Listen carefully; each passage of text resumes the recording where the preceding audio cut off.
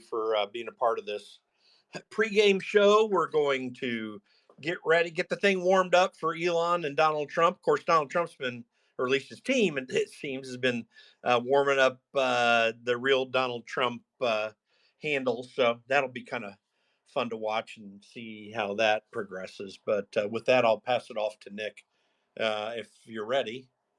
Yeah, absolutely. Yeah, we're just working here. Kind of did this last second again. Sometimes the last second spaces are the most fun. There's always a lot more action involved, just off the cuff. There's no plan. There's no itinerary. We just speak and let the audience take control.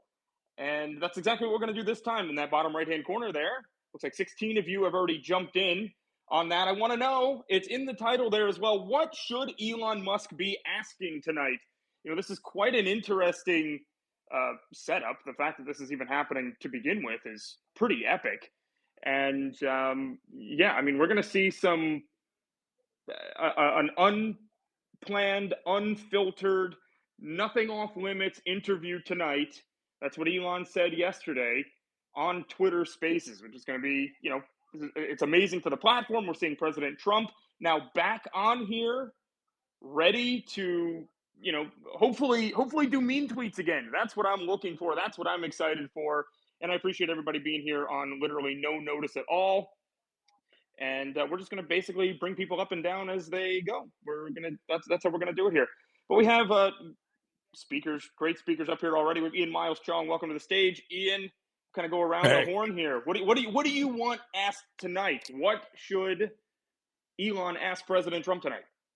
That's a good question. I haven't even thought about it. I don't even know what they're going to be talking about. And that's what kind of excites me, because I want to see what Elon comes up with, right? I can't think of any questions for him. I mean, what will they talk about? Will they talk about policy? Will it be about EVs? Or will it be about, Trump's views on space? Because we know he's a big fan of space. He created the Space Force, right? So maybe they'll be talking about that. But I don't know. I mean, for me, it's just, I'm waiting to see what they ask. I mean, what he asks, and I'm waiting to be surprised. Let's put it that way.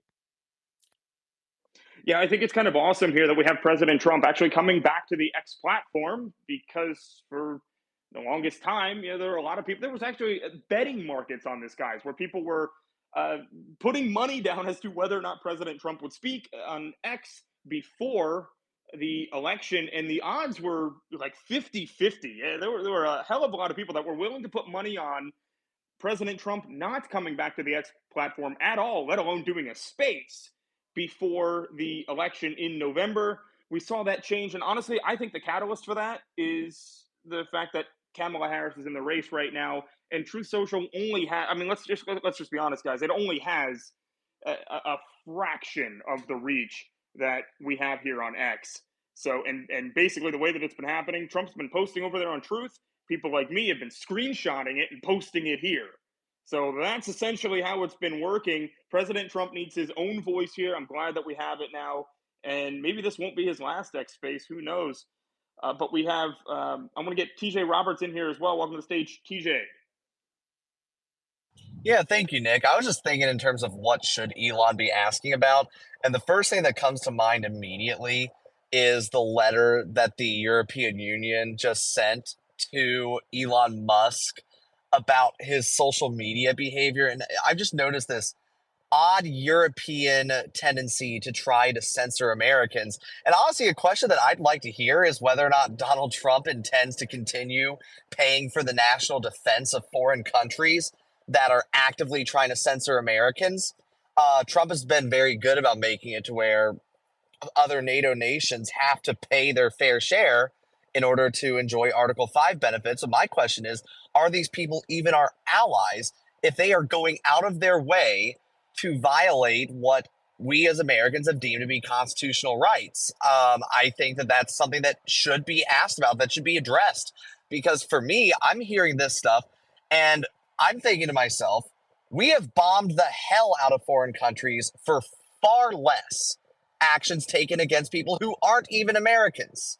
But here we are now, where we see our quote-unquote closest allies in Europe actively saying that they're going to extradite Americans for saying mean things on the internet, that they're going to try to bankrupt Elon Musk, who is an American citizen, for hosting Donald Trump on his platform. It's absurd. It's egregious. That's something that, frankly, should be addressed, because if America's going to be bankrupting its average citizens in order to pay for the global stability, maybe it at the very least should come at a cost where the Europeans, have a little bit more free speech than the average Saudi Arabian. But of course, those are CIA approved regimes, so if not, they'll be outright compliant with it. So my hope on it is just Yeah, seeing whether or not we're actually going to be truly America first. yeah, and before we get to some other people on the panel, and I'm still bringing up speakers, we have some that are on their way as well, because I'm just kind of like rapid firing invites last second here. It's like, maybe I should plan these things better next time. But the one later, guys, is planned, by the way. I'm just letting you know. The one that we have later, we have Alex Jones co-hosting with me and Jim later tonight, with Laura Loomer, Gunther Eagleman, lots of different names. And I'll pin that to the top, actually. That'll happen immediately after the space that Trump and Elon have in about 2 hours and 15 minutes or so. I pinned that to the top just so you can see it.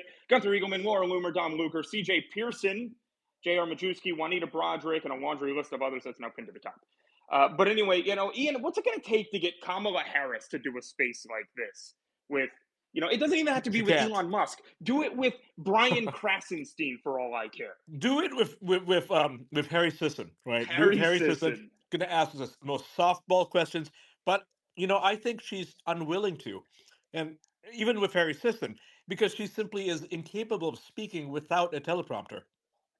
And Nancy Pelosi has said this, right? Nancy Pelosi has said that, Kamala made the right decision not to do interviews because she can't. She can't do interviews. And you've watched her interviews where she just blathers on about basically nothing and talks about how the wheels of the bus go round and round. This is Kamala Harris. She has the IQ of a peanut. When Donald Trump says she has a low IQ, he's not talking about her race. He's not talking about ethnicity or anything like that. He's just talking about the fact that she's a very dumb woman. And not because she's a woman, she's just very dumb, right? And I think that's the reason why she will not do a space with Elon or anybody else for that matter, because she's not even willing to speak to the softball press. I mean, she could easily go on MSNBC to do a 2 hour long interview with them, but she won't, because they'll ask her one hard question and her team will be like, oh no, like, oh fuck, There's no Yeah. way this woman can lead. Yeah. I just, it boggles the mind as to how, that they're pushing her as a candidate. It's like, what are you guys doing? Yeah, no, I absolutely agree. And I don't know if you saw any of this stuff today, Ian, where you had CNN. So well, it was actually yesterday. JD Vance was going around doing the Sunday shows. He was doing the rounds on the Three Sunday shows, right? shows. 3 shows in one day. Yeah. Yeah. 3 shows in one day. And every single one of those anchors was visually pissed off when Yep. JD Vance would bring up the fact that Kamala Harris has not done a single interview with any of them. It's like they were irked by that, and they don't seem to care. If you were an actual journalist, you'd be pissed off that you were being, totally disrespected by the Democrat nominee for president of the United States. But these people aren't journalists, they're activists. That's That's right. all they They're are. propagandists. They're worse than activists, because at least the activists are working for the DNC. These guys are unpaid propagandists. They're part of the Pravda, if you will, and they want to stay in the good graces of the Democratic establishment, which is why they refuse to take Biden or Kamala Harris. Like they don't treat them like targets of interviews, is what I'm saying, right? Hey, and With Ian, we're in a real movement internationally where Yep.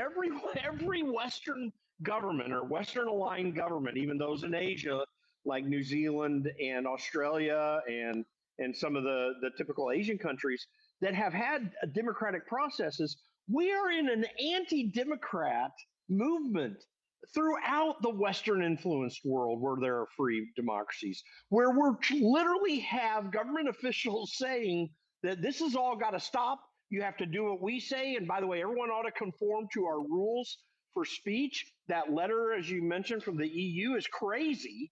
It is It just insane. blows my mind. What's ironic is for all the bluster, all the the saber swinging and all that saber rattling, I should say, of how Russia is trying to destroy American democracy. I can't remember a single time where the Russians were like, or Putin was like, "Hey, you can't say that. You can't say that about us." They never once said that. When everybody was accusing them of Russian disinformation and saying that they were colluding with the Trump campaign, all they said was, "No, we didn't do this." They didn't say, "You have to shut that down. We will sue you." They didn't say anything like that. They just denied it, and that was it. Meanwhile, the And you don't have to EU, be pro-Russian to say that either. right? That's just what Russia has not done. Yeah, they've not done it. And meanwhile, the EU openly, very openly says, we want to censor your political candidates. We want to make sure that you can't have Trump on the space because it's going to raise your risk profile. And we're afraid that he's going to spread disinformation and we're going to hold you liable for it. What kind of insanity is that? What kind of ally says that? You Well, know, just again, Russia's never done that. But the EU, which is America's biggest ally, not Israel, is the EU, right? Is saying that, is telling Americans what they're going to do. They're threatening an American, which is Elon Musk. They're threatening another American. His name is Donald Trump. That's what the EU is doing, and everybody seems to be okay with it. Where is Kamala in this? Where is Biden? They should be saying something. Like if Trump was in office, he'd be saying, "You do not threaten Americans." Well, I don't know if you saw this, Ian. Speaking of threats, Biden was asked yesterday. And actually, I'm going to get some White House correspondents on there because I want to know what's going on at the White House with Joe Biden. I don't know if you saw the cool video earlier where it just pretty much just showed Joe Biden wandering off into the bushes at the White House, not answering any questions from the press. Yeah, so that Uh, there's a bunch of yeah, those. Yeah. yeah, we do have we have two Congress people coming here in about 10 minutes as well, so stand by. That should be fun. Get their take on this entire situation. But guys, I just want to remind you, bottom right hand corner. We're going to go through this here in just a few minutes. I want to know in that bottom right hand corner what Elon Musk should be asking Donald Trump. That's what I want to know. Bottom right hand corner. 92 of you have already done so, and while you're in that purple pill in the bottom right hand corner, also hit the retweet button. We truly appreciate that.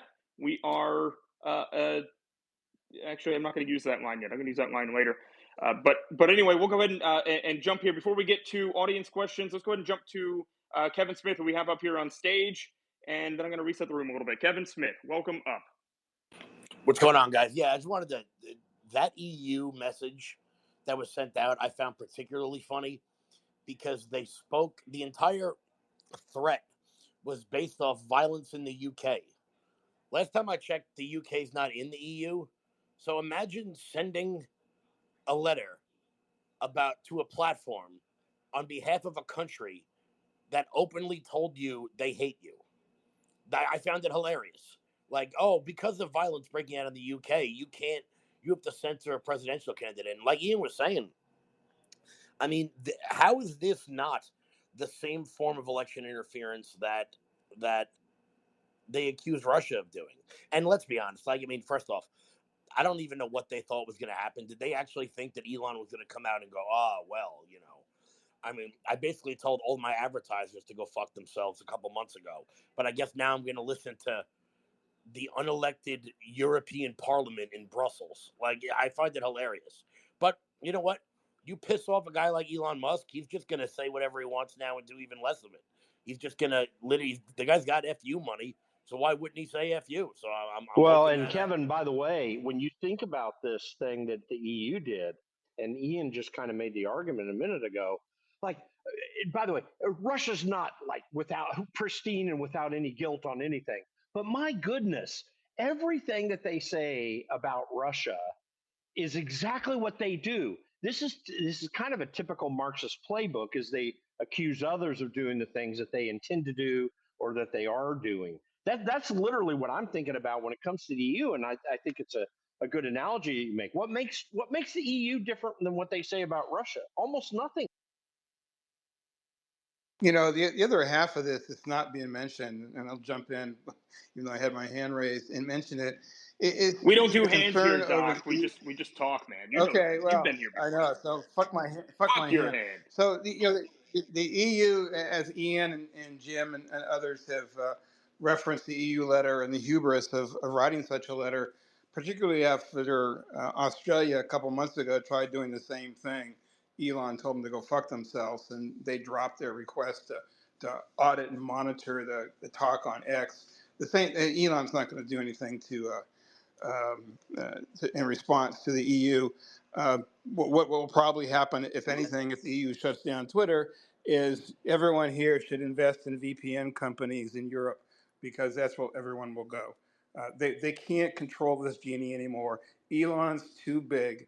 And as far as what I think should be asked tonight, I do wish that there'd be some discussion about Trump's inferred or alleged support for the what I call a genocide that's going on in Israel.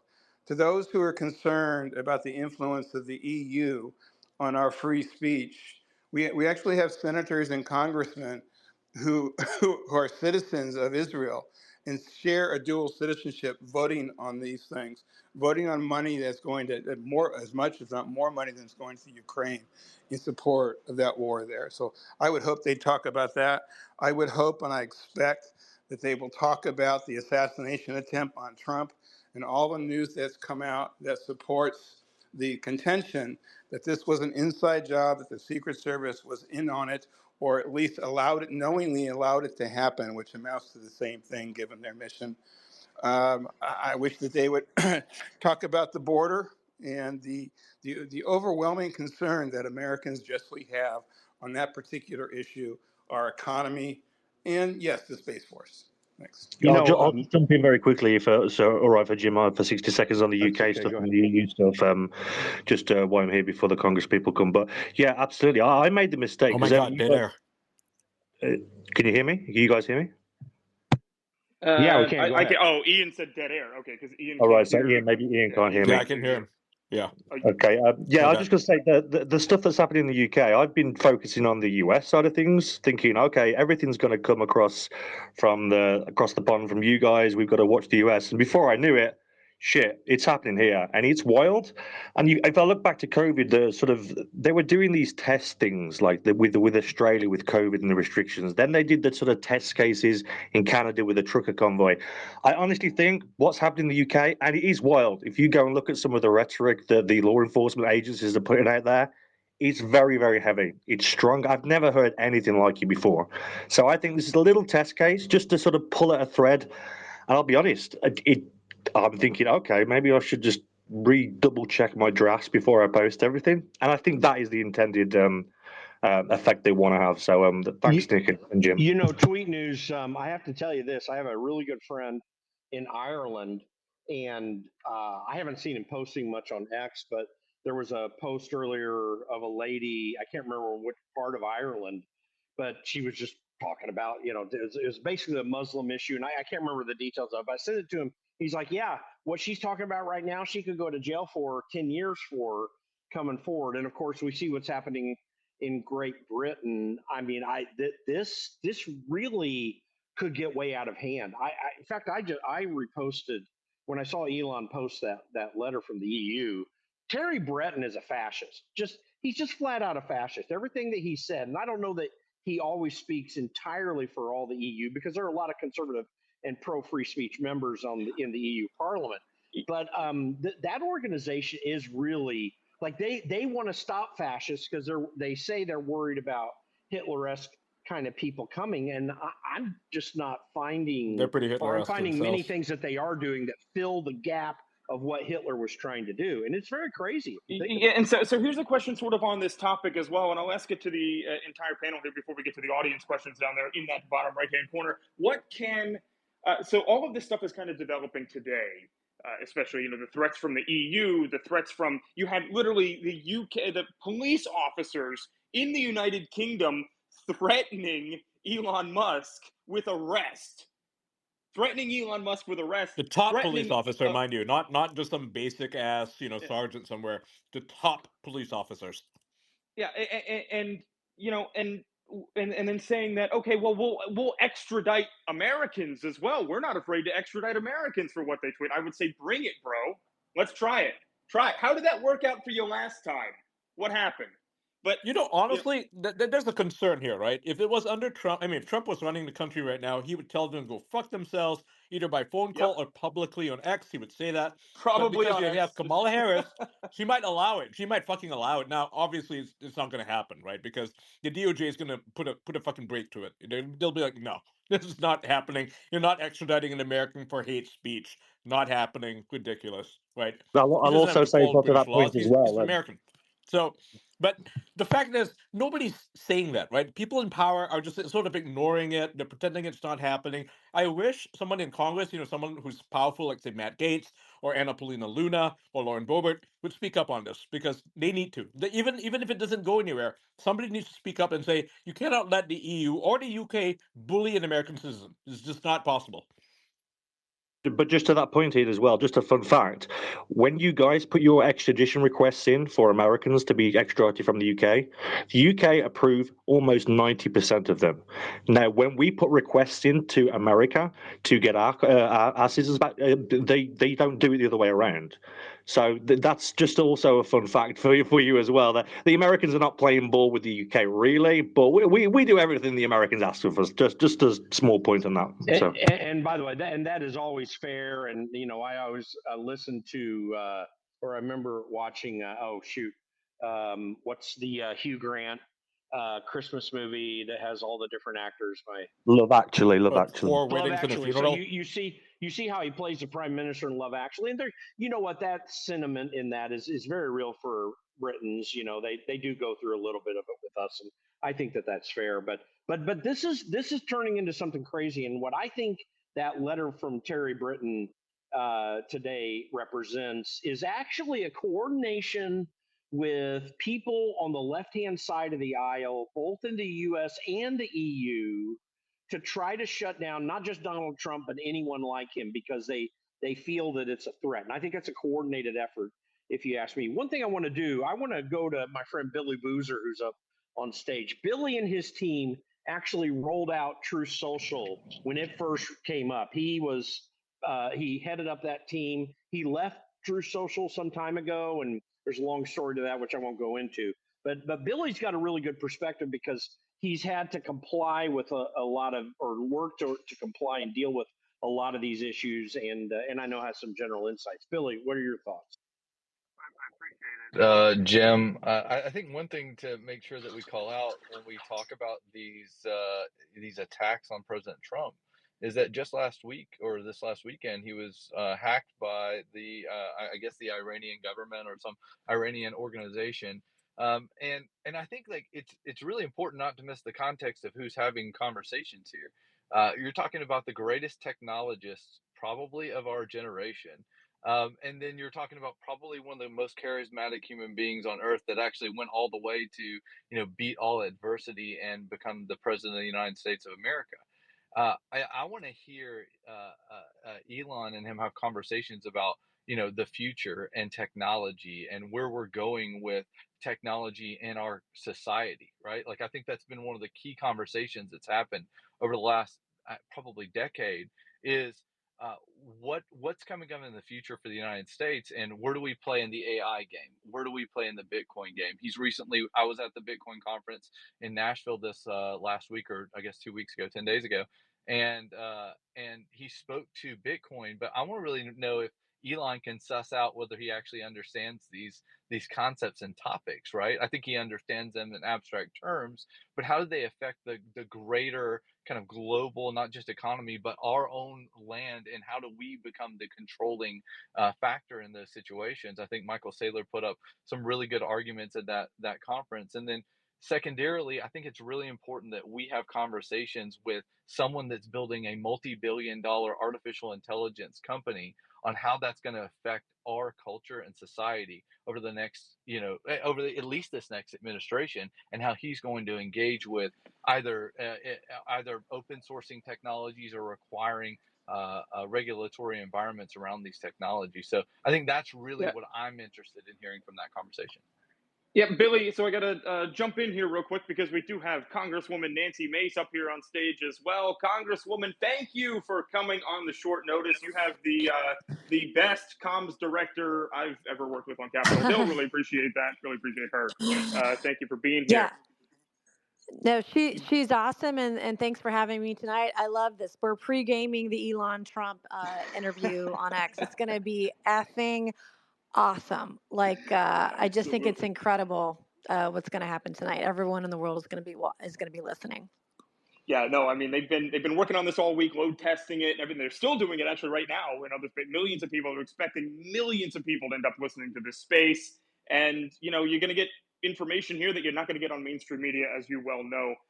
But Congresswoman Mace, I want to ask you this: there are no pre-planned questions here, just like there aren't going to be pre-planned questions Mm-hmm. later when Elon interviews President Trump. But what would you like to hear? First off, Elon Musk ask President Trump later tonight. Well, I think for me, just number one is Kamala would never do this. Like having the contrast between Donald Trump's positions and Kamala Harris's positions. This is a woman who's been the nominee now for 3 weeks and has not taken a single interview. Like just won't do it. She will not speak off the teleprompter. And I think showing that contrast between Trump's willingness to come on, even doing the contested interviews that are not friendly to him, he is everywhere. And this is basically this is open mic night on the internet. And the other thing, I want to hear from Trump, obviously, but we know a lot of his positions. I also want to hear a dialogue between him and also Elon. Elon is a guy that has voted Democrat before in his life and has supported and voted Democrats before previously. What did it take for him to finally get on the Trump train? Because he sat on the sidelines for a long time.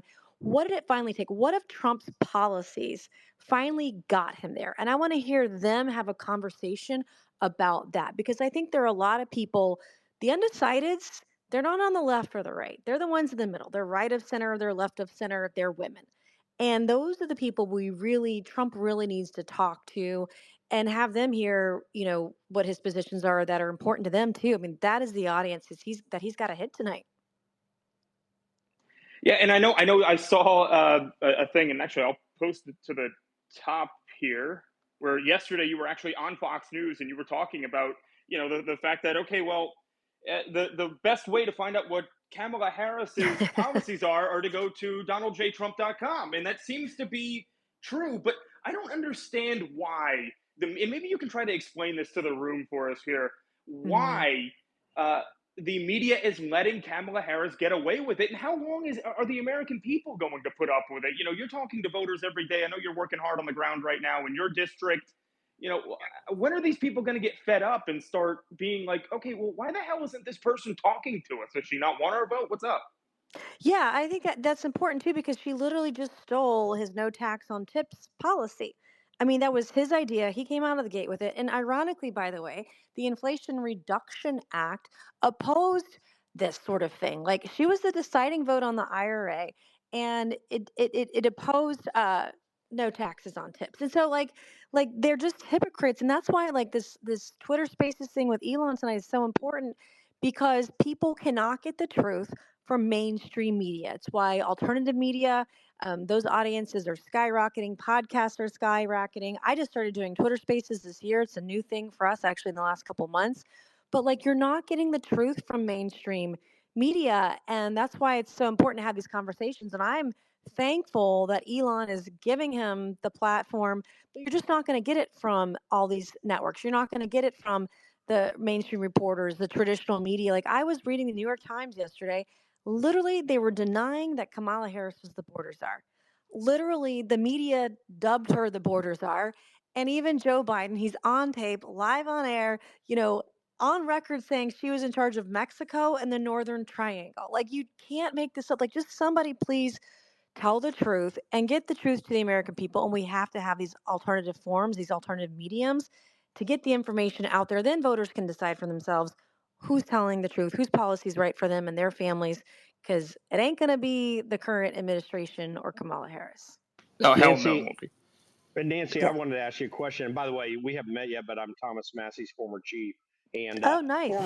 former resident of Hanahan, by the way, Oh too. my So, gosh. yeah, I yeah, love that. I we'll love connect that. sometime soon. Hey, I'd I love want that. to ask you a question. Did you happen to notice that Terry Britton, the commissioner of the censorship board, or whatever you want to call it, of the European Union, trying to preempt all this by warning Elon Musk about having Donald Trump on? Did you happen to see that? And what are your thoughts about that? I did. I actually penned the letter to the top of one of my Twitter feeds today, because this is, censorship. Why does the EU care about US elections so much? They want to censor it from European people. Like, I don't understand why they're meddling in our election, interfering in our election. and want to silence the freedom of speech. And you're seeing that in the UK and Britain right now. They want to arrest people that say things that you might disagree with on social media and public spaces. The whole point of having freedom is being able to say things that you don't like, that others may not like, or vice versa. And it's insane to me how everyone in the world is trying to tip the scales against Donald Trump. The media is against Donald Trump. You've got, now the EU is against people hearing his truth. I mean, all these people, Iran is against him being back in office because he knows that he kills terrorists. They don't want that. They want a nuclear deal with Kamala Harris, which they'll get, and plus pilots of cash probably too, like Obama and everybody else. But it's just crazy to me that this is where we are. That this is all just fine and dandy and normal, and it's anything but. But Donald Trump has to get out there. He's got to get his message out to as many people as he possibly can. He's never going to get a fair shake on mainstream media, and this is definitely a way to go to talk to people that maybe otherwise aren't tuning into the big networks. Well, and Nancy, I was making a point earlier before you got on with my friend Eve Miles Chong. This is actually a movement of anti-democratic sentiment all over the Western world and the countries that are influenced by Western democracy.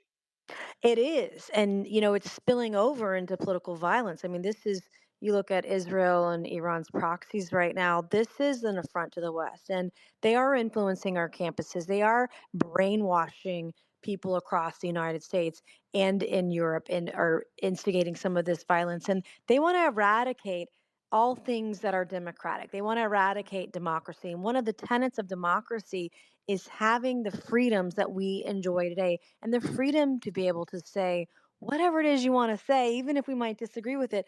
But also the press, they're just not portraying the truth right now. And I'm ready to pull out my hair. I am probably more conservative now than I've ever been because I'm so pissed off at what the media is doing and not telling the truth. I mean, they couldn't even admit the guy was shot at a rally, just a couple of weeks ago. I mean, I just can't even, it's unfathomable this is where we are, which is why the November election is so important. But we got to get out of our traditional spaces. We got to stop talking to the echo chamber. We have to talk to independent voters. We have to talk to women because otherwise we're not going to see a straight line to victory in November. We have got to get out of the traditional spaces and get our message to the independent voters, the people who are not affiliated with one party or the other because they're disaffected for a reason. And we've got to get those people back. Noises, right?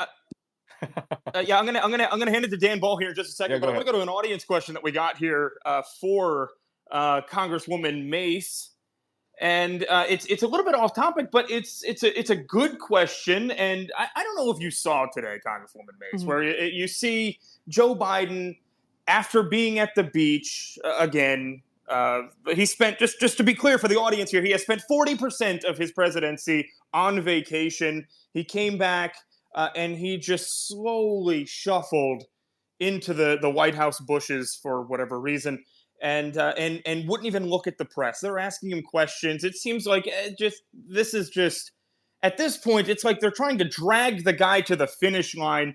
Do you think Joe Biden makes it to the finish line? Is he going to make it to November, or are they going? Is this coup going to continue where Nancy Pelosi is going to actually remove Joe Biden from office? And is that politically advantageous for them? Well, we were told months ago that they were going to replace Joe Biden. None of us believed it. If you peddled in that theory, you were a conspiracy theorist. I wouldn't put anything past them. I mean, at this point, I think anything is fair game, including kicking him out of the White House so they have President Kamala as the incumbent in November. Like, I wouldn't put it past them anymore. I don't think everything that has been rumored has come true. I mean, like, everything that MAGA has said is going to happen, predicted, has happened. And like, nothing surprises me anymore. And it's sad that's where we are. And this is just when we say it's a conspiracy, and then all of a sudden a couple weeks or a couple months later it actually happens. And I've had a lot of people ask me, hey, is this what they're doing now?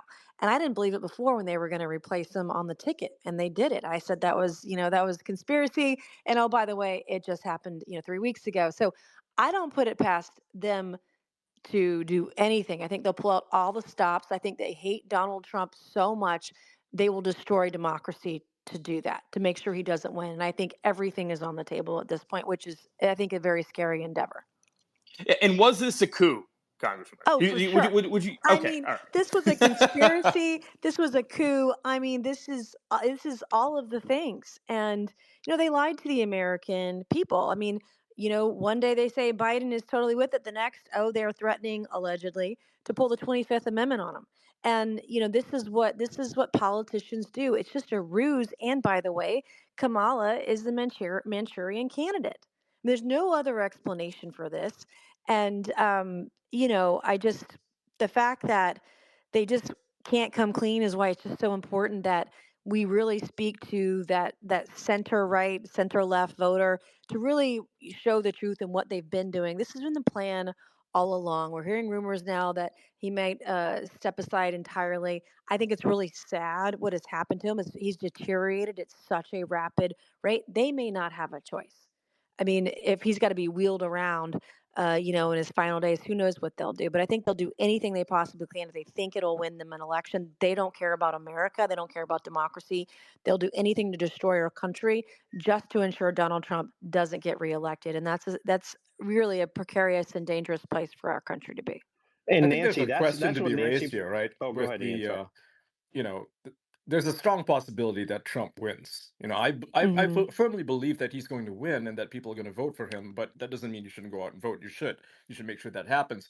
The question now is, will they let him become president? I mean, what will they try to do to stop him from becoming president? I think that's a question worth Well, asking. you saw Jamie Raskin, was it last week, That's right. plant a seed that they won't even allow it to happen if he were to win the election. I mean, these people, they're hypocrites. They are liars. They have been fooling America. And it's up to us to expose it every step of the way. Unfortunately, my district flooded last week for several days, and I wasn't able to get out there. We were dealing with torrential rain. But it's incumbent upon us to show people what they're actually doing, what they say, and what their actions are, because they don't believe in America. They don't believe in freedom. They don't believe in democracy. They're willing to destroy it all because they don't like him. That's all. I mean, they're going to lose their shit when he gets on X, like officially back on X, and he's on the thing tonight and tweeting between now and election day. They're going to lose it because they can't handle the truth. Hey, Nancy. Yeah, Congressman May. absolutely. Hang I'm on, going to Ron. let. Yeah. I got one more minute. I apologize. Oh, sure. I'm going to I'm give it to sorry. Dan Ball. Yep. Mhm. Go Hey, ahead, Dan Ball. hey, Nancy. It's Dan. How are you? Good. How are you, sir? Doing well. Let's get you back on the show soon. My question to you is, when you were talking about copycat Kamala Uh-huh. stealing Trump's no tax on tips, did you bring up the fact that last February 6th, her regime, along with the Biden regime, signed that new way with the IRS to track hospitality workers' Oh, tips? I did So she's not a realize hypocrite. that. I thought I saw a headline today. I haven't read about it yet, Yeah. but I will bring that up next time I talk about Yeah, it. last February 6th, they doubled down on a new reporting way to make sure they're getting all your tips, folks. So this woman now tells you she's going to do no tax on tips when a year and a half ago, this regime was just fine with having the IRS go after your tips even more. So who's She the will hypocrite not. They lying will piece of not shit? tell the truth, and I would rather Exactly. have someone that you agree with or don't agree with all the time, 100% of the time. I'd rather get the truth, and you don't have to agree with Donald Trump on everything. But he's going to tell you the truth. He's going to tell you exactly where he stands. He's going to own up to everything, every position that he has. He'll do all the interviews. These people on the left, they are lying to America, and we can't let them get away with it because the truth is at stake. And they have done everything they can to include being in bed with the media to lie to the American people. That's what they're doing. I appreciate you guys, and good to talk to you guys Yes, once again. ma'am. We'll be back on soon. Thank you, Hey, thank Congresswoman. you. Really Yes, appreciate sir. it, especially on Thanks, short notice. Nancy. Yes. Shout out for the short notice. It was literally like 45 minutes notice. So thank you so much. Thanks, guys. Appreciate I you guys. appreciate it. Bye. Nancy Mace, 2028. All right. Fantastic. Fantastic. I Yeah, mean, like, absolutely this is the fantastic. power of X Spaces, right? No other platform offers this. Nowhere can you find, or speak to an elected member of Congress or any politician for that matter, because there's always a middleman. There's always, a journalist who speaks to them, or they have their team speaking for them. But here's Nancy Mace speaking to us directly, answering our questions. And I mean, that's fantastic. That's the power of X. And Elon Musk deserves all the credit in the world for making this happen.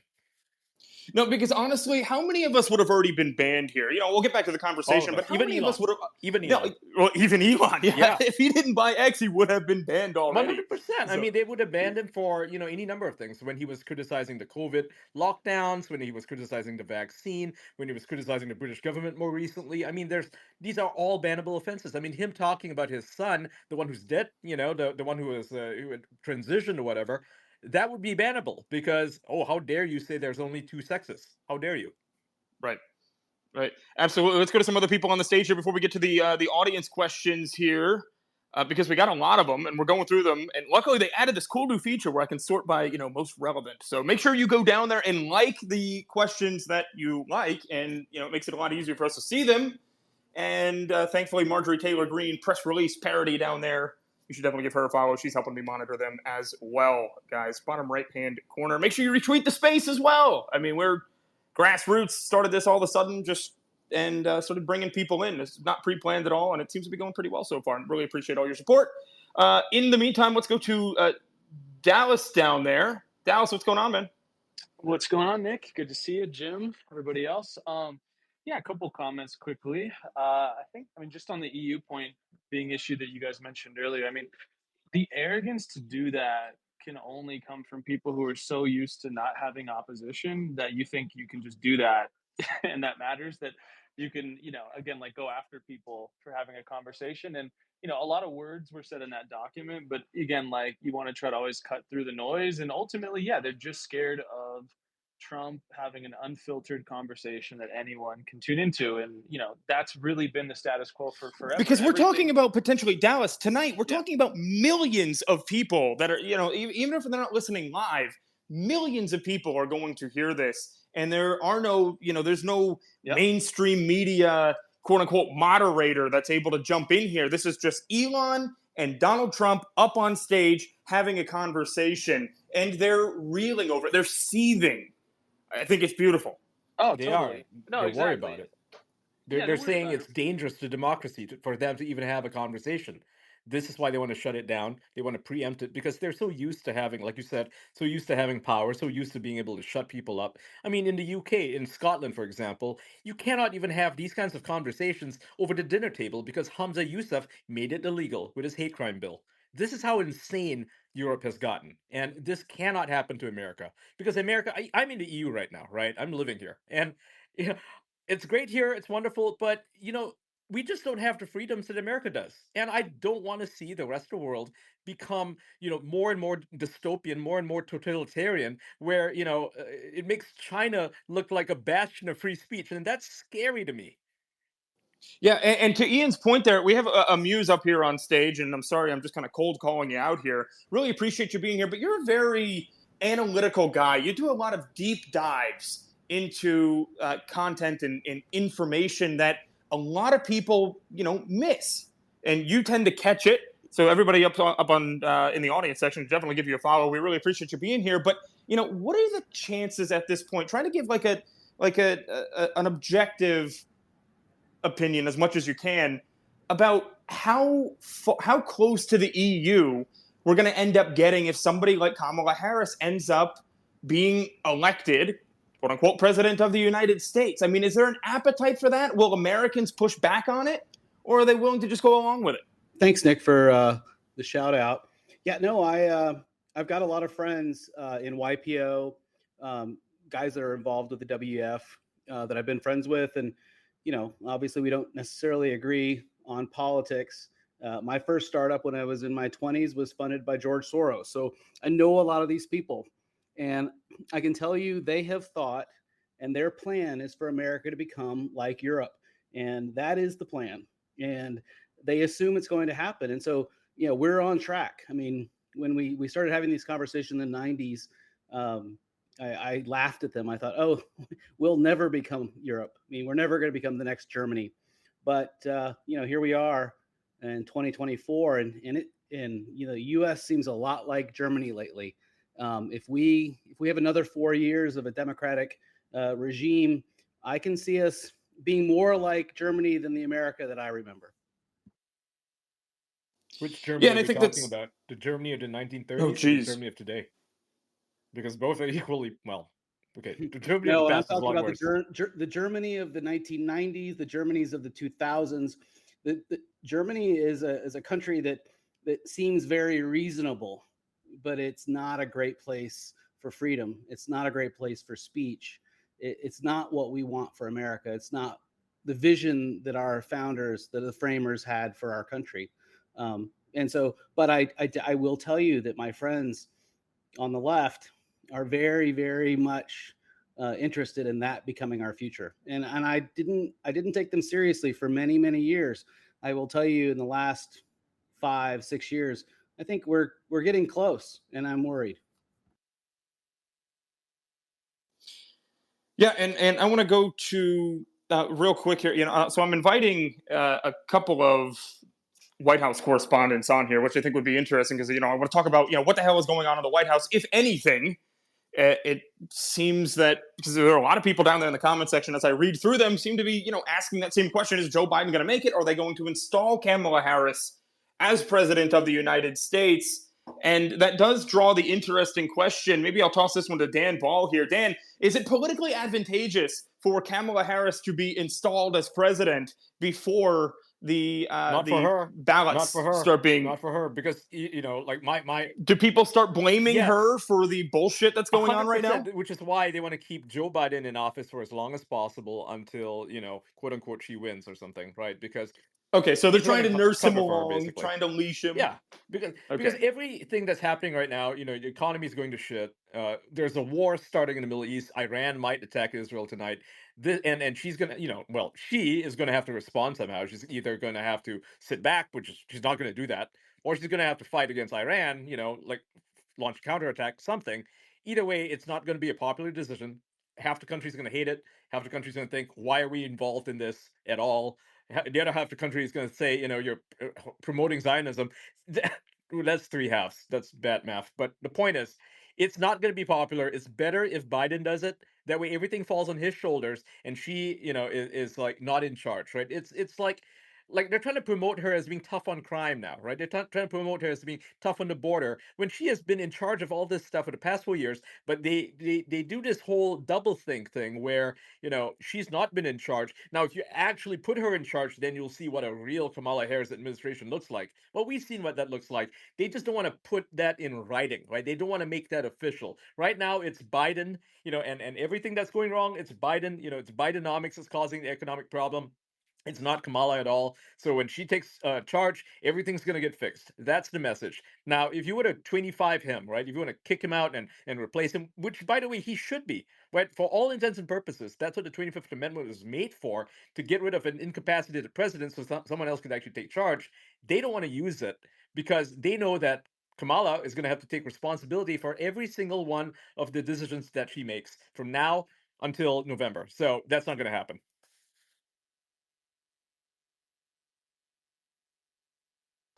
I have a question. Yeah, sorry I guys, doing think things in that the background someone at the same should time. We're ask having some Trump. other guests coming on here very shortly. So go ahead, Doc. I mean, how is it that Harris, I don't think she's as dumb as she pretends, or she might be. How is it that she picked this guy? I I I mean, don't. did they do any Okay. opposition research into this guy? Were they prepared at all for his stolen valor narrative? I mean, it's to the extent Yeah, that this is Obama I have a theory. orchestrating a planned move, relative to that's a damn bringing good So I have a question. Kamala theory on up this, as right? They were, nominee in yeah, I got a theory on this, and maybe I'm wrong, but I think I'm right. I South. think that they originally intended to get Josh Shapiro in, right? They wanted Josh Shapiro. He lines up with every single one of their ideas, and he's a fairly competent leader. Even, you might disagree with his policies, but he's a competent leader, unlike Tim Walz, who doesn't have a competent, history. Like his record's just terrible. Look at Minnesota; it's just garbage. Josh Shapiro is he's competent. The problem is Josh Shapiro is Jewish, and he served in the IDF. Now you pick him, and suddenly you lose the entire, let's call them the squad. You lose those guys, and you lose all their followers. You lose Michigan. You potentially lose parts of Wisconsin. Any place where there's But the a squad might be losing another member tomorrow, oh, Ian. good, So yeah, there's two down. Might be another one yeah. going. They're gonna blame Israel for But this again, which is hilarious. I, well, so what? Honestly, what I'm sitting here thinking is the night before Waltz was actually. I'm sitting here thinking, as a supporter, as a political operative type that pays very close attention to every single metric in a race like this, especially because there's so much on the line. I was so much more worried about Shapiro appearing on the ticket next to Kamala Harris. That was what I was worried about. When I heard Waltz, yeah, when I heard me too. Waltz, I was like, I think they had a panic at the last minute because they were even his people were expecting him to win. They put out an ad, right? Literally an ad celebrating him, and he's in the ad himself, right? He's literally in there congratulating him and congratulating Team Kamala for picking Josh Shapiro, right? That was a week before. It was accidentally leaked by the mayor of Philadelphia. So it wasn't some nobody who put out this ad who was fan made or something. No, it was a real ad. They were 100% confident that he'd be picked, and then at the last moment when it came out in the media that he had served in the IDF, he started putting out weird statements like, "Oh, I was 20 years old. I had no idea what was going on." It was all bullshit. Basically, he threw his Jewishness under the carpet and pretended that it never happened, that he was a very young man. He made mistakes, blah, blah, blah, blah, blah. He would not have had to do this under Obama. In 2012, this wouldn't have been an issue. Him serving the IDF, no big deal, right? But now it's such a political hot topic that they knew that this was going to be such a huge problem for them, which is why they dropped him at the last minute, and that's why they picked Waltz without doing proper vetting, because I don't think they, like you said, they didn't vet him. Well, there are a couple of factors here. So there was a committed campaign to against Shapiro that was taking place, and this was led by Bernie Sanders type. It very well may have been led by Nancy Pelosi. I can't confirm that, but Sanders and Warren were pushing on this. This is the candidate they wanted. And Ian, it is a big issue because it really turns out that Pennsylvania is probably the state that she has to win to really have a chance to do this. But one other factor to throw out here, the way that these people in the squad are getting dropped out of Congress in these primaries this year is significant. I think it reveals a trend in voting patterns in this country right now that is reacting to all of the pro-Palestine protests and saying, no, we don't want to go there. Certainly, it probably has some effect in the Jewish community that are very concerned about it, but I think it's Democrats in general in these primaries are very, very concerned, and that may play out somewhat in Donald Trump's favor in November. Yeah, and before I get to Javon, I want to ask you very quickly, Jim. Your thoughts on this, because Nancy Pelosi, let's be honest here, she is she is not an ideologue. She is about power. It's power. She doesn't have any principles. All that matters is she has the power, right? So why would Nancy Pelosi be looking to push somebody? Which Decision Desk just came out with a poll about 10 minutes ago here, saying that Waltz has an 11% favorability rating. Why would she be pushing for somebody like, Stolen Valor Waltz or Tiananmen Tim, Tampon Tim, whatever you want to call him? Why would she be pushing for this guy? I'll tell you, she didn't pick Tim. She was against Shapiro. So she was the big voice saying, we can't take a risk with Shapiro. She didn't push for Tim. Eric Holder did. So Eric Holder was responsible for doing all the vetting. Oh, God. And so Eric had picked Tim as the least objectionable. We had Scott Kelly, or Kelly, who is the astronaut. He had some issues with abuse against his ex-wife. There was issues there. There were issues against everyone, but Tim Walz had zero problems in his vetting. And the reason is because the media in Minnesota had never covered any of the issues. So Eric had never really found out any of all the stolen valor stuff. He had no idea. And we found that here, man. We found that here within, 5 hours. News, I mean, right? we had all of that torn apart. Alpha News got it first because they're a fantastic outlet in Minnesota. And I think you're partly right. And I agree with everything you said. I think that another issue is Eric Holder. Keep in mind, that guy is he's kind of a Marxist, right? And so he saw a Well, to remind the audience, this was Barack Obama's attorney general, the one that, initially said that Fast and Furious. You had what happened out there in Ferguson, Missouri, that ended up launching those deadly race riots out there, where he said that the police officer killed a man simply because he was black. This is that guy. It's that same guy. He's a social justice activist, right? That's a problem with him. Yeah. And he sees in Tim Walz a very similar person. As Tim Walz is if anything, he's a social justice ideologue. He's not a person of color, but he's most certainly a social justice warrior. That's what he is, and he has always campaigned on that. He talks about how he is. What is socialism? It's just neighborliness, right? He calls himself a socialist. That's what Well, he is, and Eric Holz is the same way. well, and don't underestimate the fact that Democrats, and particularly Kamala Harris, among them, they actually, this is a blind spot for them. They actually do believe that the kind of policies, or maybe not quite as severe as what Tim Walz did, but along those lines, not far from that, they think that's normal policy. Like they think that is a normal thing. They also have the arrogance to believe that they can win at the ballot box. Maybe they feel they can steal it, but if I put that aside, they think that they have Donald Trump by the nuts here because they know what they did in the lawfare. They believe that harmed him somewhat, and they were convinced that the only reason not to go with Joe You're Biden is delusional. that Joe Biden was. They found out that they could not hold on to him any longer. This is a very precise plan. They really do Yep. believe that they get to control all the levers, including switching out a candidate that was duly elected by primary voters. They think they own the levers of power. And one of the real tests of this election is going to be if the American people, A, see through that, B, if Donald Trump is effective at showing those people that this kind of stuff is happening, and C, if they're actually willing to get out and vote. And this is a real serious and an important election, not just for the United States, but really for the world. Because Ian, you know this, and I talk to people in Asia and 100%. all over the world. They're all very concerned about where we're going as a We're country. concerned about Even this in the EU, that's because the exactly way, right. like I talked to a lot of European conservatives here, and we're concerned about this for one big reason, because if Trump loses, if for whatever reason he's not allowed to win, right, things are just going to get a lot worse here. They're going to be emboldened here. The left is going to take over all over the place, and the only holdouts right now are what? Austria, a little bit of Austria, and all of Hungary, right, and maybe a tiny bit of Poland because they just lost. Their Slovakia, center right lost, right? Argentina, El Salvador. There's some. South America, yeah.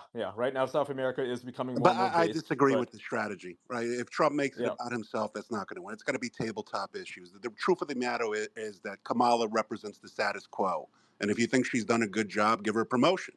But you must realize that all of Biden's policies are her on steroids, right? There's a reason why she was voted by the most liberal government senator in the Senate. It's because she's Bernie Sanders on steroids, except Bernie Sanders still believes in some gun rights, right? This is somebody, Herm Waltz, wants to eliminate single family zoning. And what people don't understand is that they're going to use your tax dollars to bribe you. You move into a suburb, you move into a town because you elect your mayor, you elect your town council, you select your planning and zoning boards. They're going to use federal tax dollars to bribe them and a gift to developers to basically put in apartment complexes, public housing in your neighborhoods to house the 13 million illegals they let in. I'm in an argument right now with Matthew Iglesias. He doesn't understand that that's what this is. They're going to use your tax dollars. Blue states and blue cities will go along willingly. And they will harm red states and the few red cities who don't go along by not giving them highway funds, et cetera. This has been something that the Biden-Kamala administration has talked about for some time. Well, and they're And, calling Prodigal, illegals. it's not just and tax dollars. They're going to use I'm federal going to regulation to end get with there this. too. I'm going to end with this. What is her campaign? Her campaign is reminiscent of the viral TikTok dancing nurse videos that led the country into locking down for almost 2 years. There is no policy. She lies every time she speaks. She's a chameleon. She can't even decide if she's for or against Christmas, right? Let alone taxing tips, which she signed into law. When it comes down to policy, when it comes down to tabletop issues, the only candidate who offers a change from the status quo is Donald Trump, whether it's war, whether it's the economy, whether it's immigration. Hey, Prodigal, on those zoning things, it's not just tax dollars. They're going to do it through federal regulation. They're going to do it through the EPA Sneaky and fuckers is different places that they're And looking, they're going even to tie it HUD. to climate justice. They have $1 trillion Correct. they haven't spent. I mean, that's basically just like with illegal immigration. They have weaponized your tax dollars against you. And I'm in property development. I know it. What's going to happen is developers are going to buy a couple of single family homes. They're going to build a big complex. They're going to get a tax abatement where they only pay taxes on the land, but they'll build this big monstrous, apartment complex in the middle of your suburban neighborhood. and it will destroy it. They'll have to hire more taxes. They'll tear up the roads because new infrastructure, sewer, water, gas lines are going to be required. You're going to have to hire more cops, more teachers. Your property taxes will skyrocket. Meanwhile, they're going to do this when we have record office vacancy and commercial real estate across the U.S. from strip malls, etc. That money could go towards repurposing those structures so they could be useful. The truth is they don't want you to run from their policies. They want to bring Skid Row of L.A. and the destruction of New York City and Chicago and St. Louis to your suburban and rural homes so you can't escape it. They don't want you to be able to escape their failed policies, and they want to flood out your voting. Because if they win, they're clear they're going to give a path to 30 million illegals in this country, and there will be no viable opposition to the left. The election will be over for decades, if not forever. And that's what they're banking on. They're banking on your stupidity and some coconut TikTok dancing videos for you not to realize that you're walking into your own demise. Well spoken. This is a serious times, folks, and so want to thank everyone for coming up. I want to kind of set the space in here and ask everyone. Yeah, I'm making a post right now, so I apologize for this is why I need a second. No phone. worries. But everyone share the space right now, if you would, please. We're going to get some more people in here. We've got some time before the Elon and Trump space starts, and there's a lot of important issues. And people down in the purple pill, they're suggesting questions for Donald Trump and trying to get through to that. I want to go back to Dallas real quick while Nick's doing that. Dallas, you shared some questions that you have for Donald Trump in this space, but I also wanted to ask you, and I know I asked you this privately, so thanks for wanting to do it publicly.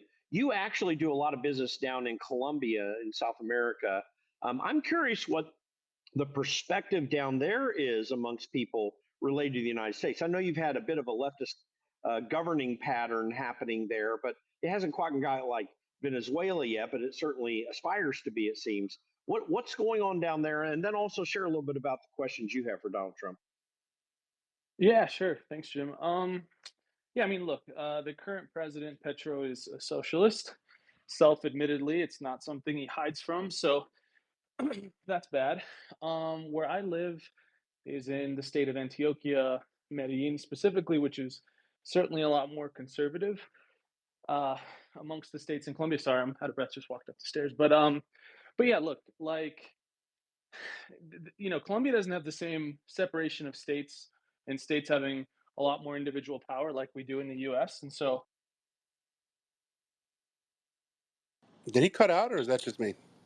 yeah, no, it's him. They got him. He cut out. It's okay. We'll get him back here. But in the meantime, let's go ahead and get we'll get Javon up in here. Javon Price, great to have you on the stage here. One of my favorite people to have on Spaces, Javon Price. We'll get you in here, but I do want to say real quick here. I'm going to pin it to the top here. I just made this post because it seems like a quote unquote reporter just asked asked Karine Jean-Pierre if the Biden regime could jump in and possibly intervene and stop this interview tonight out of the fact that it might be full of quote unquote misinformation. Is it just me that terrifies the idea that you have these people that are Nick, they're not journalists anymore, Nick. They're fucking activists for the left wing Democrat Party of this country. I've been doing this shit 32 years. 98% of these so-called journalists at all these damn networks, and especially the ones sitting in that little fucking room at the White House, are all activists. They need to take that title of journalist, reporter, news anchor off their title and call them what they are, left-wing activists. I mean, who the hell asks a fucking question like that wants to literally shut down free speech to millions of Americans on this is a company owned by a guy named Elon. He can do what he wants with his company. In the United States of America. We're talking about an American country or American company. Think of that a fucking so-called journalist just asks the regime, is there any way the regime could step in to stop this from happening? Where the fuck are we living in 2024? You're not a journalist anymore, sweetie, when you ask a question like that. You're now an activist. You might as well go over to China or Russia. You'll fit right in with state-run media. Washington Post, baby. Yeah, Amuse.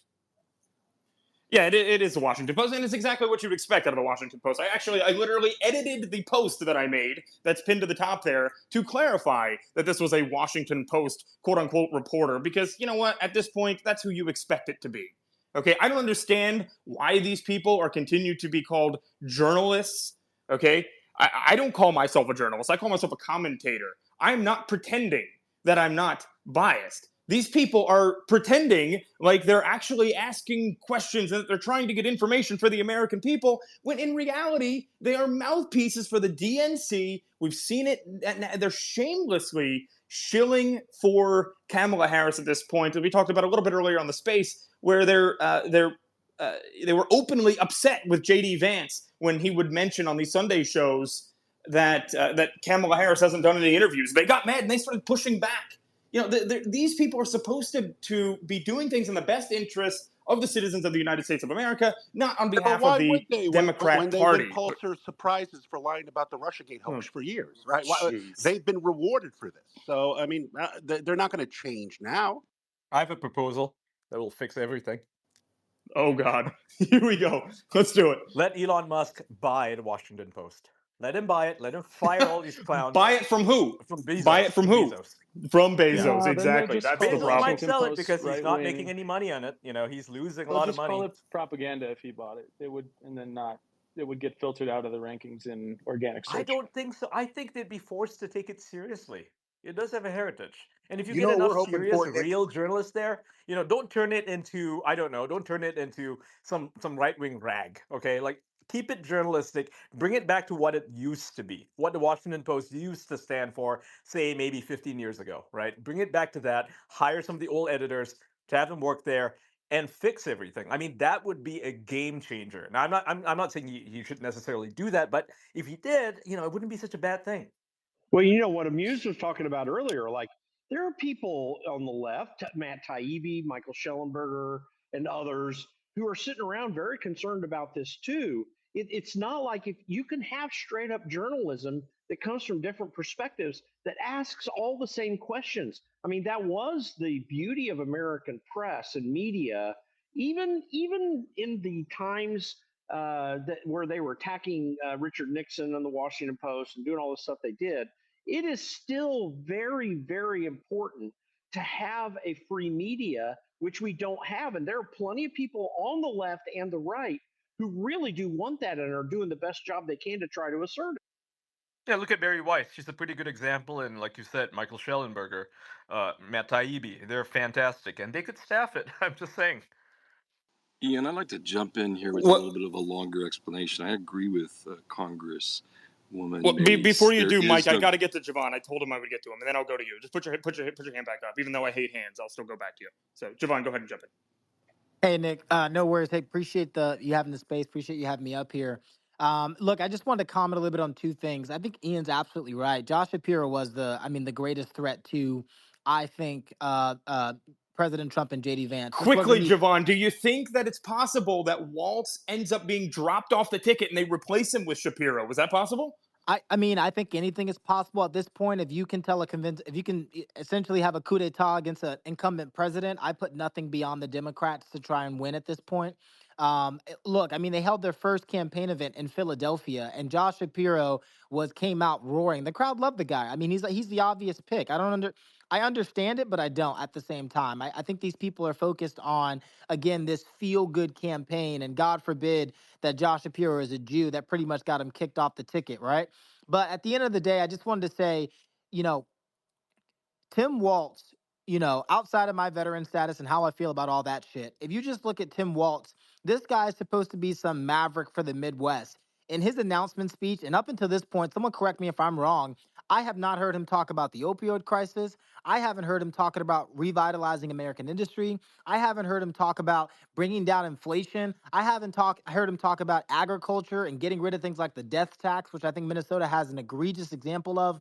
This guy is literally a San Francisco, a California liberal running Minnesota. He cares nothing about Midwesterners, and I think it's laughable that when he tries to compare his Midwestern roots to someone like JD Vance, who spent his entire career in the Senate and outside of it, really just trying to get back and give back to his community. I think it's absurd, and I think he's going to be exposed. Last thing on this, the on Tim Waltz, because I think I've served, and that everything that's going on with that has pissed me off to the 19th degree. I mean, if you ask anybody who's ever served, I would argue 9 out of 10 of them will say what he did was egregious. It was wrong. It was immoral, and it's fucking illegal. I mean, you don't go out there and claim a rank that you did not hold. And not only that, you bailed on your men. I mean, you want to talk about a coward? This guy brags about starting a gay-straight alliance and abandoned his troops for as they went to Iraq to go run for Congress. This guy talks about being an assistant coach, but doesn't talk about the fact that he wants to put tampons in the boys' bathroom in Minnesota. I don't know how else you can really frame this guy, but I would argue this is the most radical ticket in American history. And the more that we as conservatives can start framing it as this, because I will tell you right now, there is no veteran who's going to argue that we should put tampons in the males' dormitories, as we call them in the Air Force, or the male barracks. There's no veteran that's gonna say, starting a gay straight alliance should be our nation's priority when there's drugs just flooding the Midwest coming from China, through Mexico. This guy doesn't care about this country. And Kamala Harris, let me just say this, has no platform. So that leads me to believe she's either going to continue what Joe Biden has done or she's going to run as Tim Walz's platform. Either way, it's shit for the country. So the more we can start calling her out for this, the better. Javon, Hey, and Javon, don't there's forget. a better attack for Waltz on the trans issues. I don't like the tampon attack, even though I agree with it. The reality of the matter is he made his state a sanctuary court for spouses in divorce, where your husband or wife can run to Minnesota and you've never lived there, and a Minnesota court can decide if they're going to sterilize your prepubescent child for life. This man is a radical. He has the second highest corporate taxes in the nation. He has one of the highest state income taxes at almost 10%. He's had no private job growth. Over the last year, Minnesota's gained less than 3,000 jobs. They've grown 0.1%. And this is with $1 trillion plus of Biden spending on the Infrastructure and Inflation Act. This man has nothing to run on. Both him and Kamala are on the record they want to take your private health care plans away, and they want to introduce universal health care for everybody, for 30 million illegals. And nonpartisan analysis has shown that for payroll taxes, this will increase it up to 30%. This guy is a nightmare for small business and private business.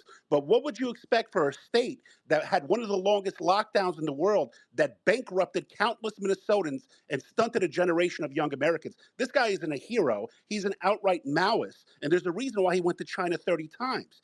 Just like Kamala, he's a wolf in sheep's clothing. And that's why nobody wants to interview them on their policies, because once they open their mouth, you know what they are. Yeah, Prodigal, do you think that he is, you mentioned that he's been to China several dozen times. He was, his anniversary is the date of the Tiananmen Square massacre. And what else am I missing? And he had his honeymoon there as well. Yeah, So I can explain why he's there, Nick. A lot of, and I felt for this mistake at first too. I thought, okay, maybe he's a Chinese asset. No, the guy's a spook. He's for the CIA. He worked for USAID. Those That's aren't why he went mutually there. exclusive. You can be pro-Chinese and an intelligence asset. That you can make that True. argument with both of them. There's a lot I would there's a say that lot he of went there originally, pro-Iranians, right? pro-Chinese assets in the U.S. government now. I would argue Joe Biden is one of them. True. I mean, that's yeah. I can't argue against that. But no, I think this is the problem of being a double agent, right? Or just being a spook in general. Is you go native, and I think he went native, right? He went there as a spook. He went there for the USAID, which is the State Department. It's basically CIA, right? It's an op. Yeah, but he went native, and I think he brought back that that communism that he had been indoctrinated with, the whole Maoism. He loves the idea of China. He brought that back to America. He brought that back when he became governor. I think that's what really Well, you happened. see that in the slogan. They keep on saying "joy, joy, Joe." If you look at Mao's That's communist true. It's all propaganda, about joy. joy, That's China the words joy. of Mao China bring joy is us an event. joy. Yep. Joy is a very Well, Chinese thing. It's and not let me it's say, not an Ian, American thing. It's not a European thing. That's sure. People here are really dour. and and But no, it's yeah. That's a good point. Yeah, and Ian, let me it's a just very say this Chinese thing. too. It's very odd. It's the Sinofication of America to Tim Waltz. Well, and this is the problem, right? When you look generally, I mean, you know, I'm a foreign policy guy, right? I mean, China is undoubtedly the greatest existential threat that we have to the United States and the freedoms that we hold dear.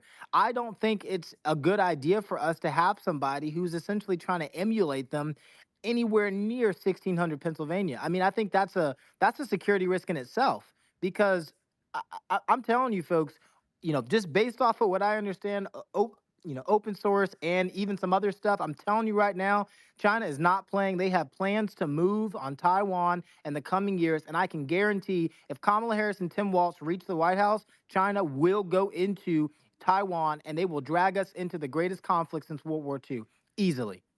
I don't mean to be repetitive, but I will tell you that Tim Walz went to work in China in 89 and 90 when Tiananmen Square massacre happened. And instead of being outraged, he went to visit the scene of the massacre by the CCP. They brought him there to see it, and he came back not being upset, but embracing China. He felt like he was connected with them in a way that very few people are connected with the CCP.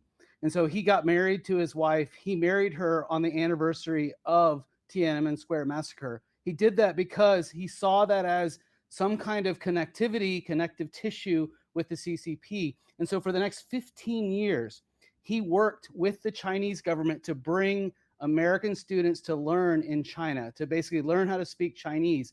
So I'm telling you, this is not normal. You cannot, as an American, as an American non-commissioned officer, be able to visit China over 30 times, being paid by the Chinese Communist Party to come into the country and not have a connection.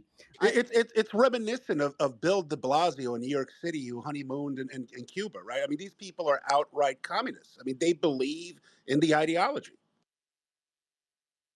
Yeah, this is definitely not stuff. This is not stuff they missed. This is what they want. Everything that folks in this space are saying about, well, you know, how could he have missed the stolen valor? I think I agree with Jim, Ian, Javon, that it's a total blind spot to them. They wouldn't consider to vet this guy for his valor or his honor because that is not what they want in their candidate. And for them, the ties to China and the willingness to ideologically bend to whatever that ideology requires, that's what they want. Everything that you guys are listing Ian, off as here's my a concern on disadvantage that. is. Here's my concern on that. I think that this could potentially be just an attempt to run out the clock. All of these cultural issues and the campaign politics, I think they're distracting us from the most important issue on the table, and that's that free speech X and what the EU is doing to try and usurp the U.S. Constitution. Mike Ben Cyber talks about this. He calls it a transatlantic flank attack coming from U.S. intelligences to usurp our Constitution. For decades of research, U.S. and intelligence agencies, military-industrial complex, pharmaceutical companies, major corporations, banking, the DoD installed operatives within politics, legacy media, academia, science, research, tech companies funded by DARPA. We could argue about who really runs the Washington Post, but I don't think that you want to dig that deep when you look at the CIA connections there. It's influencing ours and other countries' governments for over half a century when Eisenhower first warned us of this in 1961 farewell address to the country. But for the first time, y'all, in over half a century, X is a place where we have free speech, investigative research, and trusted information. It's why X and Elon is being attacked so viciously. It's the only reason we've been successful as a country for over two centuries is because of the accountability built into the U.S. Constitution, 3 branches of government, plus the 4th estate, which has to be restored in order for our Constitution and country to function properly. The First Amendment is essential for freedom and liberty. I'll let you listen to it from Mike. Here's 45 seconds of his clip talking to Tucker Carlson. For censorship instead for sanctions, we're now witnessing transatlantic flank attack 2.0, if you will, which is because they have lost a lot of their federal government powers to do this same censorship operation they've been doing from 2018 to 2022, in part because the House has totally turned on them, in part because of the media, in part because Missouri v. Biden, which won a slam dunk case actually banning government censorship at the trial court and appellate court levels, is now before the Supreme Court.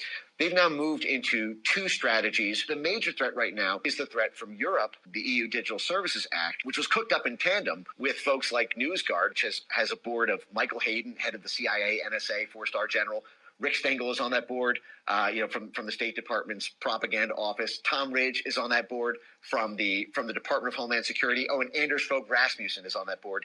He was the General Secretary of NATO under the Obama administration. So you have NATO, the CIA, the NSA, a four-star general, DHS, and the State Department working with the EU to craft these censorship laws that now are the largest existential threat to X, because disinformation is now banned as a matter of law in the EU. It's being weaponized. If we can go ahead and protect free speech, we can have all of these conversations. But the priority on the table right now is the First Amendment and protecting free speech. But you have to have the levers of power to protect free speech. That's why I agree this is an important issue. But you have to have, that's a cart and a horse equation. But I think free speech issues comes are going to win the first. election. If you tell voters in Midwest states, listen, they still elected Whitmer. Waltz is still in office. Some of the biggest COVID tyrants. In the end, the message should be: are you better off than 4 years ago? It's the economy, stupid. All right, so we're at the top of the hour here at 7:00 p.m. Eastern time here in Washington D.C. actually, and we're 1 hour away from President Trump's interview with Elon Musk right here on X Spaces. You've joined the pregame show, the best pregame show, the greatest that anybody has ever seen pregame show, and we really appreciate you being here. We appreciate everybody that's down there in that bottom right-hand corner. 750 of you have helped us run this space so far, and definitely go down there, give us your thoughts, give us your questions. Bottom right-hand corner, looks like a little bit purple pill, and you can retweet the space as well, support our grassroots effort here on Spaces to, bring you what's actually going on without the mainstream media spin. Thank you all for being here. Also, it looks like, and there's a little bit of news here, just letting you guys know, it looks like a judge in New York has actually ruled against RFK Jr., who was trying to get his name on the ballot there in New York, saying Commies are going to commie. Saying that he's not a state resident. And, I'm not surprised by this, given that we've seen how the New York justice system has been weaponized against political opponents of the Democrat Party, especially President Trump, and they're worried that RFK Jr. is going to take away votes. They were locking up people at Olive Garden. They didn't want you to shop and buy groceries for your family to survive during COVID. Does that surprise you? New York City fell a long time ago, and now Biden and Waltz are going to bring the delights of New York City to your nice suburban and rural communities. There's going to be nowhere to run to. Right. Absolutely. Yeah. Surprised it's just about nobody here at this point. And guys, so I want to go down here to some audience questions. Yeah, because I'm looking through what you guys down there in the bottom right-hand corner are telling us what you want Elon Musk to be asking President Trump. And there are a lot of questions about, from like this one from Old School Eddie here. What are we going to do with the illegals that their country of origin refuses to take back? I think that's a damn good question. I'm not sure how you handle that. Send them back to Mexico because they let them in. Mexico is and they did. When we invade to take out the cartels who are killing Americans, leave them in Mexico. They wanted to let them walk in. They can keep them. Yep. So yeah, and we have a lot more of those where that came from. But in the meantime, I'll go ahead and jump to Tony Katz while I kind of reset the room here and gather some questions that I'm going to ask the panel. I want you to go ahead and jump in. Tony Katz, welcome to the stage. Hey, it's good to be here, and I appreciate it. The argument when I first joined was the importance of electing Trump, and certainly what it is that we are all combating in trying to make that happen. And there was this conversation about how is it possible that Governor Walz wasn't vetted properly, these things about the stolen valor. And the answer to that argument is vetting him to some level of our level of acceptability was inconsequential. It didn't matter because as we have seen, has been discussed by Ian and others, it will just be brushed by. It'll be blowed by, as Prodigal was discussing. Even if you were to go down the list of the kind of person he is, Prodigal referred to him as a Maoist, which is a really interesting way to look at it.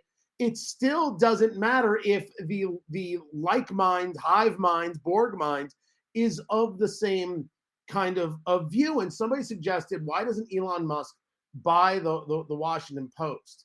And while I get the sentiment, the answer is, why do we still listen to the Washington Post? Wouldn't it be a better mathematical equation for a Musk, an Ackerman, or somebody else to put together forces to spend $1 billion on name the news source, as opposed to having to spend the 40 billion plus on Twitter. Because the fact that it worked, got to admit, that's unbelievable. It's remarkable, and it's special. Our issue in electing Trump is not that Trump solves the problem. It's that it's the first of many, many steps to try and solve the problem. Our problem is we ceded journalism, we ceded education, we ceded culture. These things are multi-step. It took 100+ years to get here. It's going to take maybe 100 years to get out of this. And we haven't really discussed as a movement, whether some people refer to themselves as conservatives or some people refer to themselves as populists. Let's say we all agree on some of these basic tenets. We haven't figured out step two. And I think that's one of our most, maybe one of our most dangerous problems, is that we think, and a lot of America thinks, that Trump is just the answer. Trump is the start of a long train of answers. And if our answer is buy the Washington Post, which I'm not objecting to, man, this becomes a really expensive proposition. And I don't know if we have that much cash.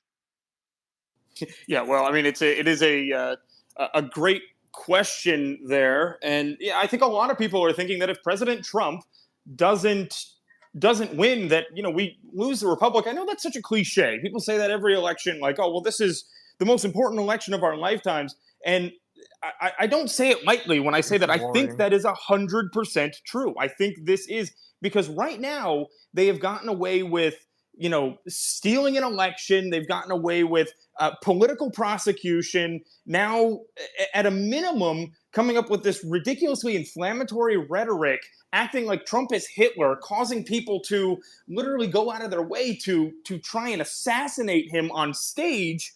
And which, of course, that rhetoric, they dialed right back up, a week after it happened.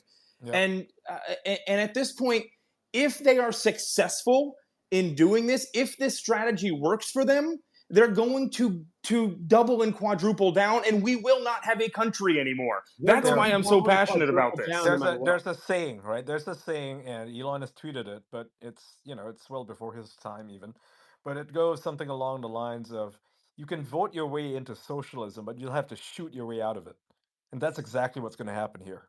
Yeah, if they win and they take the Senate and the House by one vote, they will give a pathway to citizenship to 30 million illegals. They will give D.C. and Puerto Rico basically representation and in the Electoral College. It is over. They will pack the Supreme Court, and they will say it's legal. And at that point, there is no middle, there is no right. You will be stuck with ultra leftist policies. That's really the only issue that matters. They're both on record. They will give a pathway to citizenship. Even Biden has tried. They win and they take Congress. It is over forever, politically. And you can forget about an investigation into the assassination attempt. Well, it's hard. We're going to have to do our own investigation on that. They're going to memory hole this so hard. They decided that they put together this committee, right, where Speaker Johnson put it together, but he left off Corey Mills and Eli Crane. Eli Crane being a Navy SEAL sniper that was already on the scene there in Butler, Pennsylvania, doing an investigation. But, Speaker Johnson left him off anyway for whatever reason. Can't imagine why. But I'll tell you why. It's because they don't actually want the answers to these questions. They're doing the same thing that Congress always does. They open up these investigations, they send some strongly worded letters, and then they hope you forget about it. That's what's going on here. They are trying to memory hole the hell out of this. And I've been talking to Corey Mills in the background and Eli Crane, and we are going to push forward with our own investigation. We're going to fund it, and that's how we're going to get some answers here. I mean, it's as simple. Has government made your life better in the last 4 years? You talk to the left, and they want it more involved. If another public health emergency comes, do you want the government making the decisions when you can bury your dead, when your children go to school? This is what it comes down to. Do you believe the government has made your life better under the Biden-Kamala regime? It hasn't. So if you trust them and you trust these wolves in sheep clothing, then you're getting everything you deserve. And I'll let you know a little secret. People with money are going to leave. When they pass these bills, it doesn't come in right away. They want to raise They want to introduce an unrealized capital gains tax. You look at the printing of the Fed and the amount of fiscal stimulus they're doing. They're spending record amounts during alleged peacetime and a booming economy. When they inflate it again, your house, your stocks go up in value, but you really haven't had any increase in purchasing value or assets, which means you're going to have to sell what you have, and the government eventually is going to control everything you have. People with money are going to leave. And they're going to cash out before this And occurs. not And all this money that's been flowing in because it's leaving China is going to leave once they raise the corporate taxes and everything else. They not will just that. destroy the economy, right? We have a He lot of foreign direct investment flowing in. Their tax plan they have here will make sure that investment goes to India and other countries, and we're left holding the bag. and not just that. Kamala Harris has talked about raising the income tax to 90%, which is absolutely fucking insane. France is Every doing that right millionaire is going now. to leave. Yeah. France wants to do that for people making over $200,000 a year. Like this, Yep. this is They're going to insanity. leave. Yeah. I You'll mean, you'll see a lot I of don't know them if you going saw. elsewhere. I don't Yeah. have this map in front of me here. This thing where it showed the the either the inflow or the outflow of millionaires Correct. I per know that country. map. Yeah. Yeah, Yeah. It's a and fantastic the map. UK by far had the largest outflow of millionaires, like 6,300 in the past 18 months. Crazy amounts of millionaires. The people that are actually paying taxes, they're Yep. leaving the UK. Yep. They're They're going going to. to Italy. Well, coming here to Italy, right? Yeah. Which is funny because it's like, oh, I wonder why they would prefer a conservative government. I wonder why they'd be going to Hungary. Why are they going to Switzerland? Why are they going to, Singapore, right, or Japan? Mm-hmm. It's because Yeah. hey, nobody wants to live under a leftist government. Yeah, It's as simple Yeah. as that. under a micro level, both California and you look at Minnesota, their tax base is fleeing. Walt has a Yeah, surplus they're going to now. Florida. They're going to Next Florida. year, he Yeah. has a $1.5 million deficit. Because listen, money is going to leave. Money knows the trends before you do. By the time your taxes are increased, we've read the Even bills as X they've gone is through leaving, Congress. right? X is leaving and is going to Texas. That's what's happening, and for a couple of reasons. Number one, it's all the crime, it's all the taxes. But number two, San Francisco is a really stupid law that basically says we can tax the crap out of every single financial transaction that your company makes. So of course they're leaving, right? And these are the kinds of leftist policies that are brain They, dead they, because they want to They want to tax your cow's farts so you can't afford meat. that's I mean, right. this is who you're putting into power. These are not serious people. These are just You know pure what ideologues. really bothers me about the left, right? So on the right, when we trust the government to do something, it doesn't matter where you are in the world, but when you trust the government to do something and they fuck up, what we say is less government, because that's the smart answer, right? It's like you guys fucked up, we gave you a chance, we gave you 4 years, 8 years, whatever, and you fucked up, so now no more chances, it's done, right? But the left is like, oh, you didn't do enough. You got to try harder. So why you got to have more government, and that's why we see Yeah, cities they like have San like battered Francisco, spouse syndrome. Toronto, Seattle. They're The just all government going keeps down the on drain. beating them, and they want more and more. You think the government is They're going to so solve stupid. housing? You can never build enough housing if you let in 3 million illegals a year and 1 million legally. There is never enough housing you can build. Yeah, It's that's simple the supply problem and with demand. Canada right now. Canada is facing that problem, and Trudeau won't address it. Right? He will not address Pierre Poilievre in Parliament, who brings this up every single time. Trudeau is bragging about how he's going to bring in 1 million immigrants a year, and meanwhile, the prices of housing in Canada have skyrocketed to a point where Canadians cannot even afford rent. That's how insane it is. Canada is not a poor country. It's actually a really, really rich country, and yet they cannot afford a house. Imagine that. Yeah, this is going to be the because first they don't generation. understand. It's going to be the first generation. Gen Z. You look at how gung ho they are on Harris and Waltz. You're the first generation I'm not. that's going to have a lower standard of living than every other American generation. This is the first time in history your life expectancy is going down. Your household formation is at record lows. Housing affordability is at record lows. The government has screwed you between NAFTA, Prodigal, you're preaching to overtaxation, the everything. choir, man. I'm a Yeah. Gen Zer, and the only reason I was able to afford a home is because I signed up to serve. I got friends who graduated from some of the top universities in the country with really, really well-paying jobs. And guess what, buddy? None of them are homeowners. Not Yeah, one of them. it doesn't It's help impossible. in less than 3 years when you lose 25% of your purchasing power under the That's what I'm Kamala saying, Biden. dude. These people have no plan to address these things outside of, well, we're going to tax you more and try to give and redistribute that money back to you. It does not make sense. It doesn't make sense at all. at all. And you have these things that are available to first-time homeowners like the FHA loan. Dude, people can't afford closing costs. And then when you buy the home prodigal, here's the worst part about it. They don't tell you about the taxes and the insurance that you got to pay that add on top of just your mortgage itself. So you factor all these things in together, and you may be buying a home for $2,000. Your mortgage might be $2,000, but your insurance and your taxes might run you an extra $700-800 depending on where you are. Some people can't afford that, man. If Well, you're and by the lucky. I mean, way, I'm in New Jersey. I mean, yeah, if and you're by the way, lucky. average home values around the country, there aren't even a dozen states where you can get an average home value just a little bit over 100,000. You go to the East Coast, and you're talking about 400 or more thousand for an average home value. If you go to the West Coast, I mean, you're getting up into the 800,000 range when you're in But California gold. and Jim, that kind of brings me to a question here, where I'm like, I'm in the DC area here right now because I'm trying to get a place out here, as you know, Oh, actually. why? Just move to But Louisiana, dude. no, Move to but I Louisiana. need I need I a, got a I lot of need, friends, who live in, or at least lived in the coastal city, right? It doesn't Louisiana. matter if New I could York have Senator or John whatever, and Kennedy, they're the most. moving to Louisiana, to South Carolina, to Alabama. Yes, Alabama. The poorest country state in the union, right? and they're Yeah. moving to all these places, and they're getting a lot richer. These places, like West Virginia, for example, used to be a place that you would just never go to, right? It's I'm the going deliverance down with the country. ship. I'm going. Now Yeah, it's like but West Virginia but is actually seeing an influx of millionaires. A lot of people are going there now. I'm sure it's raising property values and all that stuff, all the good stuff. But yeah, you just enough don't of it to speak go too around. highly of me, Ian. I'm just a Twitter guy. That's about You the should totally extent of move to one my. of these places. I mean, like the future is in Yeah, Texas. The come to the future is going to be Panhandle But Florida. down here in Florida, brother. hell yeah, Come I'll to the go to Matt Panhandle, Gates's man. Destin district is down there. great, Yeah. man. Yeah, come to Destin, Yeah. Florida, Nick. Fort Walton Beach, great area, man. Yeah.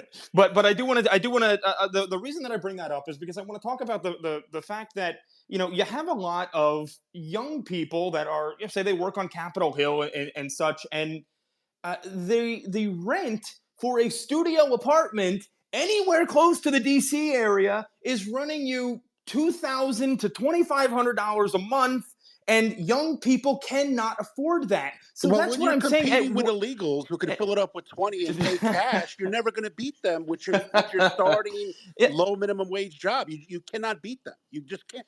and so I know I'm asking this, like, Javon, we're probably close to the same age. I'm 26. I don't know how old you I'm are. You don't have to say it 26, on the space, brother. but okay, well, there you go. So, but you probably have a little bit, more of an understanding on this as well. But why are young people still supporting somebody like Kamala Harris when they can't afford rent at this point? They Just Bro, just can't fell off the afford Nick, boat to it's this year. live. very That's why. You, simple. Why? It's you, very Look at me. simple, I'm Nick. 22. I know these people very well. Yep. The only reason they're supporting them, Nick, is because I'm telling you right now, if you want to be honest, a lot of younger folks live in a lot of these cities, and a lot of these cities are typically run by Democrats. And it's almost a feel-good campaign that these people run. I'll give you a quick story. I went to Georgetown University, studied foreign policy, used to go back and forth with some of these Humble brag. idiots who've got us in some of these foreign wars for 20, 30 years with nothing to show for it. And if you step outside of the common, arguments that are laid out there, I mean, you were ostracized, man. I mean, I was known as that black conservative on Georgetown's campus simply because I didn't agree with the Obama administration and I didn't want Hillary Clinton to be president. I mean, it's like a group think, dude, and it's so strong in America's cities, man. It poisons the minds of youth. So not only do you indoctrinate them in college, but then you send them to these liberal havens like Portland, Oregon, where you can shoot up fentanyl, and they call that compassionate, whatever, progressivism. You know what I'm saying, dude? It's almost like they can't escape it, dude. So they're stuck in this cycle of or this self-reinforcing echo chamber in every avenue of their life as young adults. That's really why. Then when they move out, when they go to the burbs and they start families, then that's usually when people wake the fuck up and they're like, wait a second, I'm actually broke and I can't afford a house, or being a dad is hard and I've got to provide for my kids, and higher taxes don't make it easier for me to do that. It's usually when people grow up and actually start families that people start to wake up. In my experience, that's what I've seen. Yeah, yeah, absolutely. I mean, because a lot It's of these it's kids go to really these it's it, universities and they're indoctrinated by these like woke professors, like Angela Davis, Michael McFaul, and others. They don't really know what they're talking about. They just do whatever they're told because they have the people who they listen to, at universities, on social media, who are paid, like you said, like by these influencers who are paid by the Kamala Harris campaign that has been revealed by people like Loomer and others.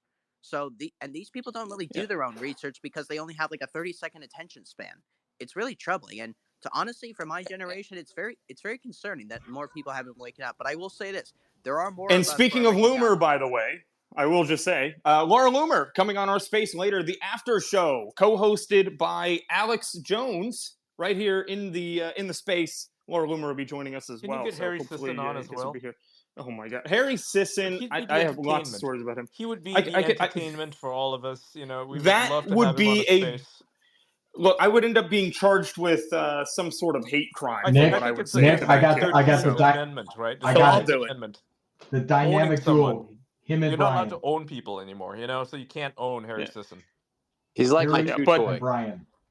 Man But to so, man. guys, I just pinned to the top. You can see it up there for all of our 6,500 people that are listening in this space right now that we just put together on a whim. Up at the top is our actual planned space.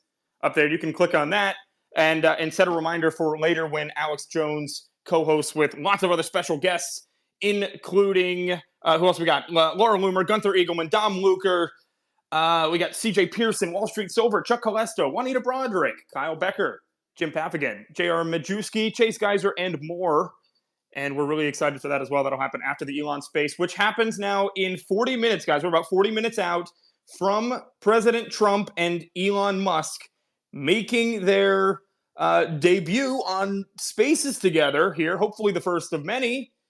And it's going to be, as Elon said last night, it's going to be an uncensored, unfiltered, no subjects off limits.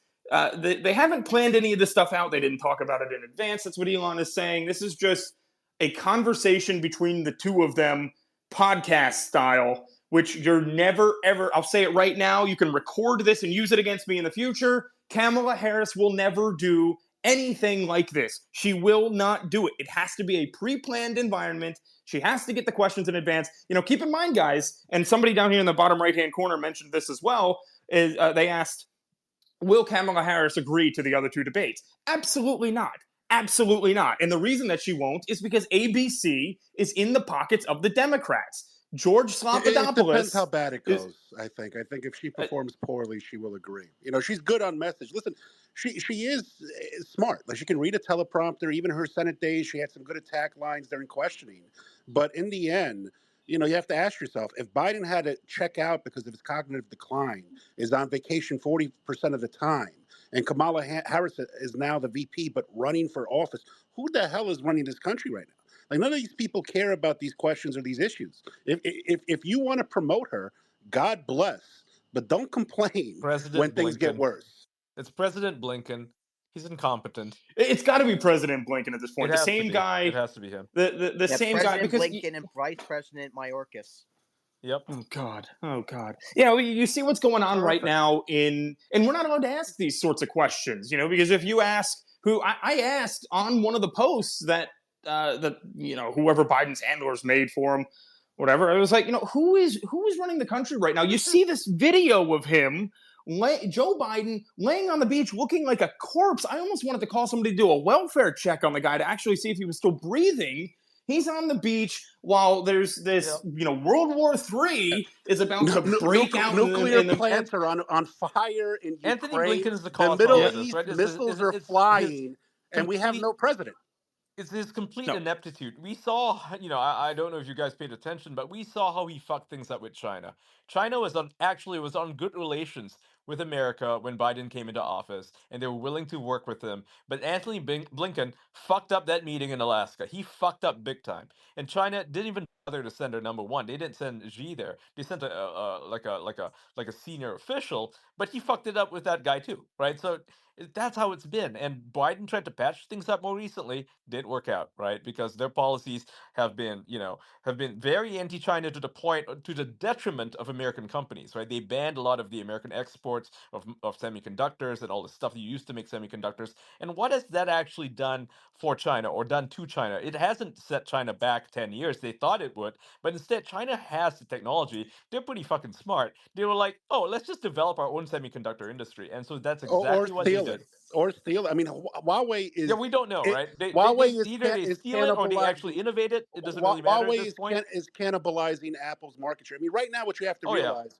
is and they under already have Biden 4 nanometer under Biden semiconductors. Harris, the global economy, which has existed, is being split up into different spheres. You have the U.S. Western EU sphere. You have a non-aligned sphere with India, Turkey, etc., and you have the Sino-Russian axis. And now you're seeing with the Sino-Russian alliance that they are They're closer cannibalizing than a ever. lot of markets that were open to U.S. companies. So this is Yep. bad long term for the U.S. This guy has destroyed the world, and people are championing Harris. If she has to face the consequences of these policies. If The she's sanctions. not for them, she has to say she's against them. If she's You, against them, she has to say why as VP she can't influence her president, who she claims to be close with, in the room whenever decisions are being made. So she's ineffective either way. That's why they will not ask these questions, because either she throws Biden under the bus, pissing off some Biden voters, or she has to admit that she is ineffectual. And if she couldn't do it as VP, either she agrees with it or she's inept. And there's nothing to expect that's going to be different if she's that's promoted right. to president. That's Not right. to One of mention the that things she's that also Biden been likes to complicit say. in covering up Biden's cognitive decline. Yeah. You know, one of the things that Biden likes to say, and he says this quite often, so I know it's true, right? He's not lying about this.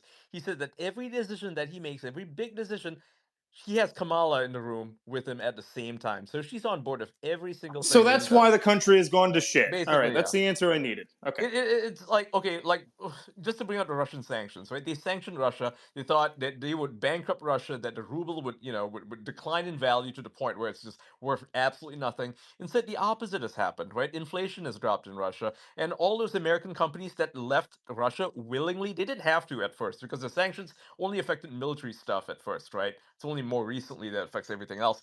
All those companies that left, they left all their stuff behind. They basically sold it for a pittance, and guess who came in? Russian companies came in and China. Chinese companies, right? China filled up all of their fashion, like for instance Nike and Adidas and all the American companies like Under Armour and so on.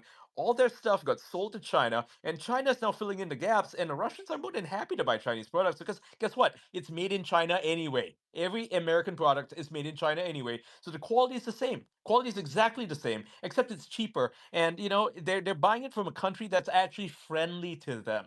If you look at ads in Russia, you'll see that they actually incorporate a lot of like Chinese women and Chinese men in their dating ads. It's actually kind of funny. Like they're allowing it. I mean, it's not they're not racial purists by any stretch of the imagination. I know some people like to imagine Russia as this ethno nationalist thing. It's not. You go to Moscow, and like 30% of the population there is Asian. You know, that's Yeah. that's Russia, That's and they're because they more Yeah, but that's because they multicultural have than no America debt. is at this That's point. because the average life expectancy for Russian male is low. So No, even that's a joke. You're the making a only joke. I know. person who's benefited from the Ukraine coordination is China, because they're getting Oh, all the 100%. widows from Ukraine and from Russia, and it's helping them after their one child policy has left them with a vast increase of males and not many females. So China has won in every sphere of the Biden Harris administration, and they're going to win again if Yep. Tiananmen Tim ends up as vice president of the United States. He's So that's basically like, how is that going to look, right? how I'd plan on He's it going to going. be hard on China to prove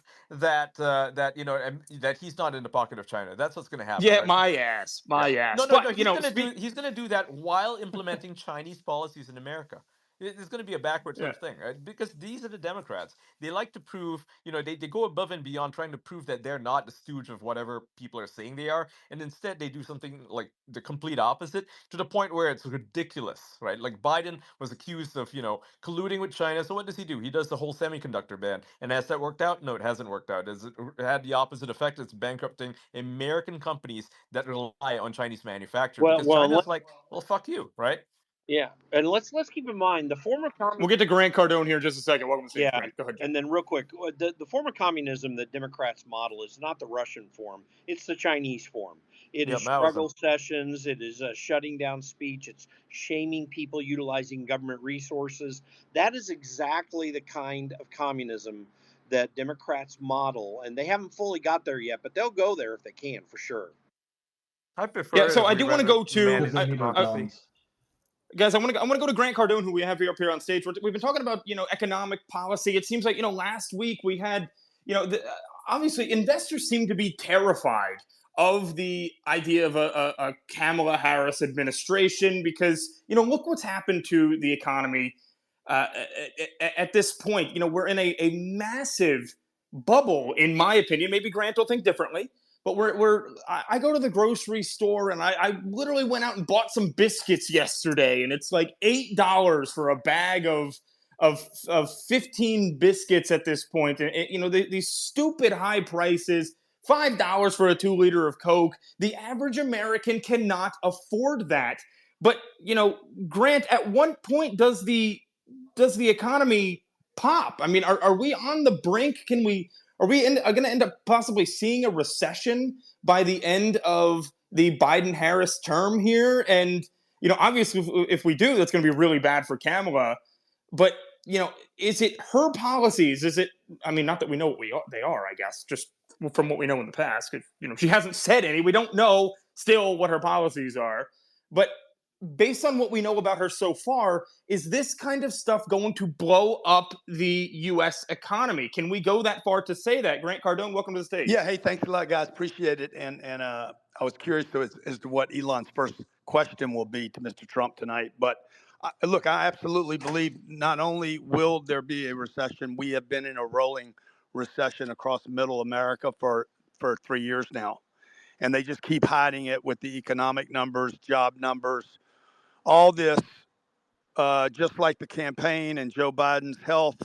All of this we've been lied to. So any of these economic numbers you guys are seeing, there's 7 companies in the AI space that have basically floated the entire NASDAQ and stock exchange S&P 500, of which over 50% of America doesn't even participate in those wins or gains. Real estate prices are being crushed nationwide. Rents have softened for the last 6 months. The Fed will not acknowledge that. Mortgage rates are at the greatest disparity over rents, almost double in this country, making housing completely unaffordable. Credit card debt, I could go on and on, man. The statistics are crazy. Credit card debt, the highest levels in history, the history of plastic, at the highest interest rates ever. 1/3 of Americans are holding a second job to try to pay their bills. Are we in a recession? 100 effing percent. And why would they tell us the truth? They wouldn't. Okay, because that's what they have to run on. Hopefully Donald Trump just stays on the economy tonight, and getting our country back in shape, getting this inflation under control. And he can, by the way, a president can influence how much inflation there is by supply and demand, creating products right here in this country that we can. It would bring manufacturing back. I mean, we've wasted so much money in the last 3.5 years on programs and aspirations and bullshit that have done nothing for America. And you can tell it just by you going and having to buy biscuits.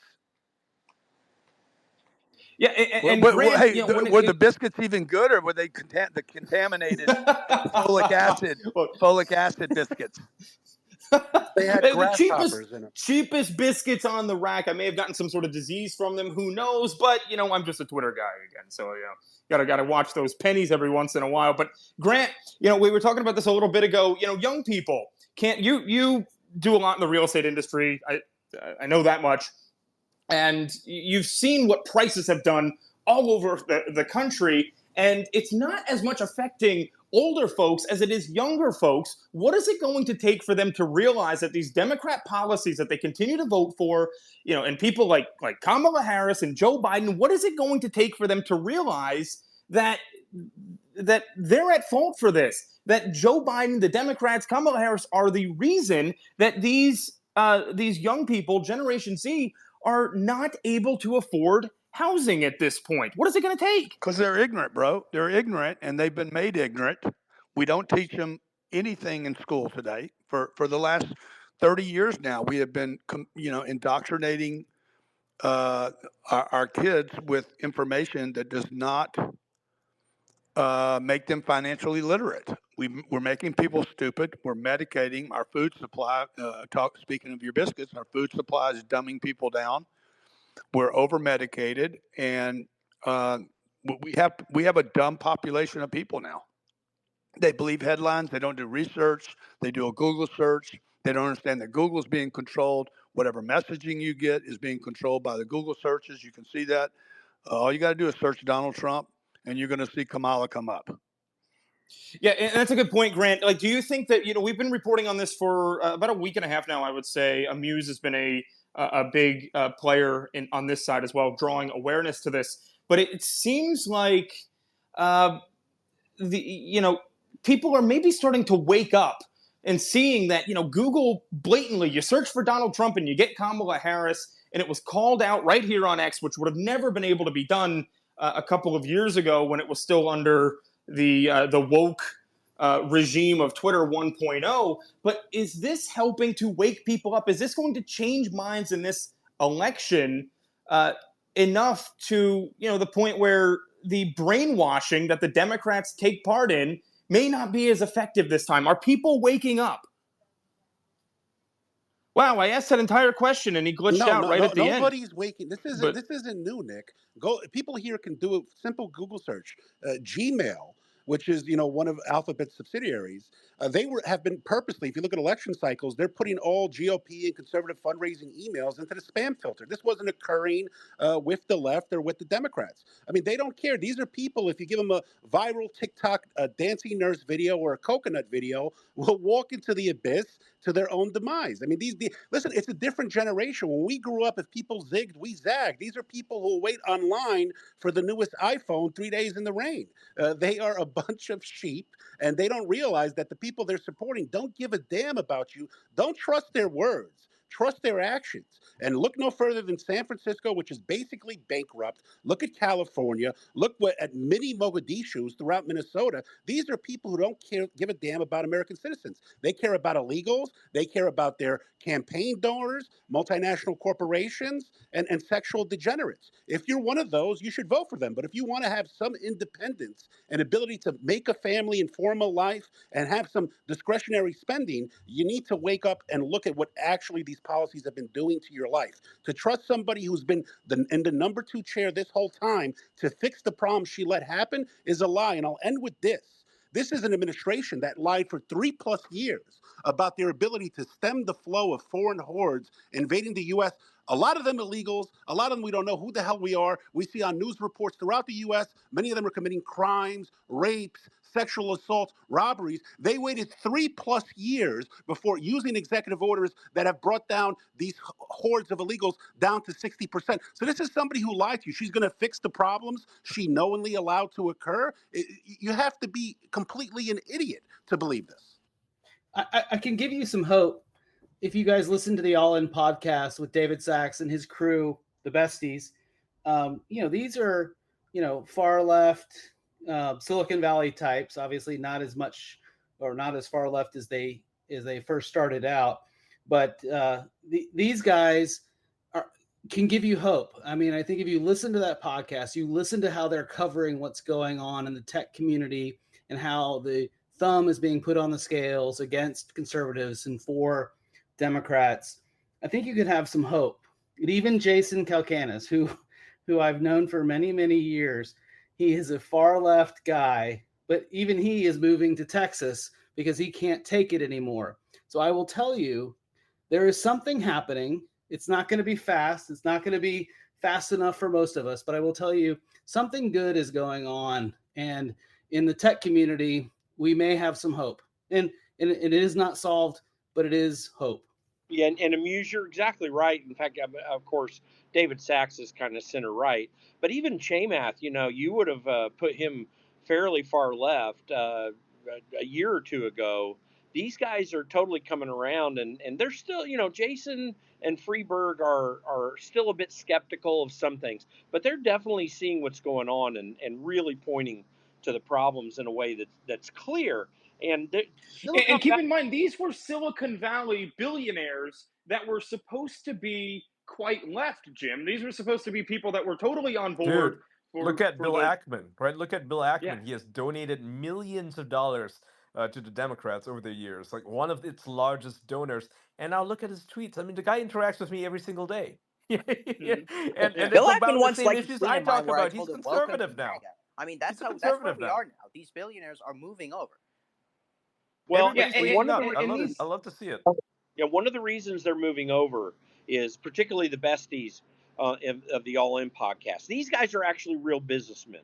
Like they actually run their balance sheets. They actually do manage what they're doing, and they understand over time. You know, a lot of people in major business, these major CEOs of major corporations, they tend to say just weather the storm. Government regulates this and that. We just work Yeah, through Mark it, and we Cuban. do what we can. Mark Cuban, basically, right? The people who don't actually run any business, who got lucky with a Right. bet, right? He got rich because of what? What he bought a sports team. That's it, right? Well, That's no, how no. he got Well, rich. what? Yeah, he started. He was actually we're we don't have fellow. to go in the nitty gritty about Mark Cuban, but that was a good point. Yeah, but Mark Cuban and I are both. We both went to Indiana University. He just wanted to broadcast Indiana University basketball games, turned it Go to Hoosiers. broadcast.com. He had an opportunity to sell that and became a billionaire. Yeah. And this is a guy that's not quite the same way. Whereas David Sachs and Freeberg and Jason Calacanis and Chamath Palihapitiya, these guys actually have to run balance sheets. So what they say to themselves is, listen, we're just going to weather the storm. We're going to do what we need to do. They've always kind of had the attitude of, listen, we just, government has a place. They need to regulate, and they just kind of work through it. It's gotten so out of hand that even left-leaning people in San Francisco are finally saying we can't do this anymore. It just does not work, and so Listen, that's where we're Cuban at. doesn't because of the care about horseshit working hiring class practices they people, were right? bullied into having to adapt to. He's got Adelson, who bought his portion of the team, that's going to introduce casinos into Dallas. Listen, I've seen Atlantic City, I've seen Detroit. Whenever you think a sports team or a casino is going to turn around a city, it never does. So he really doesn't care about the working man, because just like leftist politicians, they're insulated from all their destructive policies. He cashed out with the team. They're going to try to put casinos up, and you'll see the crime and the deterioration of quality of life when they do. These people are all chameleons, just like Kamala. I can tell you about Well, I Cuban. mean, Adelson's the biggest Republican donor out there.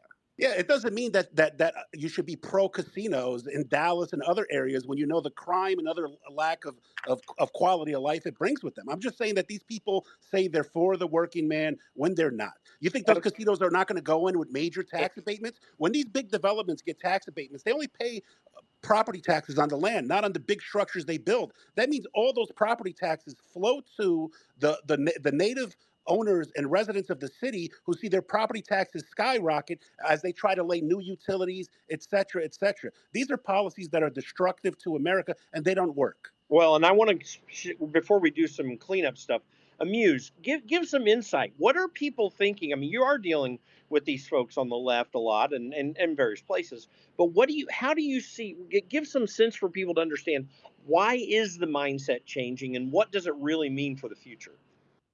Well, there's a lot going on. I mean, I think that the asset wealthy folks are obviously realizing that the future is on the right. Obviously, the future is not on the left. The folks like Mark Cuban, I mean, he's exiting. So he exited to Adelson. He's not staying in the game. He wants out. So he's basically getting out of the game completely. So I'm here in Dallas. I know Mark.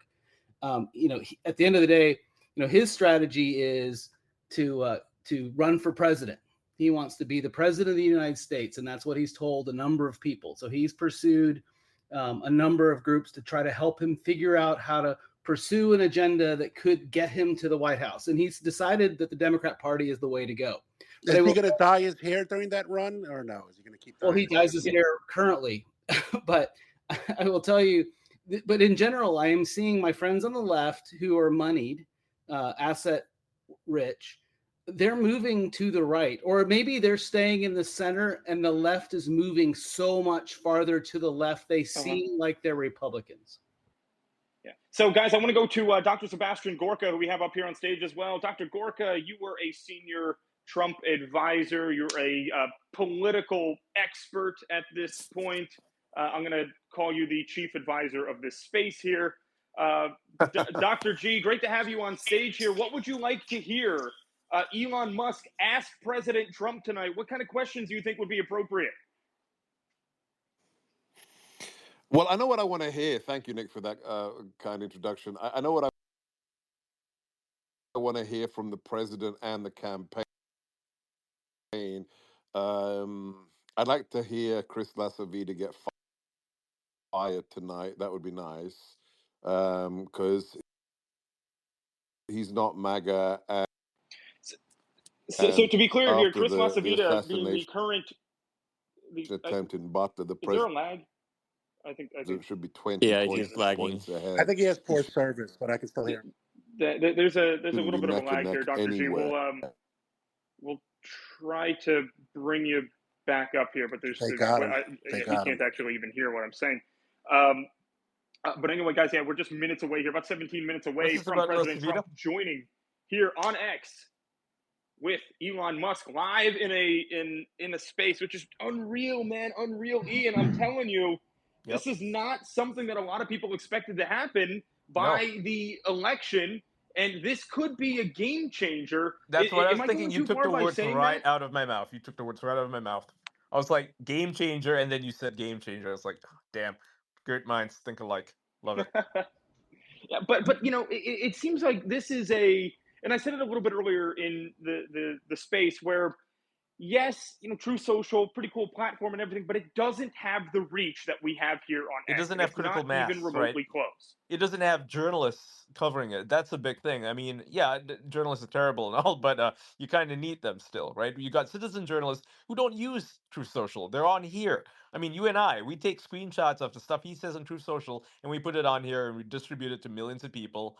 And that's where it is. I mean, everything that he says on there comes here anyway because I mean, this is the place to be. So let's cut out middleman. I mean, if I'm Trump, I'm thinking I don't want other people speaking for me. I'm going to be on X. I mean, why the fuck not? X is the place to be. Yeah, and this worked in 2016, guys. When President Trump was here on X in 2016, he spoke directly through the people. He didn't Yep. have to use, It's you know, why the he mainstream won, right? media. It's why he As became president. I mean, I genuinely believe that's why. I think that it is is. a Yeah, huge reason he why he became president of the United single-handedly States. boosted Twitter. No one used Twitter, not for politics, not when I was using it in 2008. No one talked about politics. It was boring, right? But then Donald Trump used it in such a way he was like, if anything, he was like the first real Twitter power user. Before him, people were just, using it as a microblog. They're like, "Oh, I had dinner and I went to the park and I played with my dog." That was Twitter, right? Back then it was tweets. That's what it was called, Twitter, because it's meaningless. It's the sounds that birds make. But And so it's Trump now used it for actually something the else. town square. That's Exactly. Trump it's what it's turned meant it to be. into one. And this is also the reason why Twitter back then was so unprepared when it became a political battleground, right? When Gamergate happened in 2013, they were unprepared. They were like, "Oh shit!"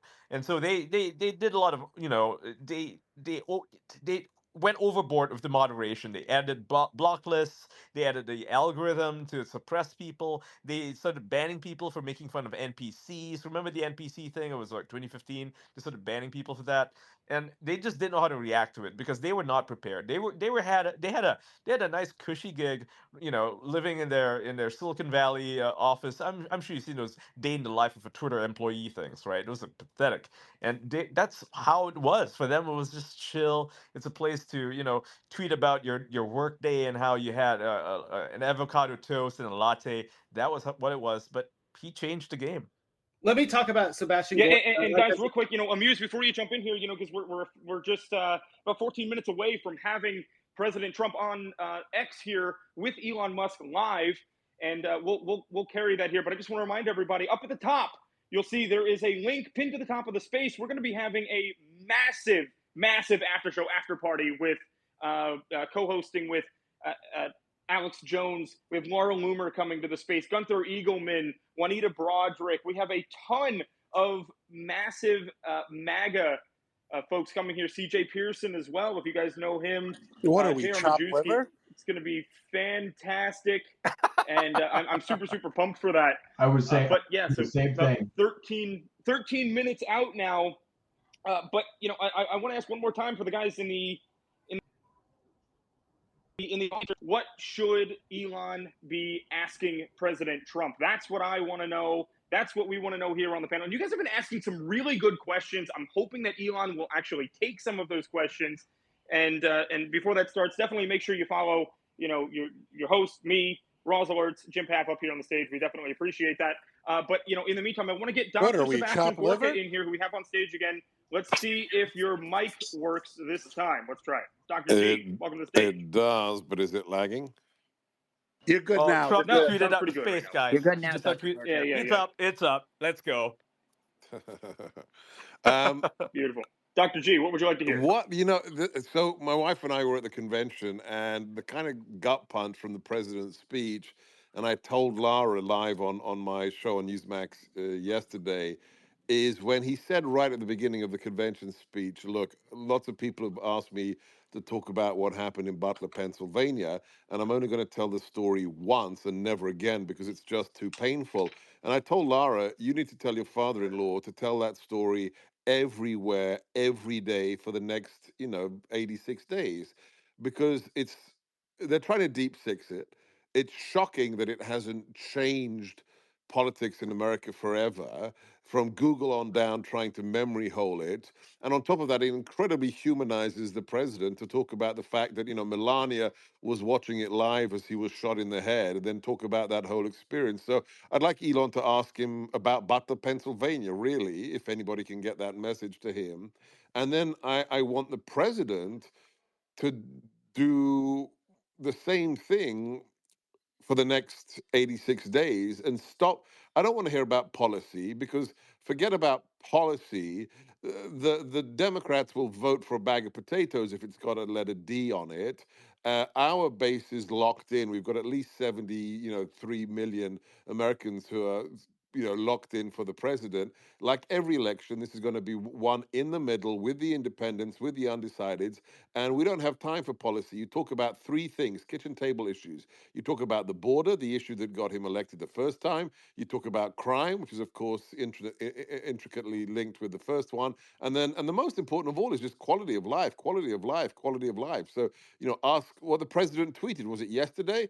The Reagan question: are you better off than you were 4 years ago? So I want Elon to ask about Butler, and I want the president to lock in the three topics that he and his surrogates, all they need to talk about for the next 86 days is the border, crime, and standard of life. End of story. Well, hey, Sebastian, what about Chris LaCivita? What do you want to see happen to him? I want him to get his ass handed to him. I mean, that guy's a never Trump rhino, and he needs to go. The fact that he can't leverage the sympathy and the shock from Butler to have the president 20 points up in the battleground states, I mean, just can him now. Yeah, but what does that mean when we're awaiting President Trump and Elon Musk to join to start, speaking and having dialogue. We'll bring it to you and let you know as soon as that Nick, happens. it's starting now. It's there. Yeah, well, it's They're setting up. nobody. It's just Yeah, silence. yeah, So yeah. yeah, they're setting up. So we'll give it a few more minutes. But Chris LaCivita being, a shakeup like that so close to the end of the campaign here, is that not a little bit worrying to you, Dr. No, Gordon? not I know at you all. worked in the White House. You were a senior Look at advisor. 15. Look at 16. I mean, look at Manafort, Corey, and Bannon. I mean, this is what happens, right? When you've got a problem, you ditch the guy and you go for the win. When Steve took over, President Trump was 16 points down thanks to the Access Hollywood leak, right? 16 points down. You bring in somebody like Steve, turns it around. So no, absolutely not worried about it. You need somebody in there who's a real pro, like Corey, like Dave Bossy. You need somebody who's MAGA and who has the interest of the president. Right now, and I'm not going to go into names, but the hardest of hardcore MAGA higher ups who've been warriors for the president have stood by him in courtrooms, in the press for the last 3.5 years, are being shut out by La Savita, right? And that's just wrong. The people we can trust are the kids and everybody who has proven themselves as warriors for the president in the last 8 years, and those people need to be in charge. End of story.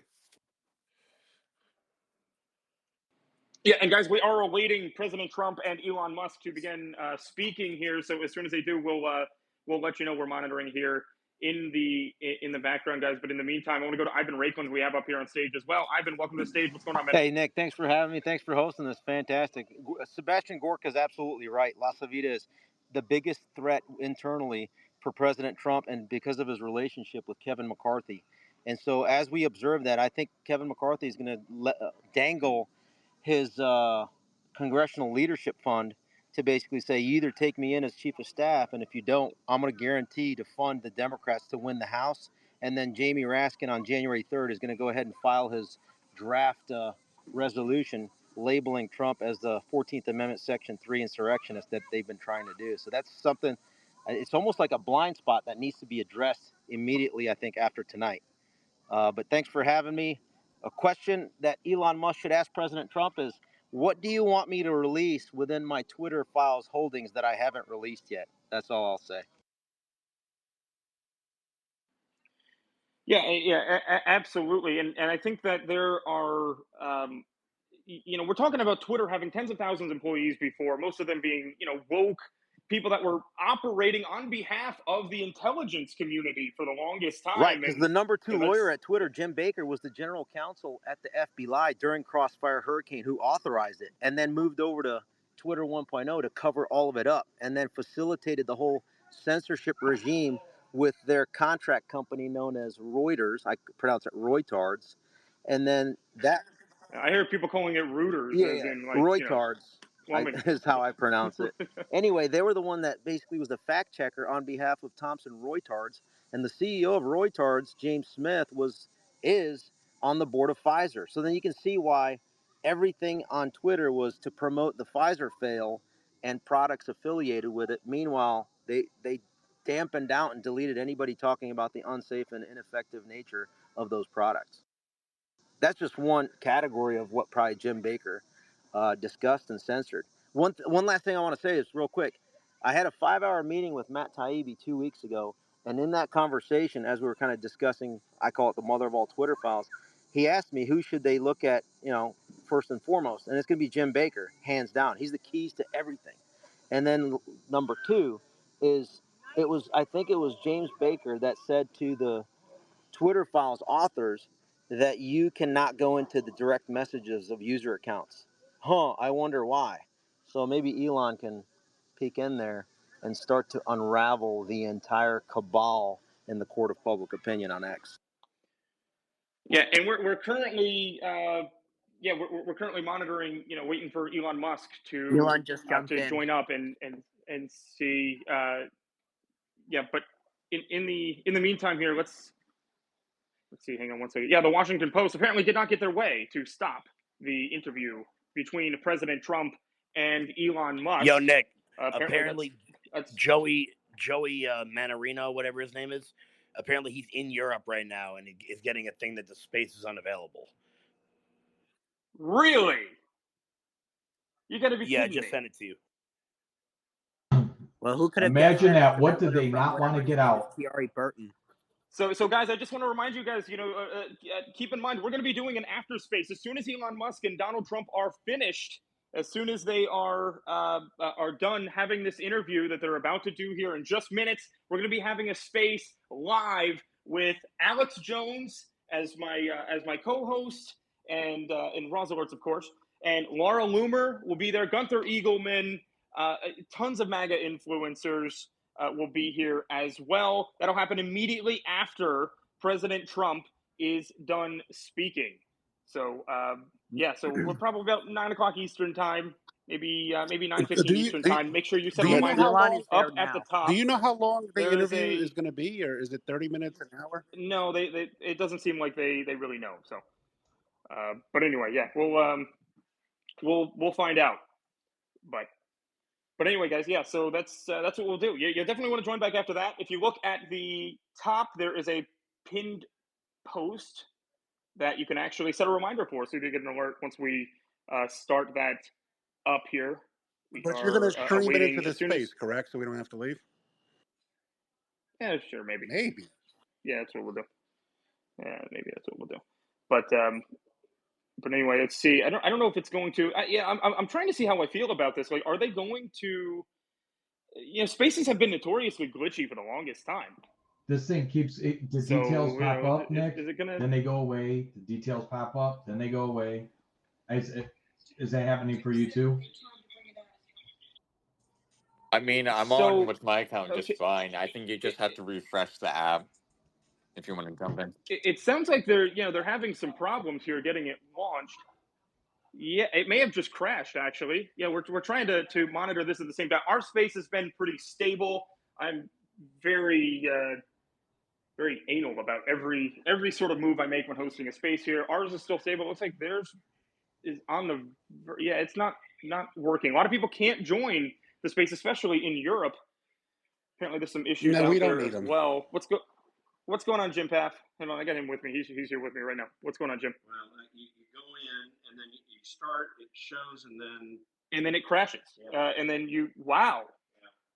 Yeah. Okay, yeah. So there are a lot of glitches on the Spaces end for anybody trying to join the conversation between Elon and Donald Trump, which has not actually started yet. They have not started having a discussion at this point because they're trying to work out the kinks.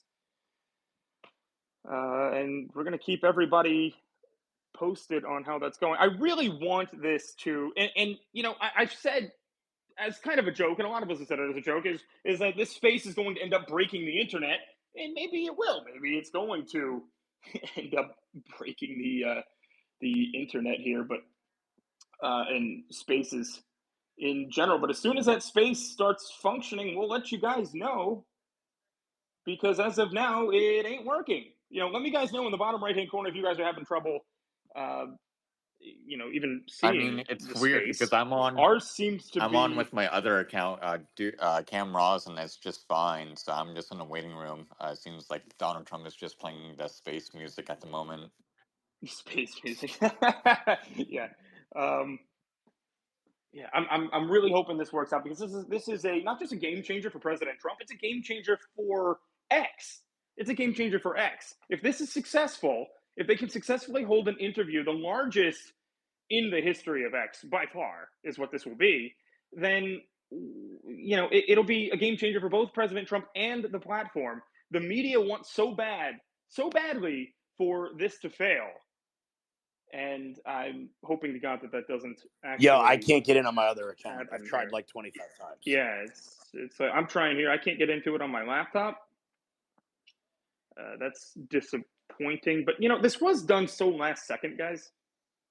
This was done so last second with them planning this out. They had like 5 days from when they made it publicly, anyway, and spaces were just not. We've had problems where we start hitting glitches when we hit about 10,000 people in the room, usually, and this we're seeing it immediately shot up to 125,000 or something. So I'm not surprised that they're not currently able to get this space launched. And like I said, we're monitoring it. As soon as it does work, I will let you know. I'll be the first to let you know. There's several of us up on the panel that are trying to, you know, anxiously hoping that it works here. Yeah, and it would be the darndest thing. As soon as you can go in. It would be the darndest thing if a third party got involved and shut it down.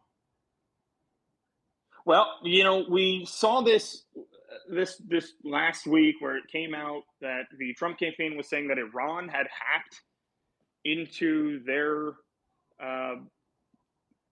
internal communications and had retrieved documents. Yeah, I mean, I wouldn't such. go that far. They had this issue with the DeSantis launch campaign too on Twitter, and this is going to be much bigger than the DeSantis launch. You know, it is what it is. Yeah, and but to be fair, you know, to be honest with you, Prodigal, this is not a difficult. It's not a difficult thing to crash a space. People try and do it to me all the time, constantly. I'm not going to name any names, but some people try to crash my spaces, and they're successful many of times. And so it definitely wouldn't be difficult for a nation state to do that if Twitter or X didn't have the ability to scale up as quickly as they wanted to, if they don't have the bandwidth and such. But right now, I don't know exactly what the issue is, but as soon as it hit 100,000 or 120,000 people, it immediately started dropping back down to 60-something thousand. And people, you know, I have Jim Paff, who's actually here with me right now. I'm watching him trying to join that space, and it kicks him out immediately. He tries to join, it kicks him out. So maybe I got lucky then. Yeah. Yeah. Well, I don't know, but I'm hoping this works out. You know, as soon as it does, like I said, I'll let you know, and we'll. It's still doing. Hold on, yeah, Jim. An update from Jim Paff here. Yeah, it's still doing the same thing. Still doing the same thing. Yeah, and people tweeting right now. We just got Fox News' Bill Malugin just tweeted out, I cannot get in to the Trump-Elon interview says space not available. Anyone else? That's pretty much what it's saying to everybody. That's what people are reporting down in the comment section as well. Like I said, as soon as we get any word that people are able to get into the space, we will let you know, and we'll end here and then immediately pick back up as soon as their space is over, which probably will be about 9:15, 9:30 Eastern time. Set a reminder up at the top. It'll be co-hosted by Alex Jones, Laura Loomer, and a hell of a lot of other MAGA patriots. Yeah. One person said that they're music right now. Yeah, so right now the people that are able to get into the space over there are reporting that all they're hearing right now is just elevator music, and that's about it. But still, the vast majority of people are not actually able to even join the space. So, and I'm now getting reports that people aren't actually able to rejoin this space. Actually, so if you leave, you may not be able to hear my, as Brian Krasenstein would call, annoying voice. Yo, there's no way a Krasenstein told you got an annoying voice. Are you fucking kidding me? Are you fucking kidding me right now? The guy sounds like prepubescent Ben Shapiro. Like that just. I'm gonna be honest with you. That bothered me more than the space not working. Like, oh, fucks. Listen, the truth is, I've said it once and I'll say it again. I'm at peace with however this election ends. You can lead a horse to water. If Gen Z and certain demographics want to vote in Harris, like, I wish you well. If you end up in a field in eastern Ukraine come winter, God bless. If you end up in the Middle East, God bless. They have nothing to run on. They just have coconut dance videos, and everything in your life is more expensive. And they prioritize foreigners and illegals. Prodigal, they're running on joy, buddy. You forgot about it. Running on joy. So I'm just going to let you guys know I've gotten like a dozen messages over the past 60 seconds of people saying that they left to go check and see if they could get into President Trump's space, and now they can no longer get back into mine either. So I would recommend that maybe you just chill here, and we'll keep you posted on it, unless you just want to listen to elevator music, silence, and desperately try to get into. Yo, I'm going to be honest with you. Like, I didn't want to say it before because I didn't want to jinx it, but if I had my last dollar, I would have said this thing was going to crash. Oh yeah, break the internet completely. I mean, yeah. Break the back of it. Let's be honest. 100%. Donald Trump and Elon Musk just proved that they're bigger than the internet. That's a good point. We all said that it was going to be a. We all said that this was going to break the internet. It looks like it has. So that put that on. Yeah, that's an accolade for President Trump. So I guess, congratulations to President Trump for successfully breaking the internet, breaking all of spaces. And like I said, guys, we're going to keep you posted here. As soon as we have lots and lots of people trying to get in there, and they're keeping me posted, letting me know if they're able to do it, what's going on in the space. And currently, it looks like very, very few people are able to get in. And even if you do get in, you don't hear anything. So just... And Roz Alerts just posting an update here at the top saying, breaking news, currently a major space featuring a conversation between former President Trump and Elon Musk is experiencing significant technical issues, possibly due to millions attempting to join and listen. And that's exactly what we're seeing. So it's not really in your best interest to go and try right now. But hopefully this will work out pretty soon. I do know, guys, I will say, it I guess it was probably 10 days ago now, when the chief spaces engineer announced his resignation along with his number two in command. They both left, and I'm assuming it had to do with the amount of pressure coming about. Maybe they heard that President Trump was going to be doing a space with Elon Musk, and he's like, this isn't possible. We can't handle that yet. We're not ready for it. And Elon Musk may have said, oh, well, we're going to try to make it happen anyway. And they're like, okay, well, I'm out. Elon has he's known for being very ambitious, and he's accomplished a hell of a lot. Usually he's pretty successful with this kind of things, especially if you look at SpaceX, like the amount of stuff that they're able to accomplish in a short amount of time. But maybe Yeah, so Trump's this space, wasn't. he posted 20 minutes ago, it has already 11 million impressions with 82,000 likes and 46,000 comments. So, Yeah, I mean, I find it but funny that nobody can get in. the people attacking Musk, and listen, I have some issues with him here and there, but it's like, these people are so inept right now that they're going to have to rely on him to rescue American astronauts stuck on a space station. Like these are people who've never built anything, never done anything, and they attack the only people who actually pay taxes, build things, employ private citizens. I mean, if you look at the jobs numbers. All the full-time jobs have gone to non-American citizens, and all the job growth has been basically part-time jobs. I mean, Grant Cardone touched on it earlier. They're like, it's great. No, it's not great. People are forced to work 2 or 3 jobs now under the Biden-Kamala economy just to make ends meet. And I think that, this demonization of people who actually create things and build things is going to be something that hurts America and has hurt America. So listen, there might be some glitches with the space, but in the end, this is an avenue that doesn't exist anywhere else in social media and the internet where you can actually get opposing opinions, that have been silenced, but been silenced by people who lie to you about everything. Whether it was the Wuhan lab, whether it was the effectiveness of experimental vaccines, whether it was, the Inflation Reduction Act reducing inflation. I mean, they need to silence the truth and any viable opposition so that they can, trick these idiots into supporting policies that lead to their demise. So, I mean, listen, hopefully the space goes on, but if it doesn't affect me or who I support or what I think is going on right now. So to everybody here, just congratulations and thank you for not leaving. I guess I really appreciate your support. Because if you did leave, you'd be listening to silence right now so I'm getting and reports probably from desperately clicking over and over and over followers again. that it seems to be working now, but Okay. yeah, Wall Street Let's Bets see. just tweeted that out. It looks like it's working now. Interview has not started as yet. It has not started yet. Jim, can you check on that?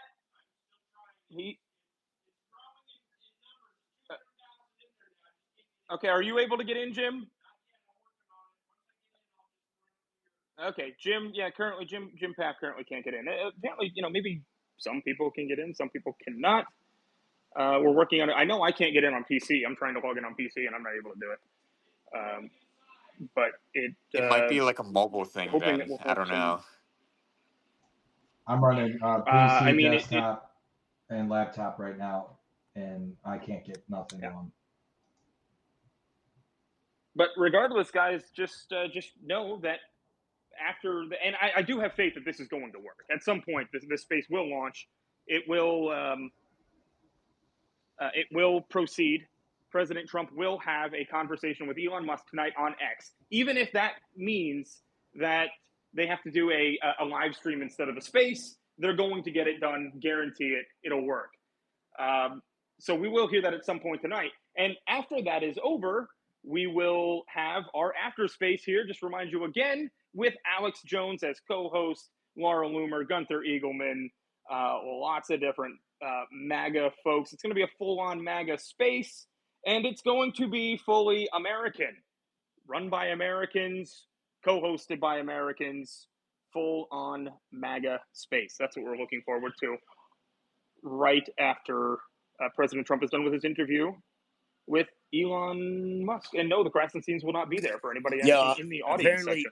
Apparently, Drew Hernandez is in on my network. So if it starts playing, you want me to play it? Yeah, definitely. I also have it on my other phone, so I can also play it too if you want. Okay. Yeah, so basically, we're going to keep you posted here on when this starts, when they start speaking, when there's some sort of audio. A lot of people, I literally just now got this message this second saying I literally can't open any space, including yours, that is conservative. Lots of reports of that.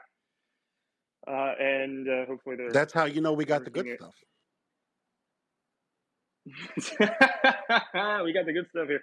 Yes. So we, by the way, guys, we do have the largest. We have the largest currently functioning space on X. So congratulations to all for USA, being in the audience. USA. Really appreciate USA.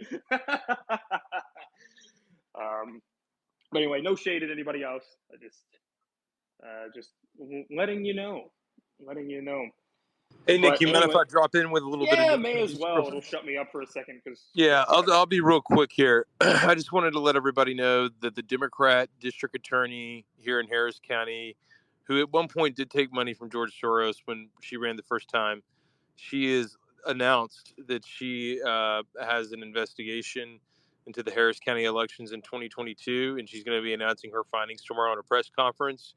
We suspect that she's going to, interesting. yes, indeed, Harris and County, she's what? Harris County, Texas. This is Houston, Texas, and so this is the largest, third largest county in America, but largest county in Texas. And she also is the same Democrat district attorney who endorsed Ted Cruz publicly last week. I was at that event when it happened. It was a big event, and then this was timed 1 week later, and we are going to find out that they indeed basically altered documents. So the Democrats did cheat in the 2022 election. We have it all documented, is what I expect to hear come out of her mouth next week as she spills the beans on her own party and levels with the American people on what Democrats are doing. And this is important to everyone in the rest of the nation because it sets precedent and allows other counties and states and cities to look at what's going on in their Democrat stronghold to make sure that they're not pulling the same tricks. So we're investigating the Democrat playbook, exposing stuff with it, and we have people in their own party that took George Soros money that are turning on their own. That's how nasty it is in the Democrat Party right now. And that's how far off base these people are. And that's how radical the Democrat district attorney candidate, Sean Tier, is this go around. He is really radical. So, guys, just to kind of give you an update here, letting you know that I'm sitting with several other people with and looking at them try to join the space with President Trump from their phones, and it basically, once you try to join, it kicks you out immediately, says that this space has closed, and then you can't rejoin any other space. So as soon as you disconnect here, you're not going to be able to rejoin, most likely. But as soon as you do, as soon as we start hearing something, as soon as we know that you'll be able to connect, we'll let you know. We'll close this down, and then we will restart immediately after President Trump is done with Alex Jones and Laura Loomer and folks. So just stick by here. Right now, there is no. So for the people that are in the Trump space, these are people that were there very early on for the most part. Those are the ones that were able to join. If they leave, they're probably not going to be able to rejoin either. But all they're hearing right now is elevator music, and until people are successfully able to join the space, they're probably not going to start talking. But if they do start talking and the glitches are still rampant, we're going to stream that right here in our space for the people that have hung on and stuck with us through all of I these mean, glitches. Nick, I will say one thing. I see a lot of black pilling and doomsdayers regarding, the state of the Trump campaign. And listen, I can't deny that Kamala has arrested the free fall under Biden. But the reality of the matter is these are people who don't know Kamala yet, and this is just a bunch of people relieved that they don't have to vote for Biden. When you look at Trump, whether it's 2016 or whether it's 2020, he's in a much better position he has ever been at this point since he's run for office. And in 2020, let's not forget, he lost by 40,000 votes in a handful of states where they miraculously shut down voting and in some instances kicked out poll watchers to do it. That's not the same this time around. So, I will say all the naysayers, look at the real clear polling average for battleground states. Look at the Washington Post average for battleground states. He's ahead in 5 of 7, right? He just needs a handful. And this is a much different dynamic than it was in 2020 or 2016. In some instances, you've had rollbacks, right? Pennsylvania, their Supreme Court decided that these mail-in ballots need to be post-dated. You see Virginia has made moves. In Georgia, similarly, there's been moves towards election integrity. So this is something where, you are literally facing probably the most massive propaganda blitz since the COVID lockdowns. And, they want to demoralize you. They want you not to come out to vote and to believe it's over. It's not. Compared to 2016, compared to 2020, we've never been in a better position. We won in 2016. I personally believe we probably won in 2020, and they cheated to do it, and it took them a couple of weeks to find 40,000 votes. They're not going to have that. We have the case law. We have the dicta. Last time they used procedural tricks. They said, "Oh, you filed too early. This, this can only be done after the election. Oh, you filed too late. You should have filed before. Oh, you don't have standing. You haven't been injured." We have the case law now, and a lot of judges who were scared to touch this issue after seeing the debacle of 2020 and in 2022. Tom just brought it up. There were major issues in Maricopa. There were major issues with Harris County, etc. There's gonna be a fleet of lawyers ready to file injunctions as soon as these shenanigans start. So just be careful with the amount of alleged right wing MAGA influencers that are now anti-Trump, who make their living off of basically the clickbait and other things of that nature. We are not in a bad position. Could we be better? Yes. But the messaging has just started regarding Kamala. People forget this is somebody who was so unpopular, she had to drop out before the first votes were cast in the Iowa caucuses. So, just keep at what you're doing, because in the end, the truth always shines through. And, You know I'll what? end with that. I'll agree with that statement. And one more, let me say this. As soon as we get Kamala Harris on Twitter Space and she starts cackling and she starts with her profound moments of brilliance that she comes with, when stumbles over her words the whole times, and we're unburdened from the burden, then the average burden voter, of having money. Yeah, because we're unburdened from our money after 4 years of her and Biden. We're going to wind up, well, not us, but I mean, anyone else considering to vote for her. Unburden your money and future to Breaking. Kamala. Hold You on. can Hold give on, it to illegal. guys. Elon just tweeted. There's appears to be a massive DDoS attack on X. Working on shutting it down. Worst case, we will You were right, proceed Nick. with a I smaller apologize.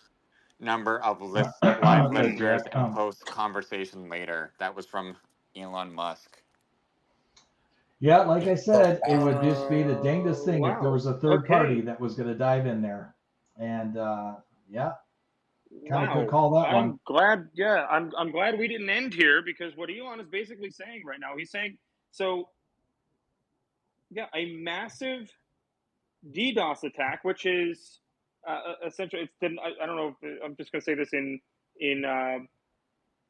very try to say it in layman's terms here. It's a denial of service attack. It's basically they're sending somebody, some sort of actor, based on what Elon Musk is saying, is sending a hell of a lot of bullshit traffic to X in order to basically melt the servers.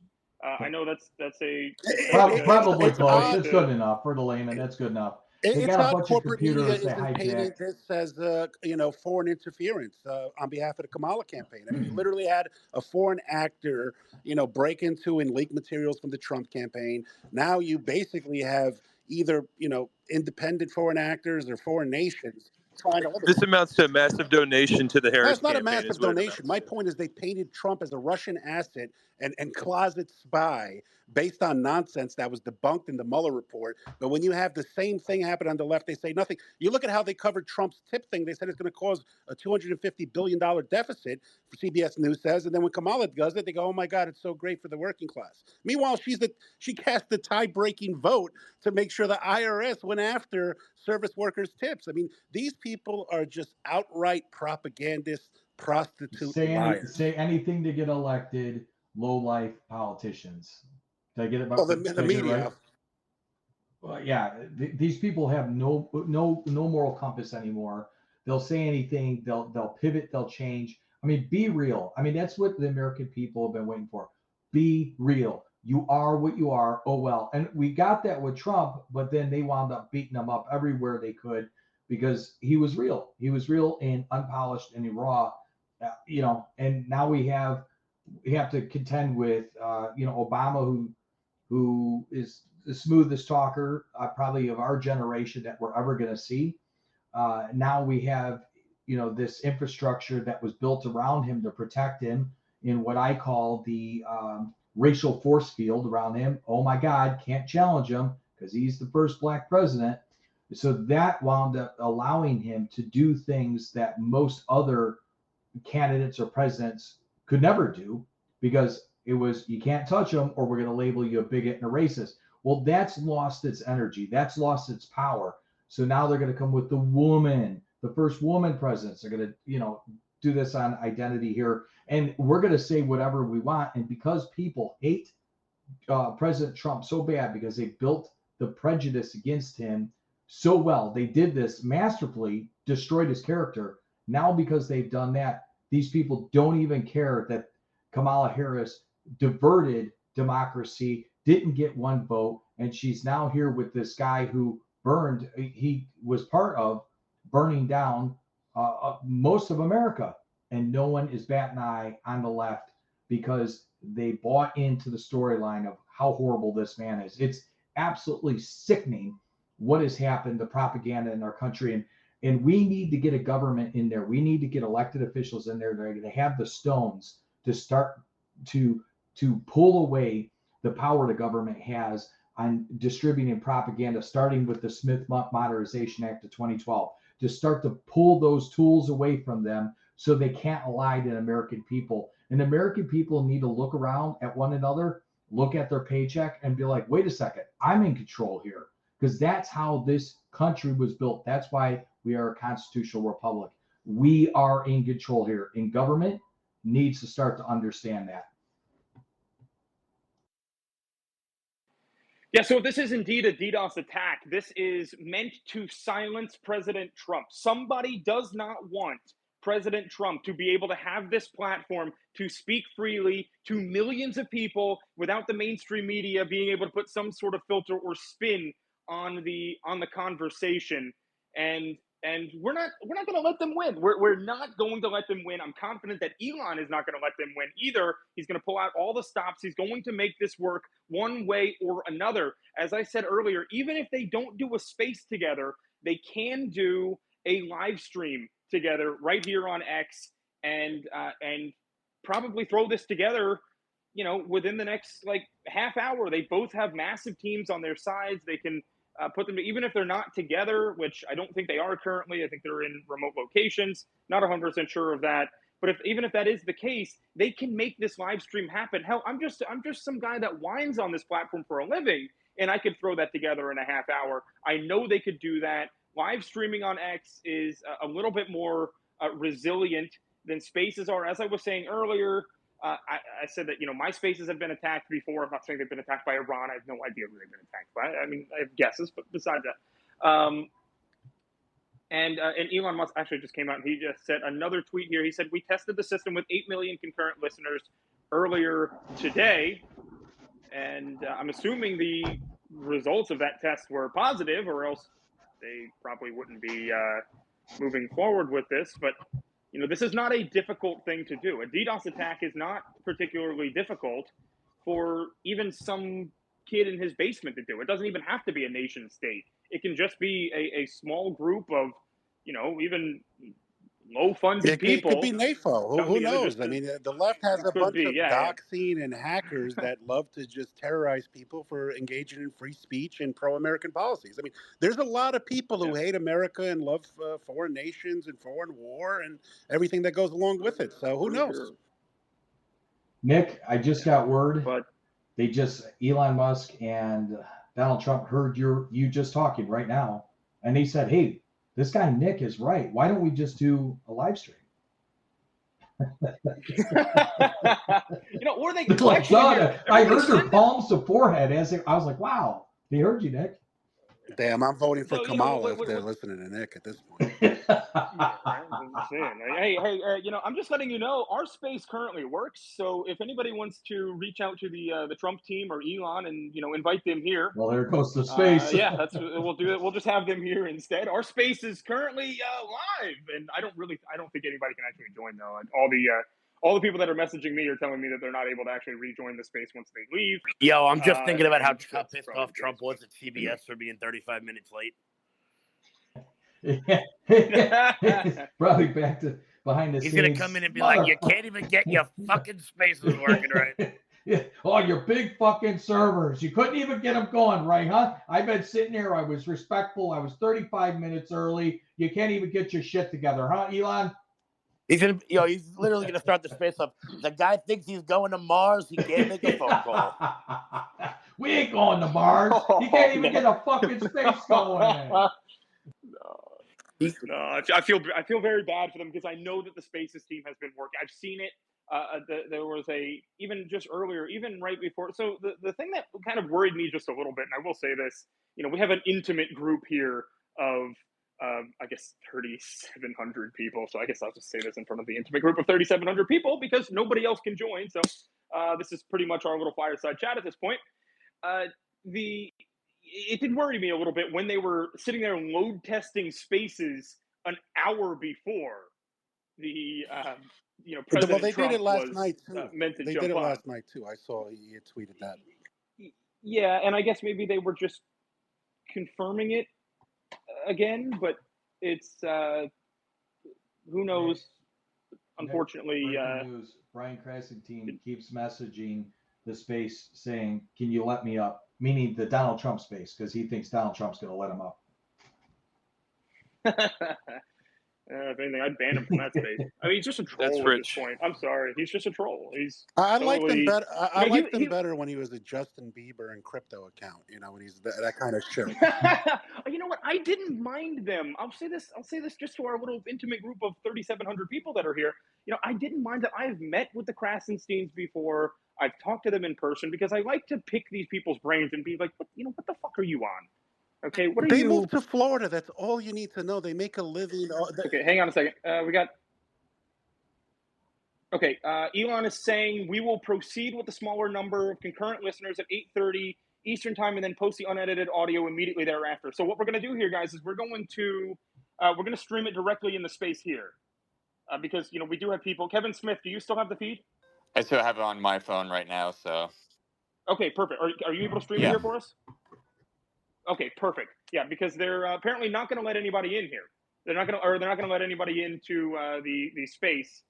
That's for the currently 6,000 people going who over there, left. Poor choice, poor bets. You should have stayed. Poor choice. Go back to the Krassensteins. They only live about 20 minutes away from me. I've offered to meet up and buy them a beer, maybe an apple juice, whatever they drink. Nothing. Yeah. Why don't they live in a we blue state? I mean, why are they running to red Florida? I mean, they're just listen. People who make a living off of this, especially on the left. Listen, they're paid to lie and they make good money. God bless them. But you shouldn't really be taking life advice from these people.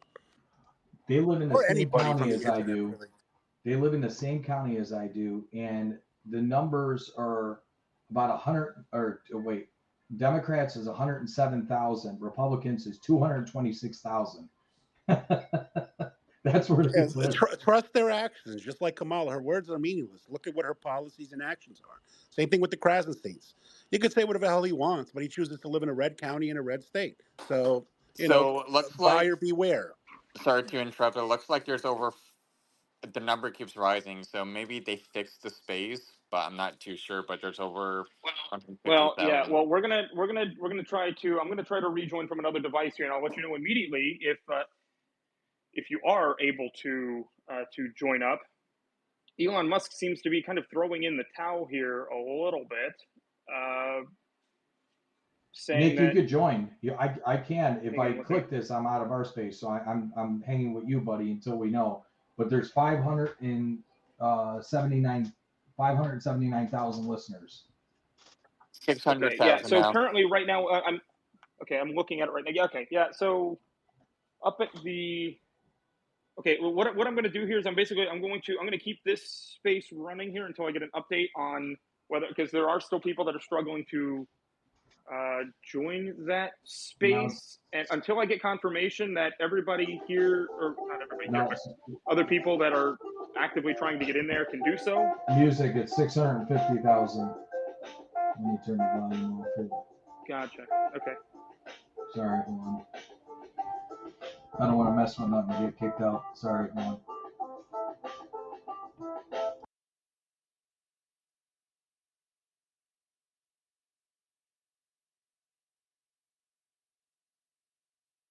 The music stopped, or? Okay. No, I just muted it. How's it sound over here, guys?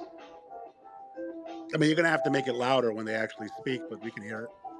I'm just testing just in case of backup. How's that sound? Sounds like I'm in an elevator. I just was testing it. I'm gonna mute myself. All right, so we're gonna I'll see leave how it. they It's move actually forward growing on here. me. I and want some we'll- background music. Yeah, it could be worse. Got a little techno flair to it. It's a celebration, you know. 750,000. I don't know, guys. Do we just simulcast it into the space here, because that way Until we have, know it's you working, know, I wouldn't chance it. I would keep the space open and yeah, stream it I until ain't we leaving. know. I'm not. Yeah, I I'm not ain't moving. going nowhere either, guys. I ain't leaving. I ain't no. I ain't going back. Yeah. I ain't fucking leaving. All right. Yeah. So I mean, hopefully we are back on track here, because this is, again, it's going to be one of the largest. All right, I'm gonna get my power cord out here too. Interviews in. I mean, this is going to be like the largest stream ever on X by far. What'd you think of the if it campaign were. ads that Trump has been tweeting today since he's been back on X? I mean, I think they've been very effective. Oh yeah. So that's another question that a lot of people were asking here earlier. Prodigal is what does this mean for, It seems to me, this is my guess. This is my honest opinion here as we wait for to figure out what's going on with this space here. It seems.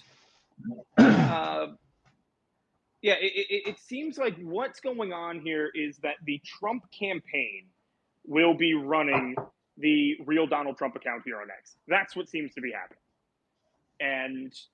And then Trump will continue spouting off on Truth Social. That's where you'll see your quote unquote mean tweets and him throwing shade at Kamala Harris and Sleepy Joe and whatever else. I think that's what you're going to continue to find on Truth, because it seems like there was an agreement in place with the investors of Trump Media and Technology Group to for Trump to have some exclusivity over there, because without Trump, what is Truth Social? So they have to keep him there. And so I think this will be a campaign account. Real Donald Trump is going to end up being a campaign account here on X, my opinion. Yeah, it already is. All right, Yeah, we're I'm at fine with that. 809,000. Okay, so we're monitoring this. We're waiting for. There's no activity over there just yet. Yo, I think they need to unplug the space and plug it back in. No, works they've got in Nintendo. 800,000 people in there already. They're not gonna. I left. I got in after about 30 repeated tries, but it's too boring, man. It's just. But I thought the music. I thought the music doesn't play that long. I thought it The plays. music keeps going and going and going, So, and then it No, loops. the music It'll isn't playing. loop for the rest of eternity. You can't request to speak now. It's already maxed out. Yeah. Apparently, Elon just got booted. All right. Elon just got booted? Yeah, Elon did just. Yeah, get that's booted. what I'm Benny. looking at it That's right what now. Benny just Oh said. my god! Yeah, Really but, I wonder how guys, much this has really to do with the lack of funding thrown at Periscope X platform. Now I don't feel so bad that I got booted out of Mario space, knowing Elon got kicked out of his own. Who's Mario? Oh man. Ouch. Come on, I got to provide a little bit of levity here. That's why I'm here. Yeah. But anyway, yeah. So anyway, guys, refresher space here. We are welcome to the space. Welcome to the space that is currently working. This one is working. Yeah, I don't have anything on mute, guys. I mean, to an extent, people still are having trouble joining here because they keep messaging me, being like, "Dick, why can't I join your space?" It's like, well, because the internet is broken. That's it. Internet is broken, guys. Donald Trump broke the internet. That tweet that I made on that, oh my God, that's gonna end up being my most liked tweet of all time at this point. I mean, just 27 minutes, 276,000 views, and 20K likes on that. Just literally just tweeted President Trump smirking, saying it's official. President Trump has broken the internet. Wow, that did way better than I expected it to. But anyway, it's true. Yeah, it seems like President Trump, one way, no matter how you square it, no matter how the mainstream media is going to try to sell it to you, President Trump has broken the internet, folks. That's what happened here tonight. So, currently waiting on this. Don't know if they've resolved the DDoS attack issue. As soon as President Trump and Elon Musk Is start that Jim speaking, or is that the space? you're going to hear it here. That's Jim. Jim's playing with something in the background here. Oh, Apparently they're No, yeah, speaking. not the Apparently space. they're speaking. They are speaking. They're on YouTube. I can't. I No, got it open. oh, I can't see nothing. I can see speaking, but yeah, nothing. nobody is currently speaking. So they said no, YouTube. I'm speaking. Ian Miles Chong says I'm they're speaking. speaking. No, I was just on YouTube and I left to try this Okay, again. well, I have the space No, open try here, and YouTube if they're it's streaming on YouTube. Then maybe. No, there's a Yeah, it lot says of it's scam 16 YouTube minutes channels till that's the just stream. streaming. yeah. You guys got to be very careful about what you're Well, looking Ian at Miles here. Chong It's said it. not. I didn't say it. It was. Yeah, he did say it 2 minutes ago. I said it, but you're right. Maybe it was a scam. Someone sent it to me and it was Elon speaking. He was talking about crypto. I didn't see Trump. Yeah, it's a Yeah, scam. of course. Those happen all the Yeah. time. So I don't know what you're listening to in the All right, background, but I think Elon's they're back. the same thing. Okay, Elon's back. We're gonna wait and see if there's any speaking activity here. Currently monitoring it. We have several people. I guess, guys, should we just keep the space open and simulcast Yeah. it? Is that the way we're gonna do this? Yeah, why not? Okay. All right, sounds good. Yeah, and then right after the space is over, right after the Trump Elon interview is over, we'll have Alex Jones, Laura Loomer jump in here. If we do, for whatever reason, decide to end it, or the space crashes or whatever, we do have a link pinned to the top that already has 7,200 people signed up to go to it. Jeez. So, yeah. Anyway, still waiting here just for the people that are 947,000 right now. Yeah, that's what the number's up to. I'm in it. I just don't hear nothing. Yeah. That nobody seems to hear anything. Well, what does over there. CNN do with all their airport feeds? 100 and 200,000? What do they got?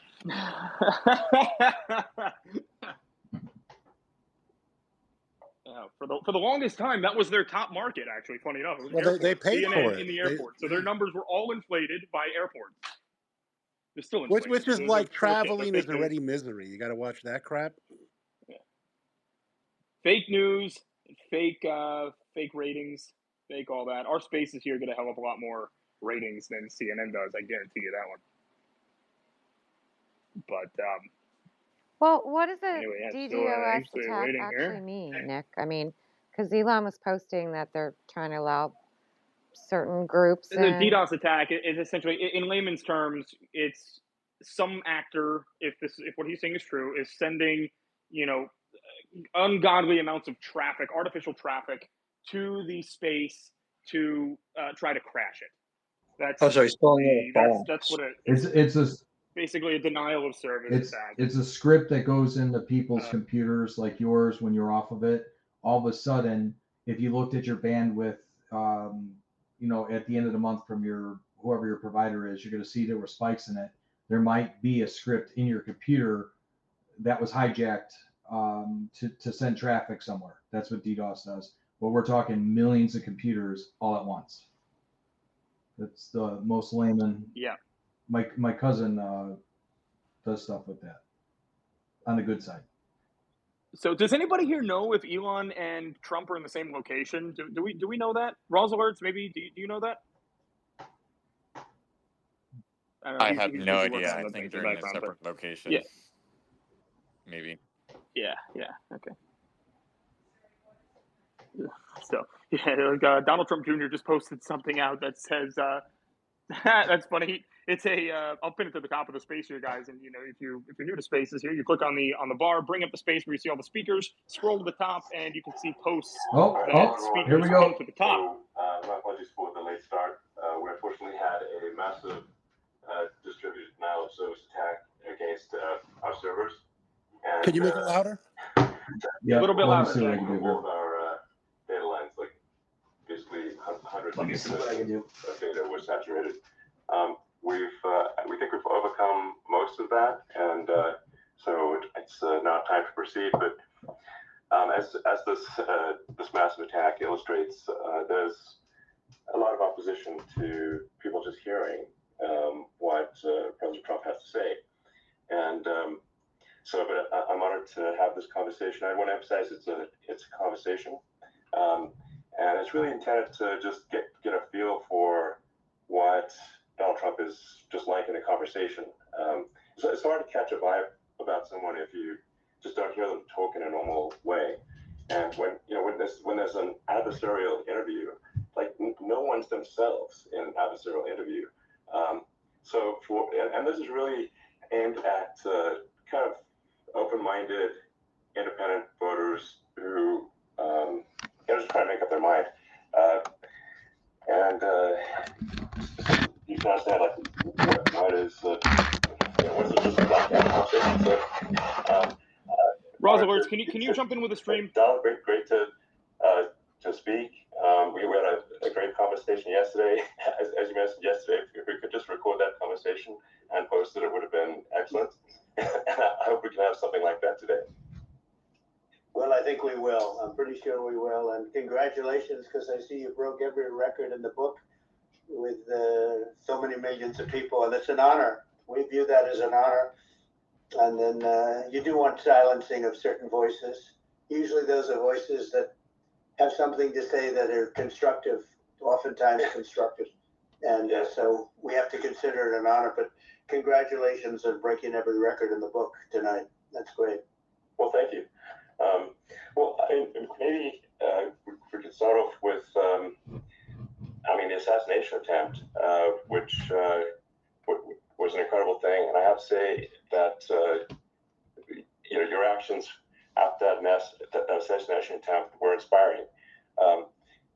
You, instead of shying away from things, instead of ducking down, you were pumping your fist in there. And I think that's... You're moving around, Jack. I'm doing my best, guys. The President of the United States represents America, and I think that is America. That is strength under fire, and so that's a big part of the reason why I was excited to endorse you as the President of the United States for having another term here. Is that was just incredibly inspiring. But what was it like for you? Not pleasant. I have to be honest. I said there was blood. I had more blood. I didn't know I had that much blood. The doctors later told me that the ear is a place that is a very bloody place if you're going to get hit. But in this case, it was probably the best alternative you could even think about, because it went at the right angle, and it was a hard hit. It was very, I guess you would say surreal, but it wasn't surreal. I was telling somebody, you have instances like this, or like a lot less than this, where you feel it's a surreal situation. And I never felt that way. I knew immediately that it was a bullet. I knew immediately that it was at the ear. Yeah. And because it hit very hard, but hit the ear. And I also heard people shout, bullets, bullets, get down, because I moved down pretty nicely, pretty quickly, and we had bullets flying right over my head after I went down, so I'm glad I went down. The bigger miracle was that I was looking in the exact direction of the shooter, and so it hit me at an angle that was far less destructive than any other angle, so that was the miracle. That was, for those people that don't believe in God, I think we got to all start thinking about that. You have to... I'm a believer now. I'm more of a believer, I think, and a lot of people have said that to me. A lot of great people have said that to me, actually. But it was amazing that I happened to be turned just at that perfect angle, and all because I put down a chart on immigration that showed that the numbers were so great. I love that chart even more maybe now. It's a sign. Maybe that's a sign. It's an immigration sign. You highlighted a serious issue at that moment. That's the bullet missed your, he hit your ear, but missed your head. The amazing thing is that the sign, I said, bring down that sign on immigration, and it was literally about an eighth of a second where it would be good, and after that it was going to be a disaster, no matter which way you were facing. But it just had that perfect angle, which was exactly at this shooter. Very sad situation. Such a sad situation. As you know, we lost somebody that was great, Corey, a firefighter, a great gentleman, a great trooper. He was a just a fantastic family and a fantastic man. And a friend of mine came up, Elon, and said, I'd like to give the family some kind of help. And I said, that's great. He said, do you mind? I said, I don't mind at all. And he wrote out a check for $1 million, gave it to the wife. And, she said, this is really nice, but I'd rather have my husband back, which is a nice thing for somebody to say, to be honest. She's great. The family is great. And we raised a lot of money for them and for two other gentlemen who are unbelievable people also. They were hit really badly. They thought they were not going to make it, and they did. The doctors in the Butler area, I tell you, they were incredible. They saved the two, and they were really hit tough, both of them, equally. And we thought, my first question was, because I heard bullets flying over me, I said, how many people were killed? Because we had a massive crowd there, a tremendous, thousands and thousands of people, and there was no land. I mean, it was all people. So I said, how many people have been killed? Because I knew there were other shots being fired. And they said, we don't know yet, but some people have been badly hurt. And I have to give the Secret Service sniper, they call him, or sharpshooter, but sniper, because he didn't know there was a problem. He's an extraordinary shot, obviously, and he didn't know there was a problem. And he was able to pick it all out within 5 seconds. And he used one bullet from very far away, I guess probably about 400 yards. The shooter was 130, but he was on the opposite side of the field and the podium. And he saw the smoke and the flame from the gun, immediately recognized it, and immediately took a shot. And it was one perfect shot from very far away. And if he didn't do that, Elon, he would have. I mean, if he would have, a lot more people could have been badly hurt and killed. So I have to take my hat off to him, because that's also a surreal. You know, he's been with them for 23 years, and he's never had anything like this. And all of a sudden he has to act, and it's a very tough thing to act and to be shooting somebody. But he saw the gun, saw the smoke, saw the flame from the gun, very far away. Obviously has very good eyes. He's got very good vision, which I assume you have to have in that particular work. But he took aim very quickly, and they say it was approximately 5 seconds from long range, one bullet. If that didn't happen, because the shooter had a lot of bullets, he had a lot of cartridges up there with him. So well, I mean, that's clearly he was very competent in taking that shot to stop the attempted assassination. But I mean, there does seem to be some pretty significant failings elsewhere in the system. Like, there's just no way that, like, how on earth does a shooter get on a roof 130 yards away? That seems crazy. I think most people people are wondering how on earth could such a thing happen. Well, I view it as two ways. There should have been nobody on the roof. There were people, because there were so many tens of thousands of people there. There were people that were seeing him, and there was one woman with a red shirt and Trump all over it, and she's screaming. And that guy's got a gun. You saw it probably. There's a guy up there with a gun. I mean, it's like I guess, for my part, I think probably many members of the public are wondering how the heck are, basically people wondering by pointing out there's a guy on the roof with a gun. They're seeing it, but somehow it's not being addressed. That does seem crazy. Well, they're going to learn from this. The communication between the local police, who sort of had an idea, and then ultimately a man lifted himself up to the roof, could barely do it because he was pulling himself up, and he saw the man with the gun. The man with the gun pointed the gun at him. He thought he was probably going to get shot, but he was like pulling himself up, and because of that, he couldn't get to his gun. And he fell down, actually very badly hurt his leg, his ankle here very badly. But he fell down. And he did, from what I understand, he did say there's a guy up there with a gun. And the shooting started very quickly after that. I think it forced the shooter to go maybe quicker. You know, you're supposed to be a very good shot. Yeah. My sons, Don and Eric, they can't believe what happened, but they said from 130 yards, a bad shot would hit that target almost every time. They said it's like in golf, sinking a 2-foot putt. Yeah, it's not a tough shot. It's not a long shot. The Secret Service person had the long shot. He had triple the distance actually. So it was a terrible thing.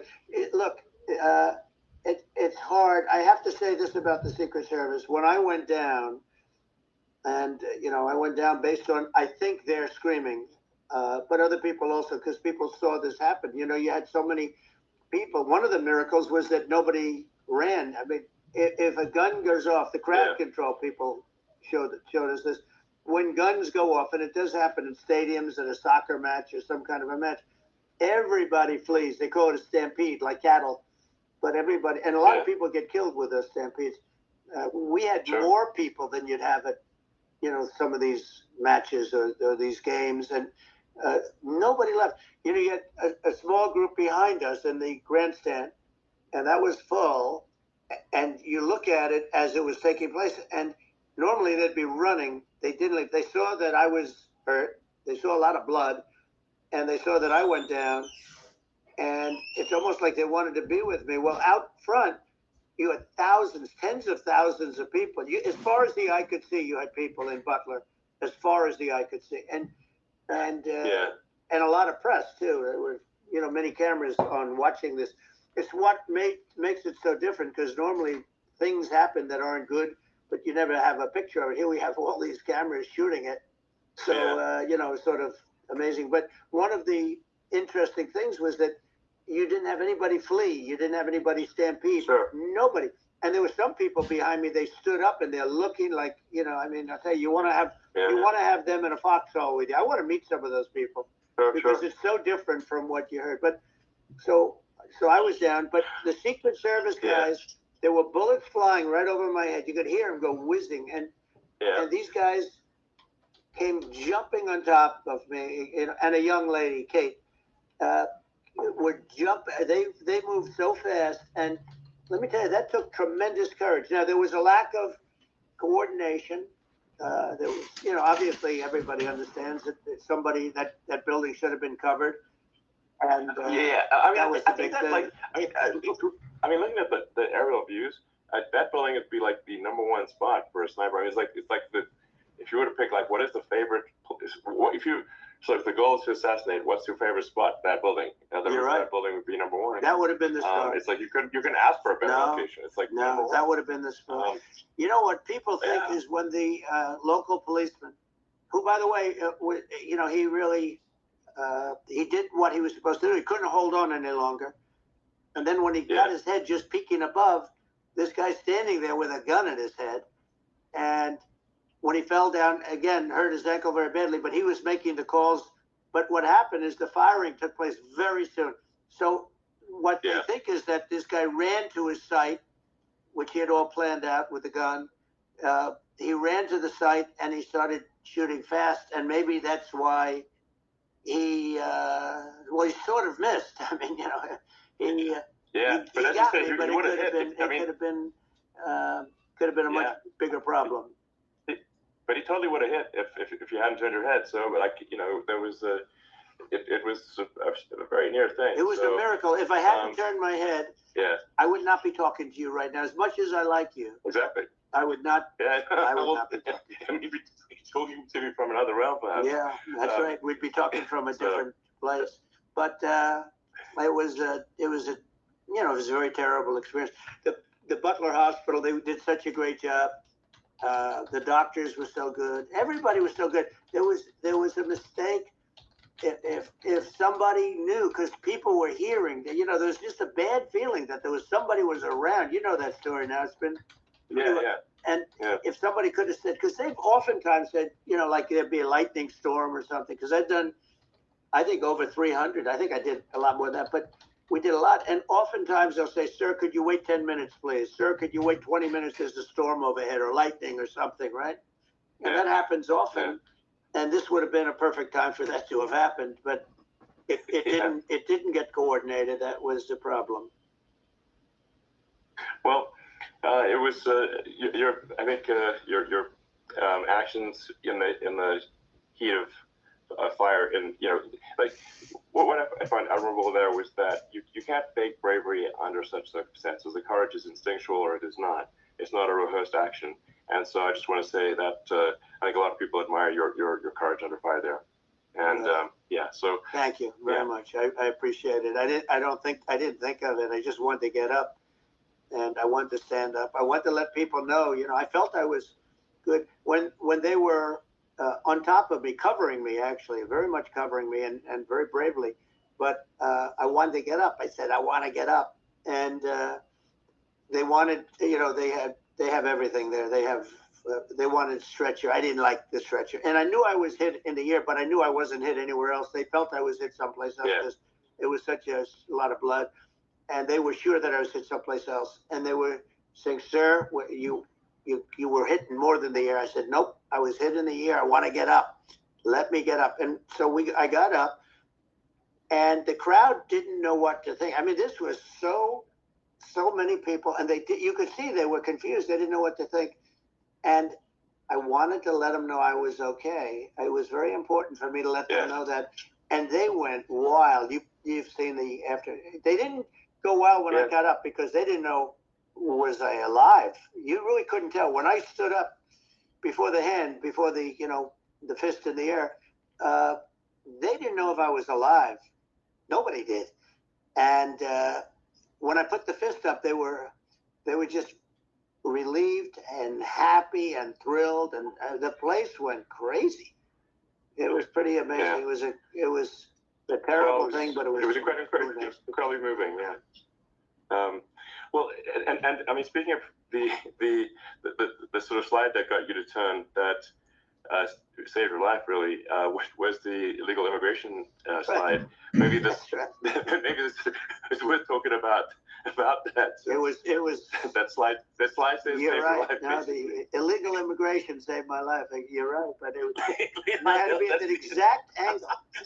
I mean, that's a great one.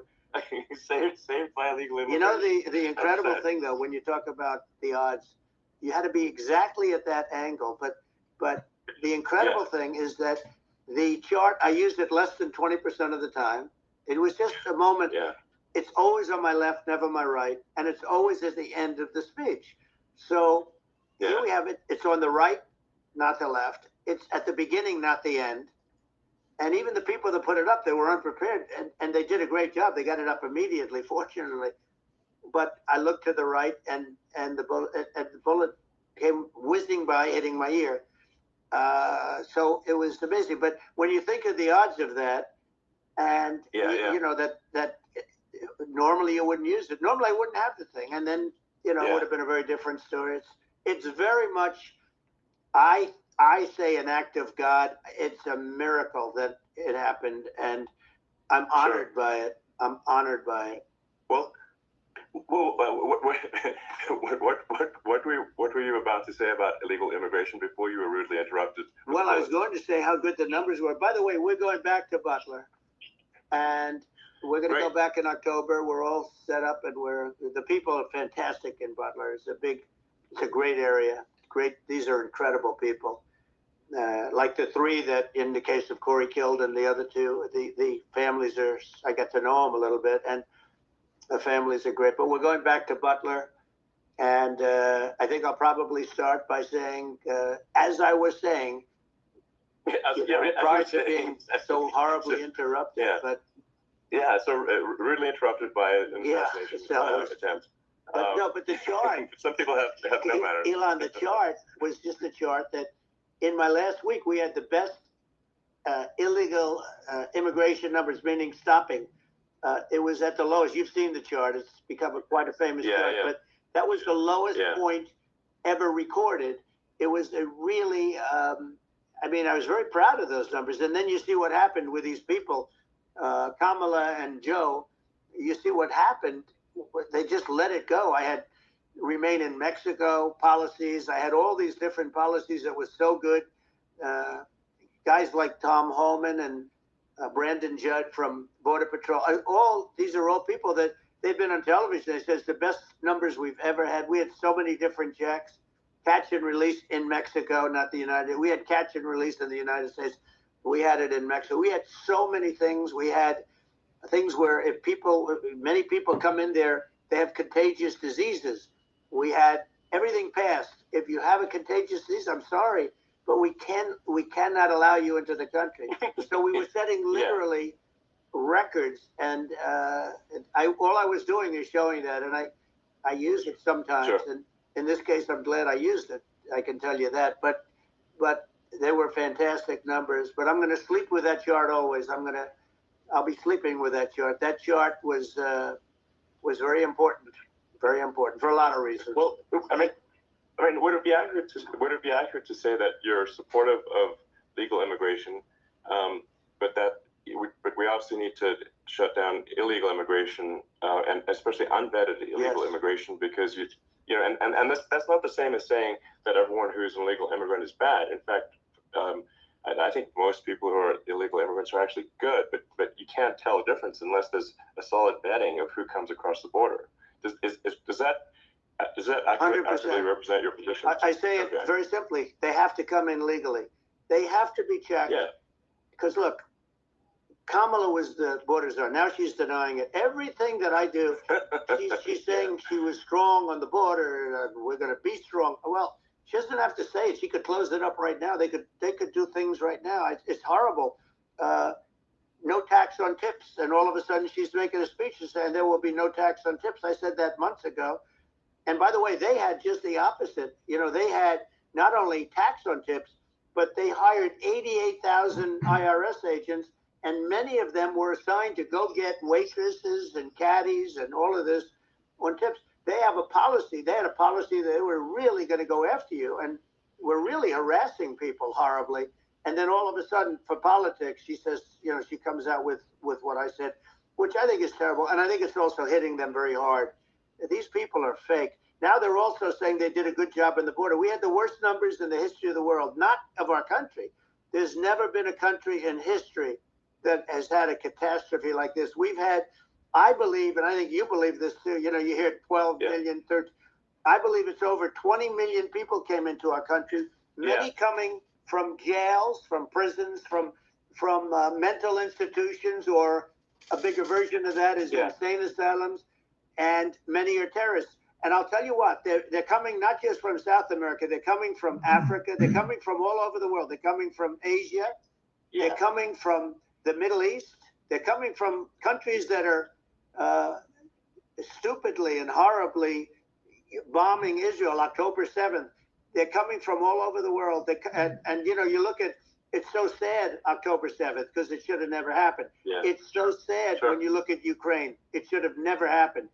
We have a defective government. These are defective people, and they're not people that should be running it. But where you see it the best is the border, because you have millions of people coming in a month, and then she gets up and she tries to pretend like she's going to do something. She had 3.5 years. And by the way, they have another 5 months that they can do something, but they won't do anything. It's all talk. She's incompetent and he's incompetent. And frankly, I think that she's more incompetent than he is. And that's saying something, because he's not too good. Yeah. No, I think it is essential to have a secure border. I mean, you're really not a country unless you have a secure border. And secure elections, too. Absolutely, secure elections. And so it's just essential to have a real border, or we can't function as a country, and our services, our central services are being overwhelmed in a lot of cities. As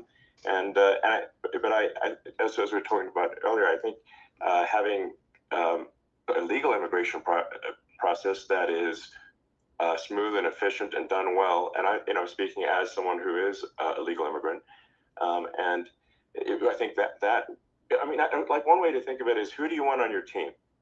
Who do you want on Team America? And I think we want to just say, okay, we want to let in people who are going to, be great contributors to our society and to our economy, and and who do you want on the team? and it's not to say that, like in my opinion, actually, I'd say like probably most of the illegal immigrants actually are actually good, hardworking people. That's my opinion, but some are not, and you just have this sort of adverse selection process where, if somebody's if somebody's like has a career in theft or robbery, I don't understand what's taken them so long to get here, because we're in such a target-rich environment.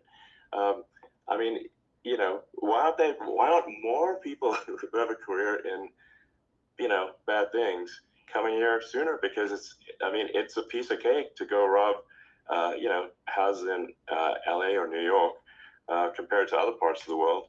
And in a lot of places in America, if you try to stop the person who's robbing you, you'll be arrested. Yeah. So it's right. I mean, what's happening with crime, and our police are so good, but they're not allowed to do their job. But I have to tell you, Elon, I hate to say, because it's such a downer to say it. I hate to say it.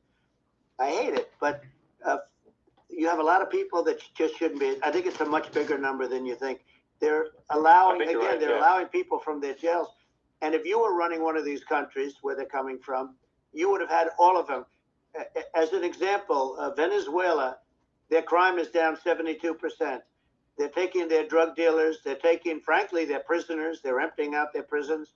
They're taking their criminals, their murderers, their rapists, and they're delivering them into. That's what Castro did. Yeah, well, he did on a much smaller scale. Yeah. It was a much smaller scale. But this is a massive scale because this is being done worldwide. But here's what's happening: crime all over the world is down. And wait till you see the numbers that we have. This is migrant crime. This is crime that's going to be. Yeah. And I saw it today in New York where somebody was knifed where they raped the girlfriend of a man that stood there watching in New York in one of the shelters and started pulling out the knives, and bad things happened today. But this is happening every day. These are rough people. These are people that are in jail for murder and all sorts of things. And they're releasing them into our country. And they're telling them, if you come back, we're going to kill you. We're going to give you the death penalty or kill you. So they don't want to come back. But these are rough people. Yeah. These are criminals that make our criminals look like nice people. And it's horrible what they're doing. And she's in charge of it because, now she's trying to say she had nothing to do with it. And she's such a liar because she was called the border czar the first day. And it was on the headlines of every newspaper. She's the border czar. And she never even went there. She went to one location which had nothing to do with where the problem is. She went in and out, I guess, because she was getting a lot of pressure, but had nothing to do with the problem is. But she was the border czar, and people can't allow them to get away with their disinformation campaign. Now she's trying to say that she wasn't really involved, and the whole thing is horrible. She was totally in charge. She could have shut the border down without him. He didn't know what he was doing anyway, so he wouldn't have even known what happened. You could shut the border down. He wouldn't even know the difference. But the fact is that she was border czar. But if you don't have to call her that, the fact is you could just call her. She was in charge of the border, and the border was the worst ever. It's simply not working. No, it's horrible. Whether it's a question of intention or competence, either way, we don't have a secure border, and we have people streaming over like it looks like a World War Z zombie apocalypse at times. And sometimes you got to sort of wonder, like, is it real or not? So because you see things, you're like, is it real? So I went to the border at Eagle Pass, and I saw for myself in Texas, and I was like, okay, it's real. I'm like seeing this in real time. I actually posted the video like just live. I just flew there one day and just to see, hey, is this made up or real? And I'm just seeing people stream across the border, and I have to say, at least the people I saw did not look friendly. These people can look at my video and say, hey, these people look friendly, and they don't look super friendly. So these are people that Elon would not be the same man if he had to walk across the street and look these people in the eye. These are rough people. These are really rough people coming across. And I know rough people. And these are people that we don't want in our country. And, the caravans are coming in and they're putting, and who's doing this are the heads of the countries. And You would be doing it, and so would I. And everyone would say, oh, what a terrible thing to say. The fact is, it's brilliant for them because they're taking all of their bad people, really bad people. And I hate to say this, the reason the numbers are much bigger than you would think is they're also taking their non-productive people. Now, these aren't people that will kill you. We have enough of them. But these are people that are non-productive. They are just non-productive. I mean, for whatever reason, they're not workers or they don't want to work or whatever. And these countries are getting rid of non-productive people in the caravans in many cases. And they're also getting rid of their murderers and their drug dealers and the people that are really brutal people. And they're coming into our country at levels that have never been seen before. And I saw an ad just before I got on the air. I'm walking over here, and I saw an ad by Kamala saying how she is going to provide border security. Where has she been for 3.5 years? For 3.5 years, we have 20 million people. It's a terrible. Yeah, I think this, frankly, I think this is a fundamental existential issue for the United States. And if we have another 4 more years of open borders, and it's going to be even worse with another 4 more years, it's going to be even worse than it's been for the past 3.5 years. I'm not sure we've got a country. You don't have a country left. Elon, if they get in, you will have 50 to 60 million people from all over the world, not South America only. You know, we think of South America, we think of Honduras and El Salvador, Guatemala, and Mexico, you know, the 4. But it's not that. It's everywhere. They're coming in from everywhere. And I had to stay in Mexico. I think this is a super important point. Like, people, it's like, basically, when I went down there, I was like, well, where are people from? It's like almost no one was from Mexico. No, Mexico less. It's just the border. It's just the border with Mexico. But the people coming in, it's Earth, the rest of Earth, and America is only about 4 or 5% of the population of Earth. It would only take a few percent of the rest of Earth to overwhelm everything. We're already overwhelmed, Elon. We're overwhelmed. You had to see the news tonight about New York, and I love that place. And what they're doing to it is horrible. What they're doing to it, and all the courts do is they try and focus on Trump. Okay, then let's focus on Trump, who did nothing wrong. I complain about a rigged election. Elon, what's happened is unbelievable. You have from Africa. From the Congo, they're coming from the Congo, and 22 people came in from the Congo recently, and they're murderers, and they drop them. They take them out of jails, which is very expensive, to maintain the jails. Although they don't do too much maintaining, I can tell you. But they take them out of jails, prisons. They take them out, and they bring them to the United States. They deposit them in the United States and say, "Don't ever come back, or you're going to be executed." And they don't want to come back. But they won't come back. Sure. But they're coming from Africa. They're coming from Asia. They're coming from the Middle East. They're coming from South America. Well, they're coming from everywhere. Earth, and there are a lot of really bad ones. It's just an everywhere on Earth thing, and it's just not possible for the United States to absorb everyone from Earth or even a few percent of the rest of Earth. It's just not possible. So, well, Elon, we're going to have to finish this up. We're going to have the largest deportation in history of this country, and we have no choice. Otherwise, we're going to have a country. What they've done to our country. Think of it, with in Venezuela and in some of these other countries, crime is down 50, 60, 70, 80%, and you would be the same. You would have. Yeah. I'll tell you what. Venezuela has not gotten rid of all of them. They've gotten rid of about 70% of their really bad people. Their jails are about 50%. Put into the United States. The same with other countries. Some are at 30%, some are at 50%. They're all different. But the bottom line is they're all going to be at 100%. Why wouldn't you put 100% of them? Yeah.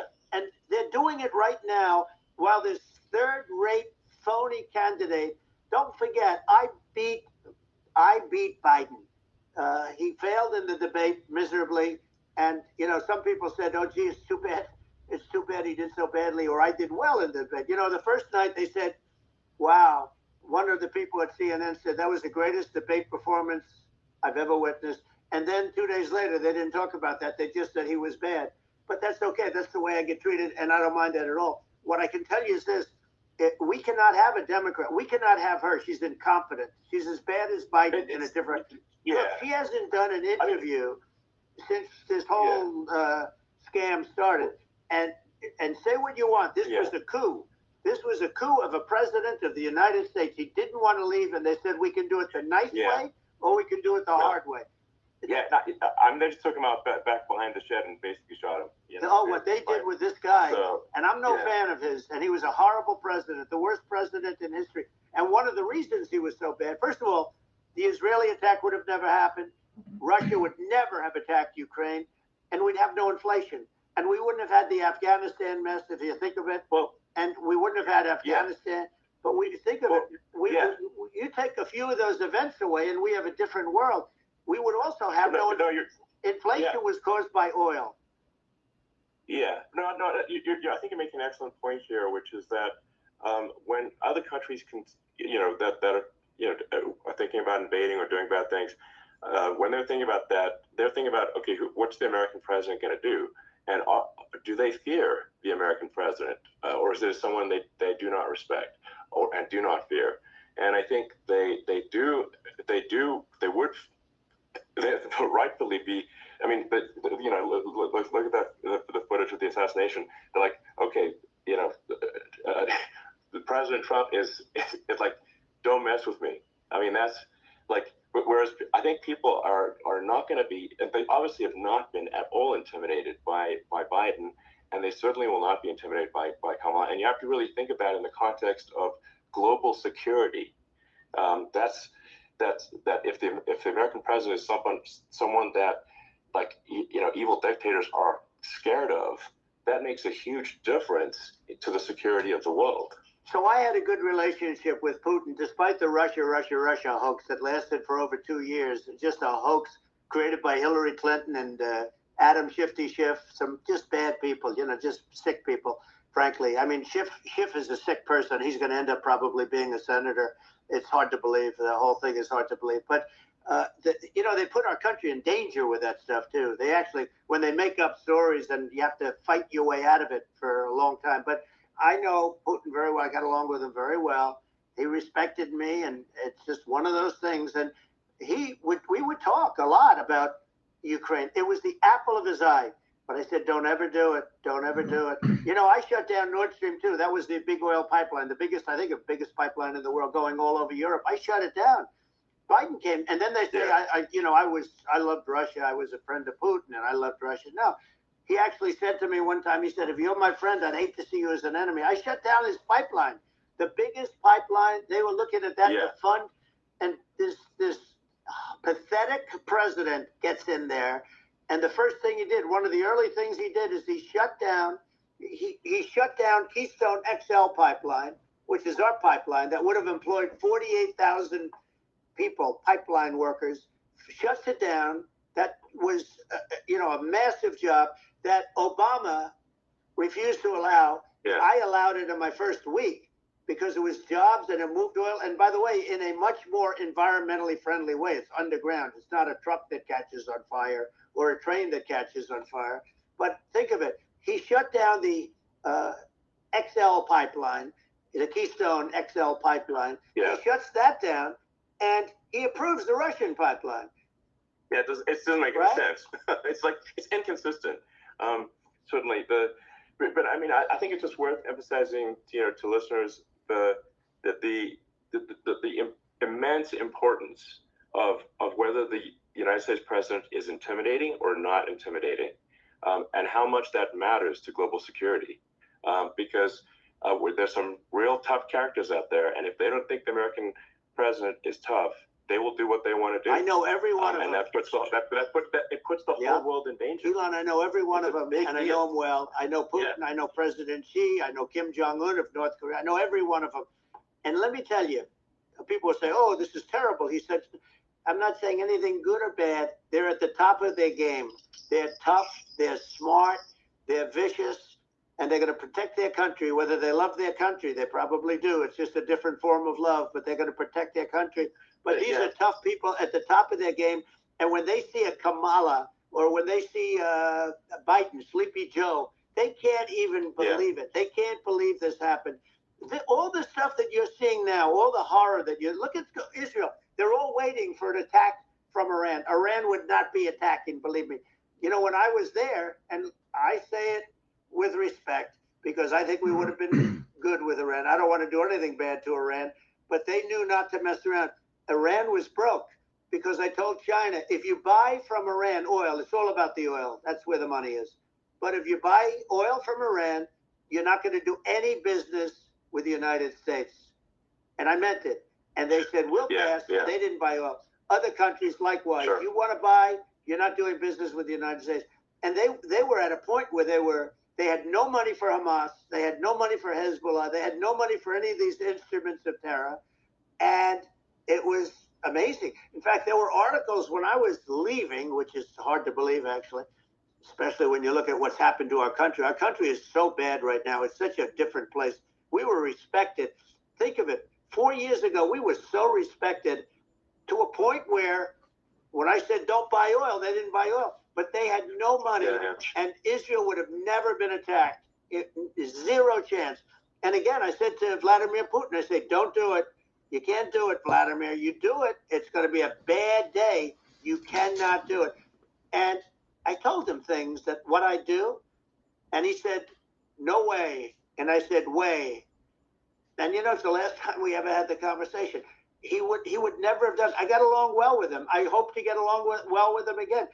Getting along well with them is a good thing, not a bad thing. I got along well with Kim Jong-un. When I met with President Obama just before entering, it's a sort of a ritual.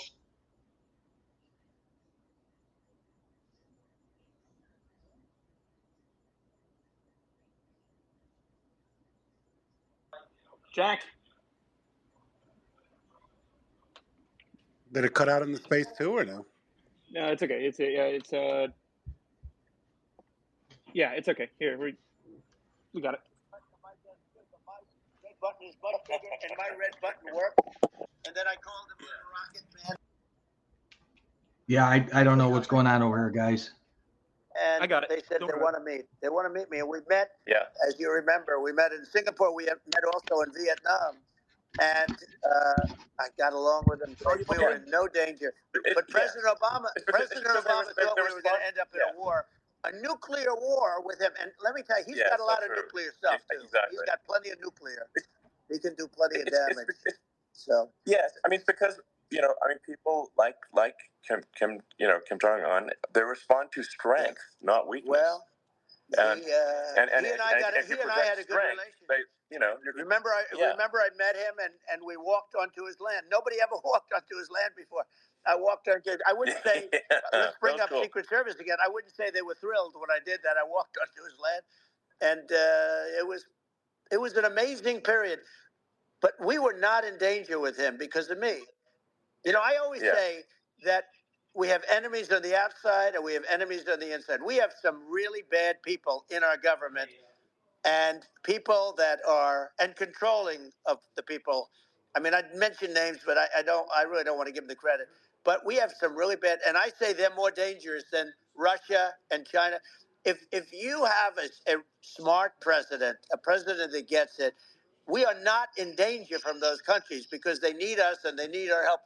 I mean, we forced Obama, if you think about it, Obama and Biden, and Bush to a certain extent, in all fairness, forced Russia and China together.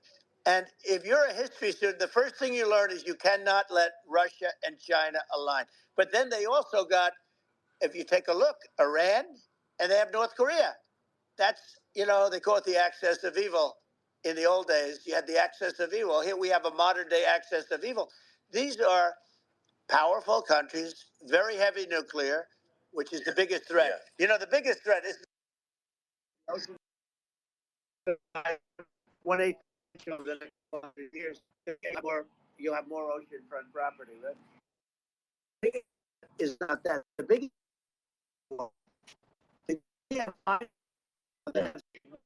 and we have to not allow anything to happen with stupid people like Biden. Biden did something with Russia. There was no chance of him ever going in. And when I left, and then after I left, they started forming big armies on the border with Ukraine, right? And I looked at that, and I thought he was doing that because Putin's a good negotiator. I thought he was doing that to negotiate.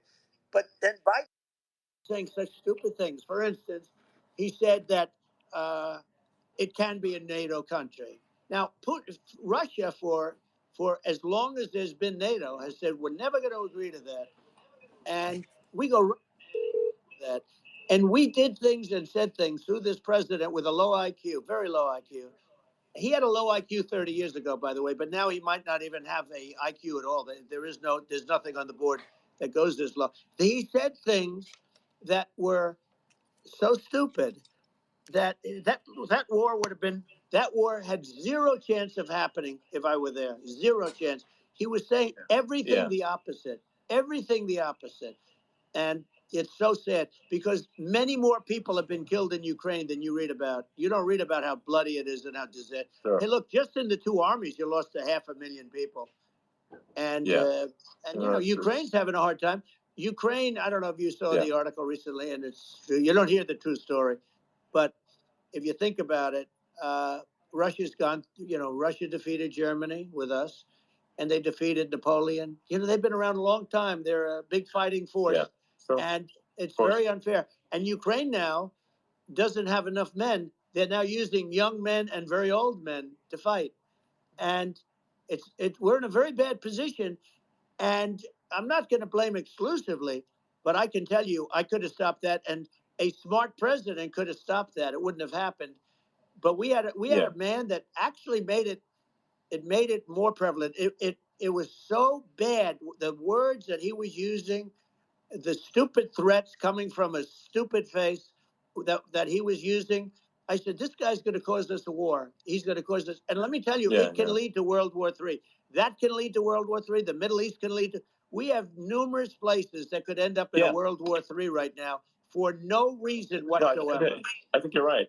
I think people underrate the risk of World War III, and it's just when you're looking at the risk of global thermonuclear warfare, it's game over for humanity, and it's something that people have, I think, after the end of the Cold War, people have become complacent about, but they actually have forgotten that there are currently a lot of nuclear missiles that have targeting parameters for the United States from 100%. Other countries. And one of the things we're going to do is we're going to build an Iron Dome over us. Israel has it.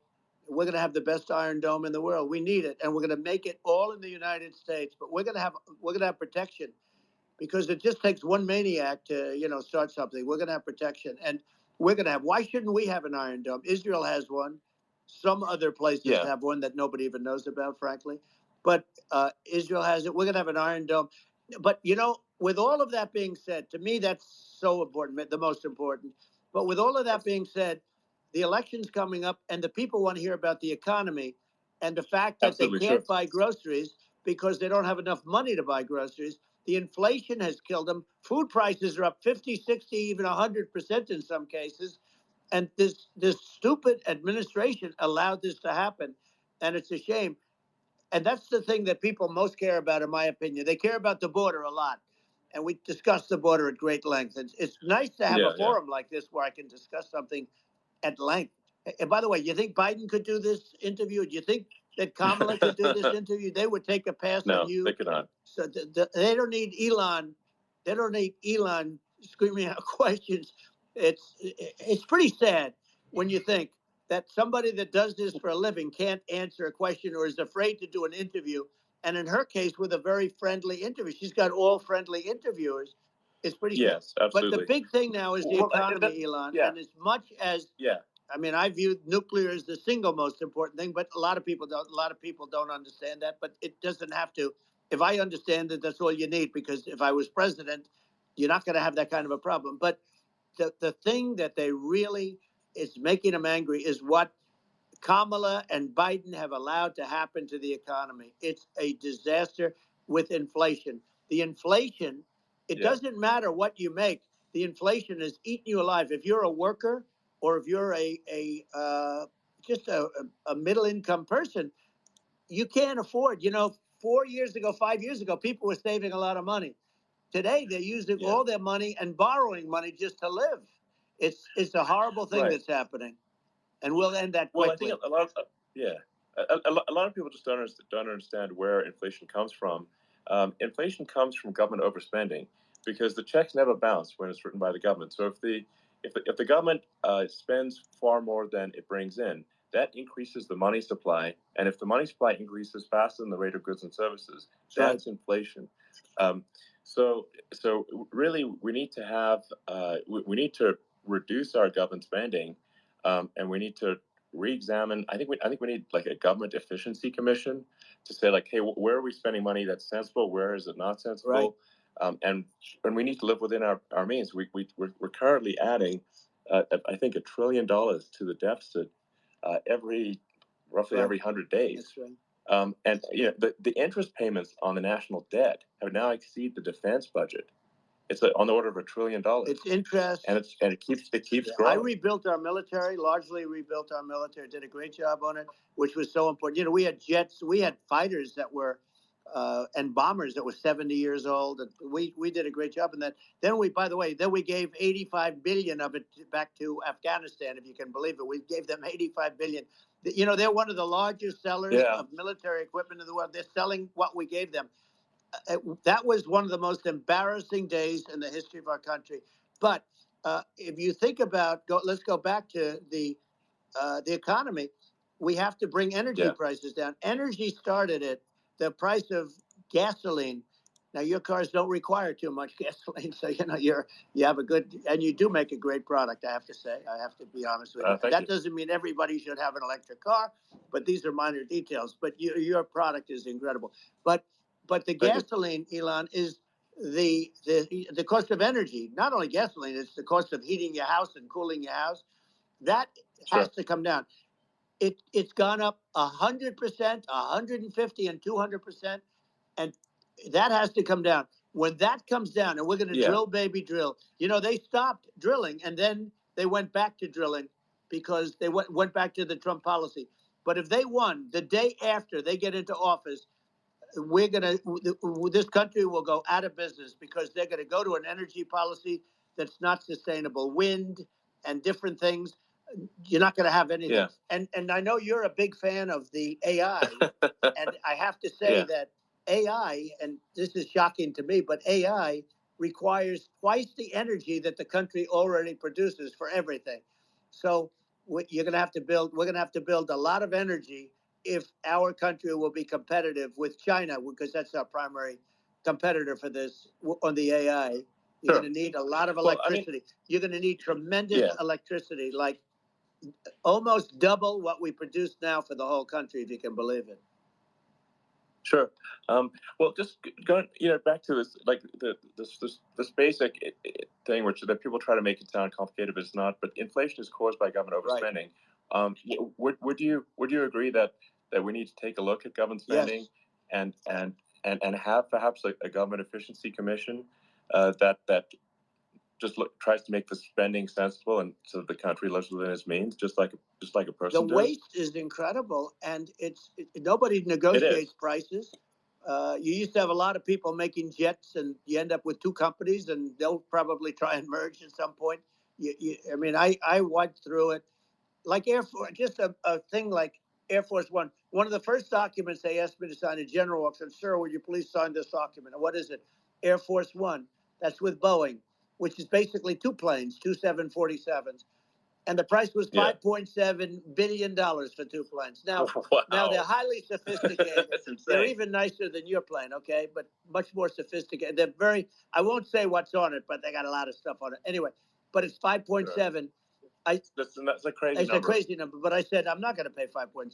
I'm not going to do it. I said, who made the deal? Obama and his people. I said, well, then I know the deal's no good. I'm not going to do it. And over a course of about 4 weeks, by my saying I'm not going to do it, I got the price reduced by $1.6 billion for the exact same plane, other than we had a nicer paint job, if you want to know the truth.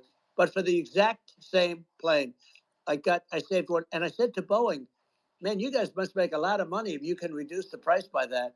But now what I do hear is that they're going back to the Biden administration and wanting big cost overruns, because they see these dopey suckers in there, and they'll end up getting some of the money back. But I shaved it by $1.6 billion for the exact same plane. And you can now take that and multiply that out times thousands of other items. multiply it by a zillion. Numbers are astronomical. I agree with you. Well, I mean, I think it would be great to just have a government efficiency commission that takes a look at these things and just ensures that the taxpayer money, the taxpayers' hard-earned money, is spent in a good way. And I'd be happy to help out on such a commission. I'd love it if it were formed. Well, you're the greatest cutter. I mean, I look at what you do. You walk in and you just say, "You want to quit?" They go on strike. I won't mention the name of the company, but they go on strike, and you say, "That's okay. You're all gone. You're all gone. So every one of you is gone, and you are the greatest. You would be very good. Oh, you would love it. But if you look at Argentina, well, I'd be happy. Yeah. By the way, congratulations. Yeah. I just looked at the number of people that are listening to you and I chat. We'll call it a chat. But congratulations. This is very good. I mean, it's great. And you're an interesting character. The new head of a place called Argentina, and he's a big, he's great. And he's a big MAGA fan, that he ran on MAGA. And he took it to an extreme too. He ran on MAGA, and I hear he's doing really a terrific job. It's called Make Argentina Great Again. It worked out perfectly. He came in, he bought a lot of hats, he brought everything, but he's doing a big job. He really cut. And I'm hearing they're starting to do pretty well. Inflation's getting down. They had like 2,000%. Exactly. They had inflation like not normal inflation. They had the real deal. But we're going to have that pretty soon. I think we have the worst inflation we've had in 100 years. They say it's 48 years. I don't believe it. I think we have the worst. They don't include a lot of the items that should be included. Yeah. Well, it's just from government overspending and not spending taxpayer money effectively, and having just so many departments you can't even name them all. And what Milei is doing is he's cutting government spending. He's simplifying things. He's putting in regulations that make sense. And we're Argentina overnight is experiencing a giant improvement in prosperity. But it's also a lesson for the United States, which is that Argentina used to be one of the most prosperous countries in the world. In the 30s, 40s. Go on strike. I won't mention the name of the company, but they go on strike, and you say, "That's okay. You're all gone. You're all gone. So every one of you is gone, and you are the greatest. You would be very good. Oh, you would love it. But if you look at Argentina, well, I'd be happy. Yeah. By the way, congratulations. I just looked at the number of people that are listening to you and I chat. We'll call it a chat. But congratulations. This is very good. I mean, it's great. And you're an interesting character. The new head of a place called Argentina, and he's a big, he's great. And he's a big MAGA fan, that he ran on MAGA, and he took it to an extreme too. He ran on MAGA, and I hear he's doing really a terrific job. It's called Make Argentina Great Again. It worked out perfectly. He came in, he bought a lot of hats, he brought everything, but he's doing a big job. He really cut. And I'm hearing they're starting to do pretty well. Inflation's getting down. They had like 2,000%. Exactly. They had inflation like not normal inflation. They had the real deal. But we're going to have that pretty soon. I think we have the worst inflation we've had in 100 years. They say it's 48 years.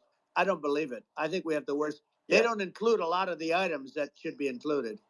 Yeah. Well, it's just from government overspending and not spending taxpayer money effectively, and having just so many departments you can't even name them all. And what Milei is doing is he's cutting government spending. He's simplifying things. He's putting in regulations that make sense. And we're Argentina overnight is experiencing a giant improvement in prosperity. But it's also a lesson for the United States, which is that Argentina used to be one of the most prosperous countries in the world. In the 30s, 40s, and because of bad government policy, it ruined the country. And if you take Venezuela, for example, Venezuela should be incredibly prosperous. They have phenomenal reserves of everything, oil, everything, and it should be prosperous. But if the government's wrong, it impoverishes the people, and so I think we should not be complacent in the United States and thinking that and taking our prosperity for granted, because if with bad government policy we can run the country into the ground, and that's just something people should bear in mind. Don't take prosperity for granted. Well, think of education. So we're ranked at the bottom of every list of the top 40. We're ranked number 40, number 38. Norway, Switzerland, Sweden, different countries are ranked good. Actually, China's pretty close to the top. They're a top 6 or 7. But we're ranked at the bottom, almost at the bottom, 38, 39, 40. In other words, horrible.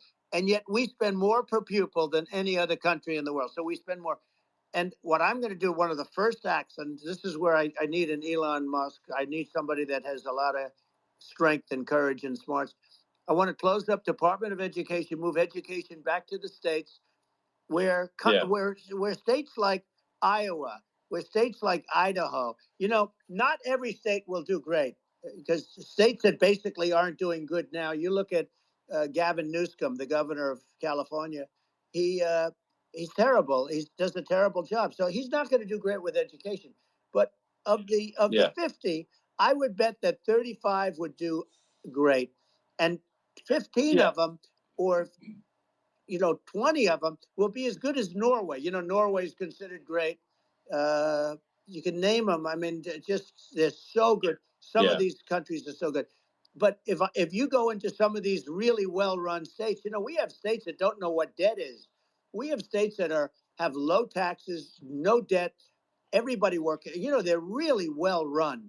Sure. And maybe they have certain advantages in terms of location, in terms of, the land or the sun and the water and the whole thing. There are a lot of advantages that some people have. But if you moved education back to the 50, you'll have some that won't do well, but they'll actually be forced to do better, because it'll be a pretty bad situation.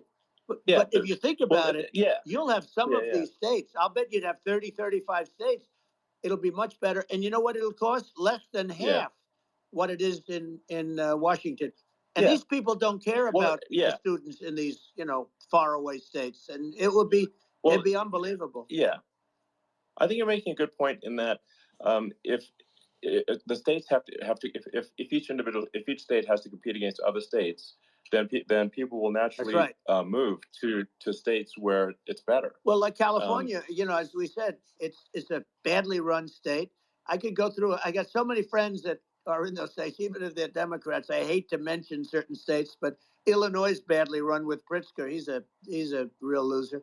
But some of these places are just badly run. But it's almost going to force them to run better, and they won't do it good initially. But you're not going to do worse than you're doing right now. And I would say that the cost, you would cut your cost by 50 or 60%.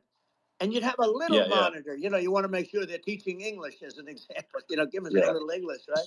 Sure. Right? Yeah. No. I mean, to what? I mean, some of these governors are doing so badly. I mean, they got so many people moving out of their state. They should get U-Haul Salesman of the Year award because they're driving so much U-Haul. It's actually amazing. It's just people moving out. Isn't it amazing to you as a businessman that they can even survive? Like Illinois, so many people are leaving, and you wonder, how do they survive? I mean, how do they survive? I saw where you left California and you moved to Texas. Texas does a great job. But, I mean, I just wonder, how do these states survive when big businesses, a big oil company just left California, as you know, and they moved to Texas. How do these big states survive when they lose so many businesses and their taxes are already really high? The taxes are among the highest taxes. You almost wonder, how do they continue on? And in many cases, the governors don't do a good job, and they're crime-ridden places. You wonder, how do they continue to just go on? It's not a good situation. I think the only thing that's going to force some of these states to change is if they risk bankruptcy and they're not getting bailed out by the federal government. Right. Well, that's the only thing that's going to get them to change. You remember the area in California where they had that, where I guess somebody had sticky fingers and they stole a lot of money, and they went into a form of chapter. and it was very nasty for a period of time. But now it's probably the most popular place in all of California. So at some point, something like that may have to happen. But the problem is, you can't penalize people that loan money to the state when you have incompetent people like a Pritzker. Look, the family didn't want him in the family business, and then he ends up being governor of Illinois. So what is he going to be? Is he going to be a great governor? And you have people. I could name every one of them. I got to know every one of these, and some are very good, and some are just horrible. Well, I think that the larger point here, too, as you're saying, like a lot of people are concerned about the economy, a lot of people are concerned about inflation, and inflation is effectively a tax on people that save money, and for people that are working day to day, it's just a form of taxation, and if we can solve the government spending problem, we'll solve the inflation problem, which means people will have a better standard of living, and that's a really big deal. Well, the people that got hurt worst are the people that did it the way they were taught to do it all through, their younger life and their young life and their whole life. The people that saved money and then they got no interest on their money and inflation destroyed them. And frankly, they were almost better off if they didn't do anything like that. I mean, those people have been absolutely decimated, and we're going to bring those people back and help those people. We've got to get the prices down.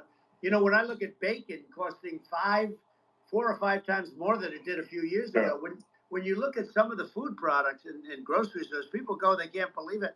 They used to be able to buy a whole cart, and today, a lot of people just don't have the money. They go in and they can't buy anything. They look at it's sticker shock. They call it sticker shock, right? I think it really just comes, like I said, I think it just comes down to really, I guess, two things, which is that if you solve government overspending, you solve inflation, which improves living standards of the average person, and then if you deregulate, like have sensible regulations, so because a lot of the regulations are nonsensical and cause the cost to be extreme for no reason, but unless you've got effective deregulation, like Reagan did a great job on deregulation in the 80s, but it's been 40 years since we had anyone really. I mean, during your administration, we made some progress, but I think the opportunity to make, I think, radical progress with sensible regulation, and if Elon, those two things, those are the big deals. We set a record. We did more deregulation and more restrictions on all of the different businesses than any other president. Remember, I had the rule for every one we put in, you have to get rid of 10 or 12. And we did radical cuts on all of that. And a lot of that's being put back by this administration. And we did radical cuts on things that weren't necessary. But we were all set. We had the best economy ever maybe in the world. And then what happened is COVID came in, and we had to focus on that, and nobody knew what it was. And I always say I got good marks on economy, good marks on military. We knocked out ISIS. We did so many different things. We rebuilt.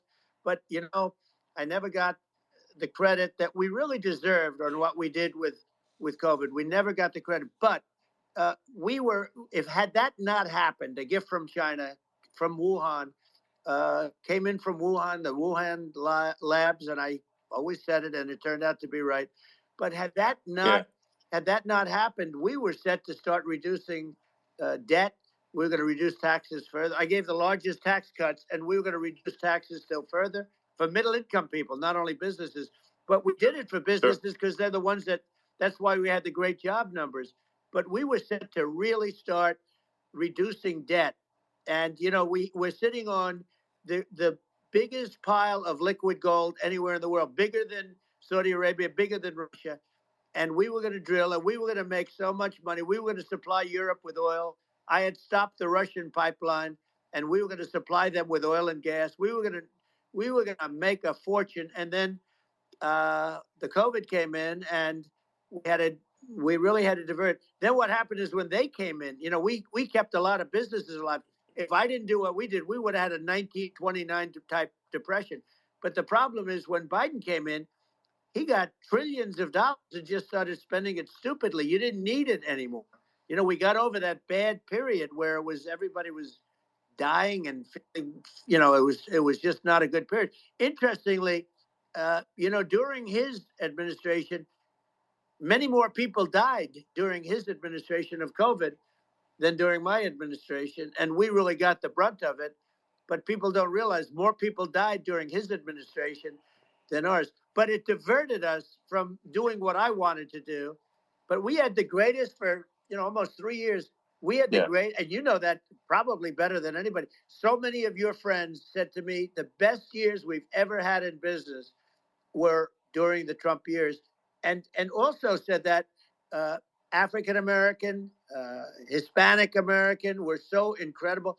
They were having the best. Asian American women, men, young people without a diploma, young people that graduated from the best colleges, from MIT, from the Wharton School, from all of the great colleges, Harvard.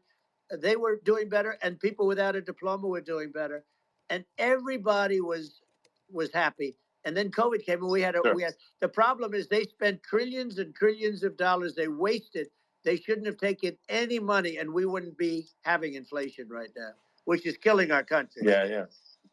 Yeah, absolutely. I mean, I should probably say something about maybe my views on climate change and oil and gas, because I think I'm probably different from what most people would assume, because my views are actually pretty, I think, moderate in this regard, which is that I don't think we should vilify the oil and gas industry and the people that have worked very hard in those industries to provide the necessary energy to support the economy. And if we were to stop using oil and gas right now, we would all be starving, and the economy would collapse.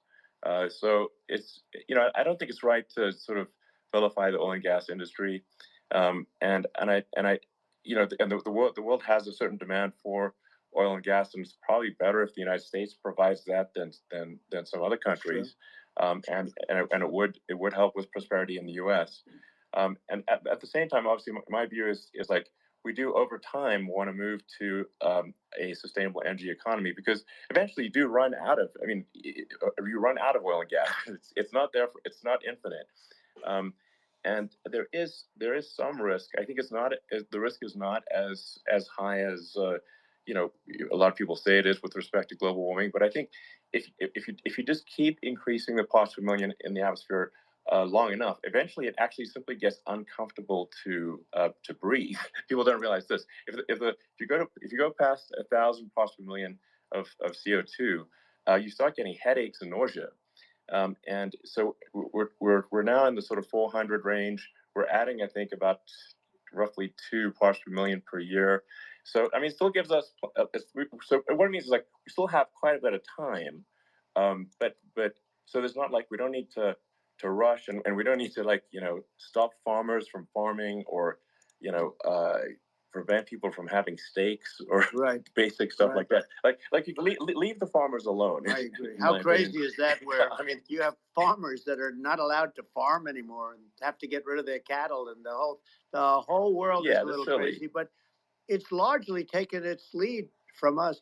I just say, though, I've heard in terms of the fossil fuel, because even to create your electric car and create the electricity needed for the electric car, fossil fuel is what really creates that at the generating plants. And, so you sort of can't get away from it at this moment. I mean, someday you might be able to. But I do hear we have anywhere from 100 to 500 years left. Much of it hasn't even been found yet. Yeah. But there are tremendous, like Anwar. I got Anwar in Alaska approved. Ronald Reagan couldn't do it. Nobody could do it. Everybody tried. Nobody could do it. I got it approved. The first thing that Biden did was unimprove it, to get rid of it. He ended it. His secretary went in and she ended it. And what a disgrace. That's Anwar. That's bigger, or they think it could be bigger than Saudi Arabia in Alaska. Could be bigger than Saudi Arabia.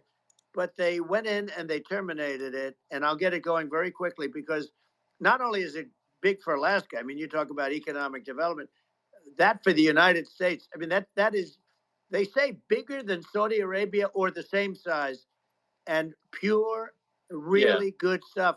And, they end it. So I think we have, perhaps hundreds of years left. Nobody really knows. But during that time, something will come around that will be very good. Yeah. Well, I mean, my estimate would be, a little more, aggressive than that, but it's not the sort of like we're all going to die in 5 years stuff. That's obviously BS. But I mean, my view is like if you just look at sort of the parts per million that increments every year, you get sort of 2 or 3 parts per million every year of CO2.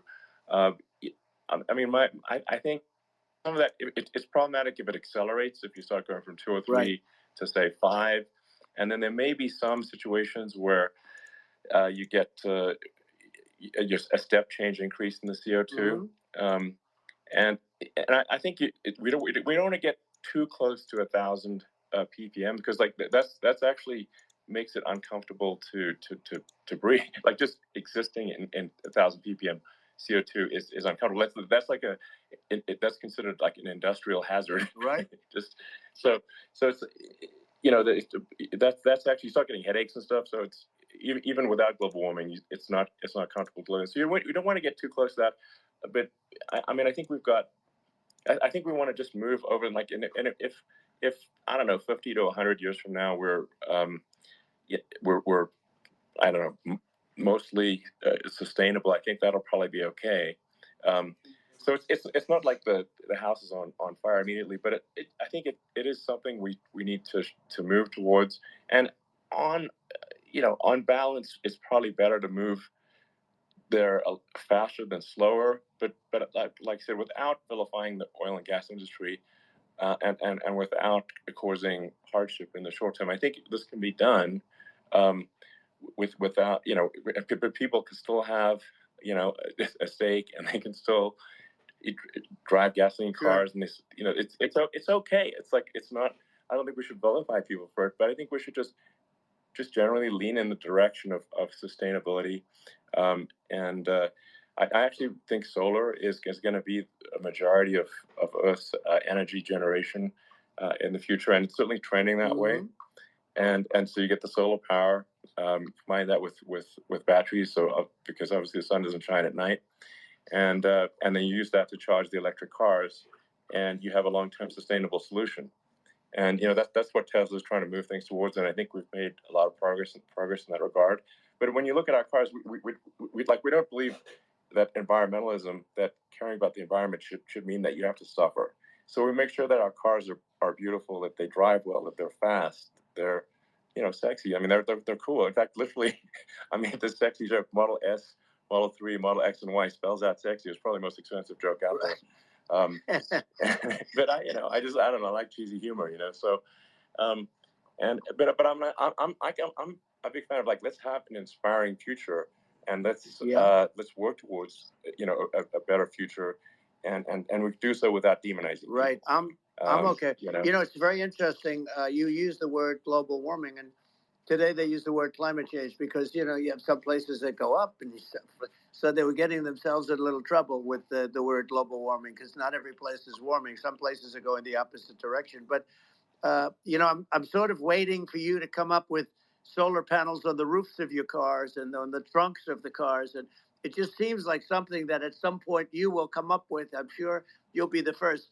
But it would seem that a solar panel on the roofs, on flat surfaces, on certain surfaces might be good. Yeah. At least in certain areas of the country where you have the world where you have the sun. But I would think, and I have no idea because that's not my world, but I would think that this would be something that would be interesting. But the one thing that I don't understand is that people talk about global warming or they talk about climate change, but they never talk about nuclear warming. And to me, that's an immediate problem because you have, as I said, 5 countries where you have major nuclear and probably some others are getting there. And that's very dangerous. That's where you need a strong American president because you don't want to have this proliferation. But you have 5 countries and getting more. China is much less than us right now, but they're going to catch us sooner than people think. They're way lower. Russia and us are number 1, and we're sort of tied. And China is far behind, but they're developing at a level that, you're not surprised to hear very fast. They'll end up catching up, maybe even surpassing. But to me, the biggest problem is not climate change. It's not, and everything's, a problem, but it's degrees. To me, the big problem is the nuclear power. The power of nuclear is so great And when I talk about I'll prevent World War III, I will. But the truth is that you have to, because this is no longer army tanks going back and forth and shooting at each other. This is a level of destruction and power that nobody's ever seen before. Yeah, and actually, there's the bad side of nuclear, which is a nuclear war, very bad side. But there's also, I think, nuclear electricity generation is underrated. You're right. And it's actually, people have this fear of nuclear electricity generation, but it's actually one of the safest forms of electricity generation. It's just a huge misunderstanding. And if you look at the injuries and deaths, caused by, say, I mean, I'm not going to try to pick on coal mining, but just any kind of mining operation. Right. And there's a certain number of injuries and deaths per year. And you compare that to nuclear. Nuclear is actually way better. So it's underrated as an electricity source, and I think it's something that's worth reconsidering. But there's so much regulation that people can't get it done. So that, maybe they'll have to change the name. The name is it's a rough name. There are some areas like when you see what happened in bad branding. Right, we'll have to rebrand it. We'll have to give it a good name. We'll name it after you or something. No, it has a branding problem. When you see what happened, it does have a branding problem. When you see what happened in Japan, where they say you won't be able to go on the land for about 3,000 years. Did you ever see that? And in Russia, where they had the problem, where they, there's a lot of bad things happened, and they have a problem. And they say that in 2,000 years, people will start to occupy the land again. You realize it's pretty bad. No, that's not true. But you're right about it. It's amazing. It's actually not that bad. So like after Fukushima happened in Japan, like people were asking me in California, are we worried about like a nuclear cloud coming from Japan? I'm like, no, that's crazy. It's not even dangerous in Fukushima. I actually flew there and ate locally grown vegetables on TV to prove it. And I donated a solar water treatment, a solar powered system for a water treatment plant. And but you haven't been feeling so well lately, and I'm worried about it. No, but I mean, I'm only kidding. It's fine, It's like Hiroshima and Nagasaki were bombed, but now they're like full cities again. So it's really not something that That's right. So it's not as scary as people think, basically. But let's see. I mean, are there some other topics we should touch on? Like lawfare. I think we need to be concerned about what they've done to this country. Obviously. Yeah. Well, we just won the big case in Florida. This was a Biden administration did something that's never been done in this country, and that's go after their political opponent, me, with this nonsense and just nonsense. And the big case in Florida we won, but they always pick a judge and a jury, and they use the local DAs, they use the local attorney generals, like Fani, Fani, spelled Fani, Fani. And it's all a big hoax, and it's all run from there. Like in Manhattan, one of the top people from the Justice Department went in, ran Manhattan, ran the state. The Letitia James deal was run by a person from the Department of Justice, Biden. They've never done this before, and they set up a very bad precedent. It's called lawfare, warfare. It's a terrible thing, and never happened in our country. It does happen in banana republics and third world countries, but it's never happened. And the incredible thing is it actually drove my numbers up because people see, fortunately I have a platform like you, or, in all fairness, like a conversation like this where I can talk about it and people understand. I mean, you fight for election integrity and you end up getting indicted because you're fighting for election integrity. And when the day comes that you can't fight for election integrity, you don't have a country anymore. So what happens is they went after their political opponent, me. Now Biden's, close to vegetable stage, in my opinion. Okay, I looked at him today on the beach, and I said, why would anybody allow him? The guy could barely walk. Why would anybody allow him? Does he have a political advisor that thinks this looks good? He thinks this looks good because it looks so bad, and it's ridiculous. I mean, and he's been doing that for a long time. He can't lift the chair. The chair weighs about 3 ounces. It's meant for children and old people to lift, and he can't lift it. The whole thing is crazy. Well, he's clearly. I mean, he's clearly like we just don't have a president. Right you now. don't That's have a just obviously president, the and case. she's going to be worse than him because she is a San Francisco liberal who destroyed San Francisco, and then as Attorney General, she destroyed California. You talk about location, and we're talking about the sun and the water and all. There's nothing better than California. She has destroyed that. She was the original DA. She was the original in San Francisco. She was the original Attorney General in California. What she has done to California is, well, you know better than I do. You just left California for a lot of those reasons. And what she's done with crime, with cashless bail, where you kill somebody. I mean, we have states there you kill somebody and they let you out right away. I mean, you don't have to even put up, and then they never find the people unless they kill again, and then they let them out again. Our country is becoming a very dangerous place. And she is a radical left San Francisco liberal. And now she's trying to protect. Now she's looking like she wants to be more Trump than Trump, if that's possible. I don't think it's possible. But she wants to be more Trump than Trump. Yeah. I want a wall. I think that's. She wants to release all the prisoners that are in detention. And some of these guys are really bad. Right. That just came out today. She doesn't want to build the wall, even though the walls work. Walls and wheels. You know, in your business, everything you do is obsolete. Almost, well, not the tunnels, but everything is obsolete. Even your rocket ships, they're like a month later, they're obsolete. You find a better way to. The only thing that's not obsolete is a wall and a wheel. And the wall, I built hundreds of miles of wall, and that's why we had such good numbers. I was going to add 200 miles. We bought it. We could have flipped it up in 3 weeks. And they sold it for 5 cents on the dollar. That meant, I said, wow, that means that they actually do want to have open borders. She wants to have open borders, and now she's going like she's tough on the border.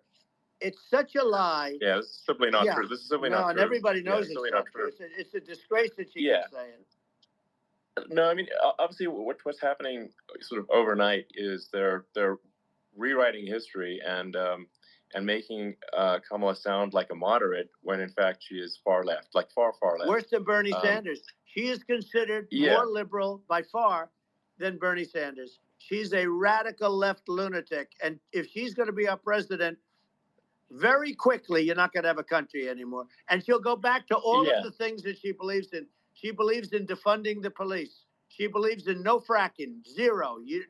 Now all of a sudden she's saying, no, I really want to see fracking. If they got in, the day she got in, she'll end fracking. And by the way, if people didn't think that, the lunatics that really believe in that, they won't vote for her. Like the Palestinians and Israel. She is so anti-Israel, and she's bad for both.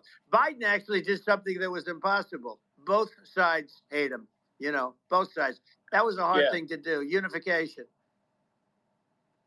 Yeah, no. I mean, Netanyahu came to give a talk to a joint Senate and House sitting, and I was there, and Kamala stood him up. What does that say?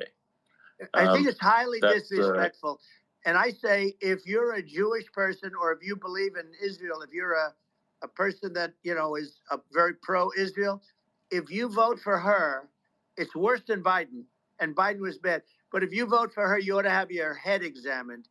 And you see tonight, I mean, as we're doing this, I'm seeing reports coming that they expect an attack tonight or tomorrow from hundreds and maybe thousands of rockets. Their Iron Dome, as they call it, as we all call it, but their shield that they built, that can be swamped. We'll use the term that's appropriate, swamped. But they swamp it by shooting enough missiles. You know this better than anybody. By shooting enough missiles, they can't defend themselves. They just obliterate the whole place. And that's what some people think they're looking to do. And we have no leadership. There's no respect for the United States of America with these people. And I'm telling you, she'll be worse than him because she's a believer in being radical left, and he wasn't. I think you're right. I mean, it's important for the public that may be listening to this to look at Kamala's track record, before the last month, and say, is that a track record you agree with? And I think if you're an independent moderate, you definitely would not agree with it. because it is her behavior has been far left, and we're seeing just an overnight propaganda attempt to rewrite history and make it sound like Kamala's moderate when she in fact is not moderate.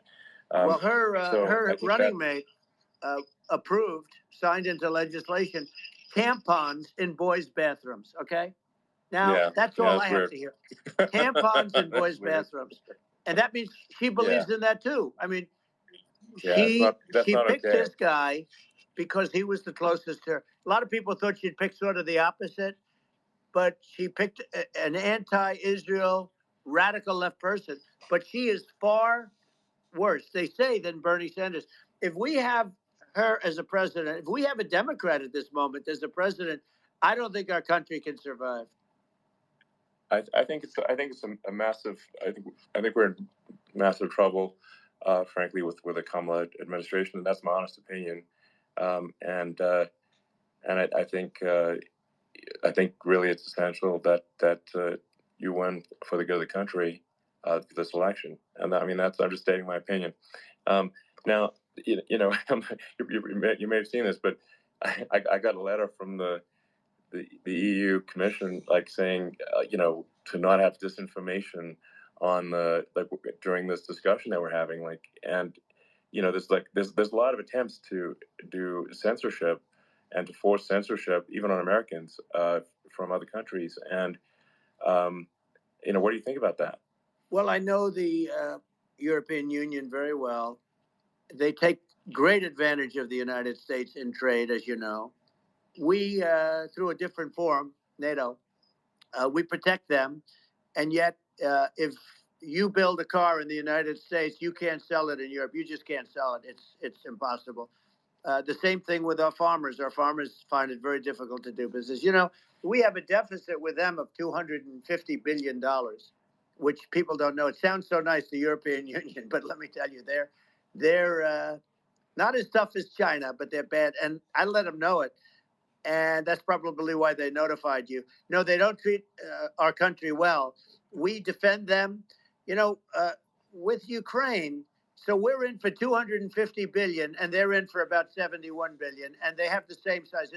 If you add up the European nations that in terms of an economy, it's about the same size when you say as us, and they're in, and they're in much greater risk. They're right there. We have an ocean separating us from. In this case, the enemy would be Russia. It used to be for the Soviet Union, but let's assume they're close enough. And what happens is they're in for 70-something million. I think even less than that, billion. And we're in for about 250 billion, and it could be a lot higher than that. And I say, why aren't you going to equalize? Why aren't they paying what we're paying? And they're in much more, it's much more important for them because of the fact that, they're right near there. I mean, they're all sort of in that location. We're not. But they should, and I did it with NATO. There were only 7 countries that were paid up in NATO out of 28 at the time. And the United States the United States was subsidizing NATO, tremendously subsidizing NATO. And I said, I went in and I said, you got to pay up. If you don't pay up, we're not going to defend you any longer. I took a lot of heat, but you know what happened? Billions and billions of dollars came flowing in. And I think a lot of the public isn't aware of the fact that the United States pays a disproportionate share of the NATO expenses, and then we get taken advantage of on trade. So think about it. Yeah, well, I mean, the point of NATO is defending Europe, and it's it's like, then okay, well, why is the United States paying disproportionately more to defend Europe than Europe? That doesn't make sense. That's unfair, and that is an appropriate thing to address. Well, when you talk about cost cutting and savings and everything else, I mean, honestly, look, there's nobody that feels worse about the Ukraine situation than I do, because I know it would have never happened. I know Zelensky. He was very honorable to me, because when they went with the Russia hoax and they said I had a phone call with him, he said it was a perfect phone call. It was a great phone call. He could have grandstanded and, said, oh, he was very threatening. He said, no, it was a very nice phone call. I called him up to congratulate him on his win, and you end up getting impeached because these people are lunatics. I was talking about the difference from the people within and the enemies on the outside. in many cases, the people from within are more dangerous for our country than the Russias and the Chinas. If you have a smart president, you're not going to have a problem with them. You're going to do things. Yeah. Now they've taken advantage of us absolutely. incredibly, but you're going to do things with the right person. Yeah, well, I think it's obvious that you're a believer and an advocate of free speech, because during your first term as president, you were attacked relentlessly every day, often very unfairly with with false attacks, and you didn't try to shut down the media. You didn't try to inhibit their freedom of speech, and I think that says a lot.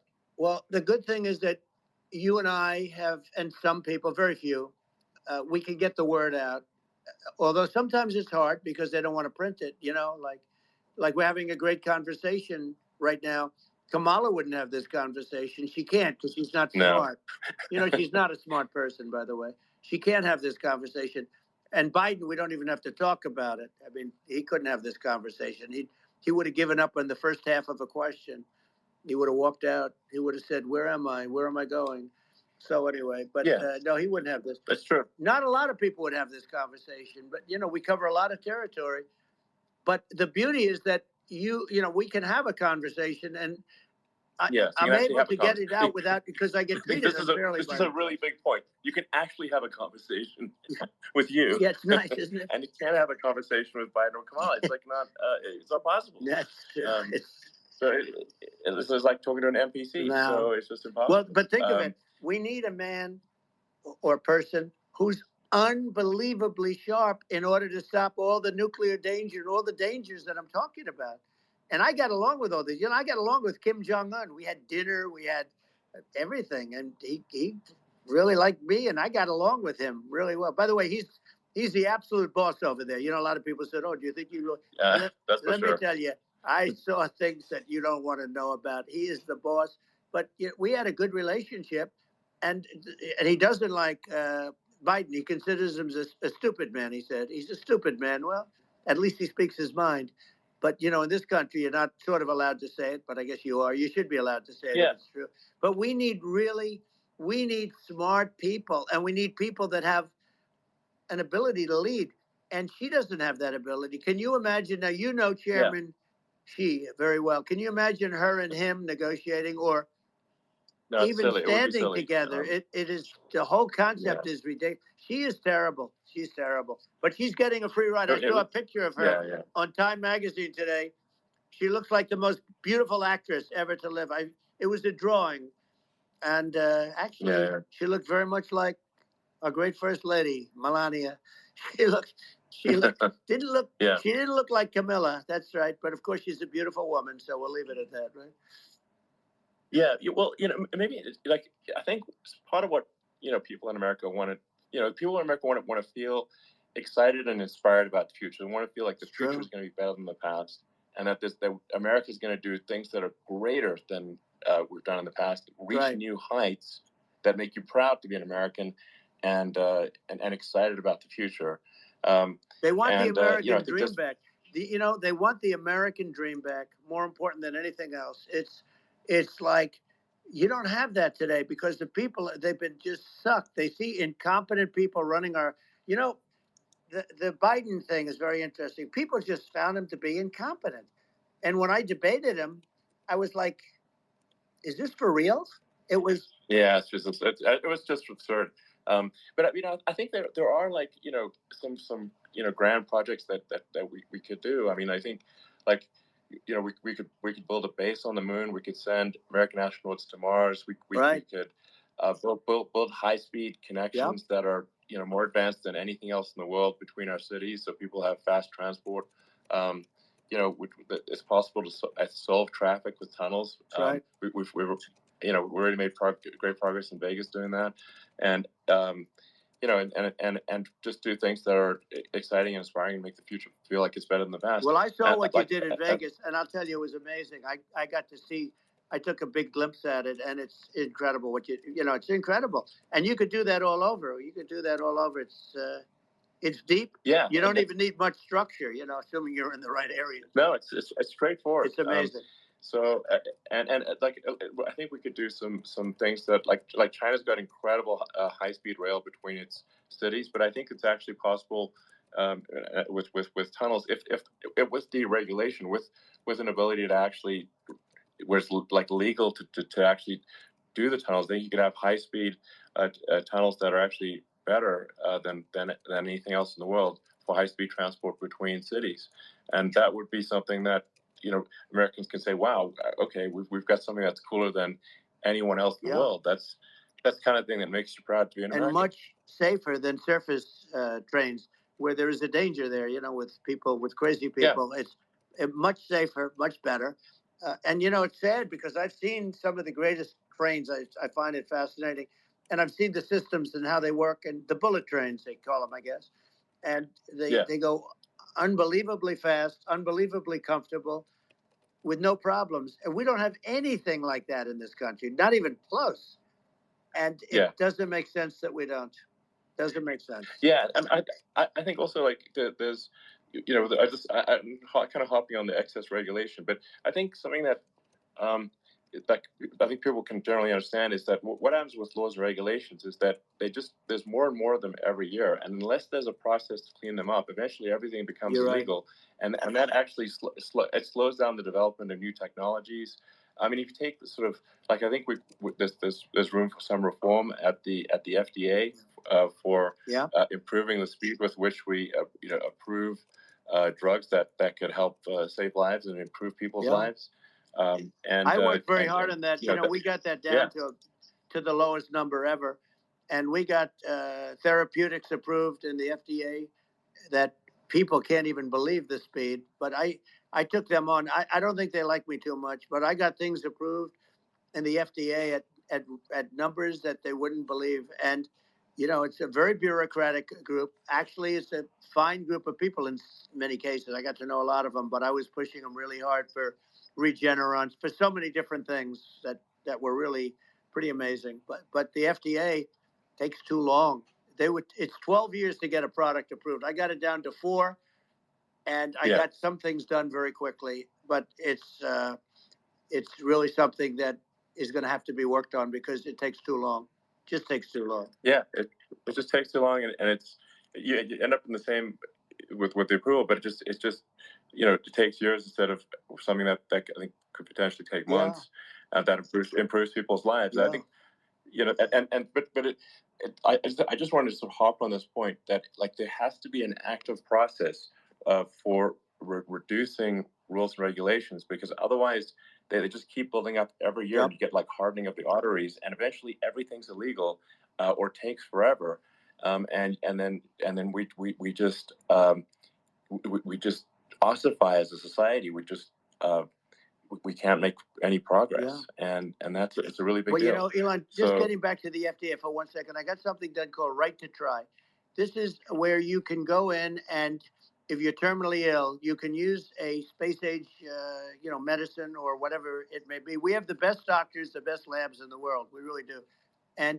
But people would go to other countries because you couldn't use the product, even if they thought it worked, because it's going through the FDA. I got it approved where you can, you basically, look, nobody wanted, the doctors didn't want it because of the liability. The country didn't want it, our country, because they didn't want to get sued. These are people terminally ill. The insurance companies didn't want it, and the pharmaceutical companies, nobody wanted it. I got everybody into a room, and we came up with an agreement that you won't get sued. And also, they didn't want it on their record. If somebody's terminally ill and they die after taking a drug, they didn't want that on their record. So we set a separate list if somebody was, so it wouldn't count as a negative. Okay. And as you know, we got it done. We have saved Right to Try. They've been trying to get this done for 58 years, and it sounds simple, but it wasn't, because the insurance companies, nobody wanted it, but we got it done. Somebody you signed a document that you're not going to sue the insurance companies, the country, you're not going to sue anybody. And we got it done, and we're saving tens of thousands of lives. Right to Try. Hopefully you never need it, but if you do, you don't have to travel to Asia. People, if they had money, they go to Asia, they go to Europe. If they don't have money, they go home and die. That's what happened. They'd go home and die. Well, I mean, and actually, to give Europe some props here, it's like if a drug is approved in Europe, which has a crazy amount of regulations, it should obviously be approved in the U.S. Yeah. I mean, they got more regulations than we do. So why would a drug be approved in Europe and not in the U.S.? That's crazy. Well, we did it. We did something that really they've been trying to do it for 50 years, and they just couldn't get it done, and I got it done, and it's really something. But you're right. Some people go to Europe because a drug isn't approved here, but it's approved in Europe, and it's a drug that, generally speaking, would work. It's pretty crazy. Absolutely, you're right. And I think so, as long as people are properly informed of the pros and cons, and like these are the risks, this is the risk, and like you make your own decision. Yeah. That makes sense. Well, I think just, know, in sort of closing up, and by the way, I'm looking at the numbers. You got a lot of people listening. I hope you don't get nervous, because you got a lot of people listening to you right now, like 60 million or something. What is that number? It's crazy. It's amazing how you can see that right away. How many? What is the number? Wow. What is it? Well, wow. I think in terms of people, that's bigger than you said. You said 25, and you're much more than double that number, 25 million. I think you're going to be 60 or 70. And I guess over a period of time, hey, I congratulate you. Do I get paid for this or not?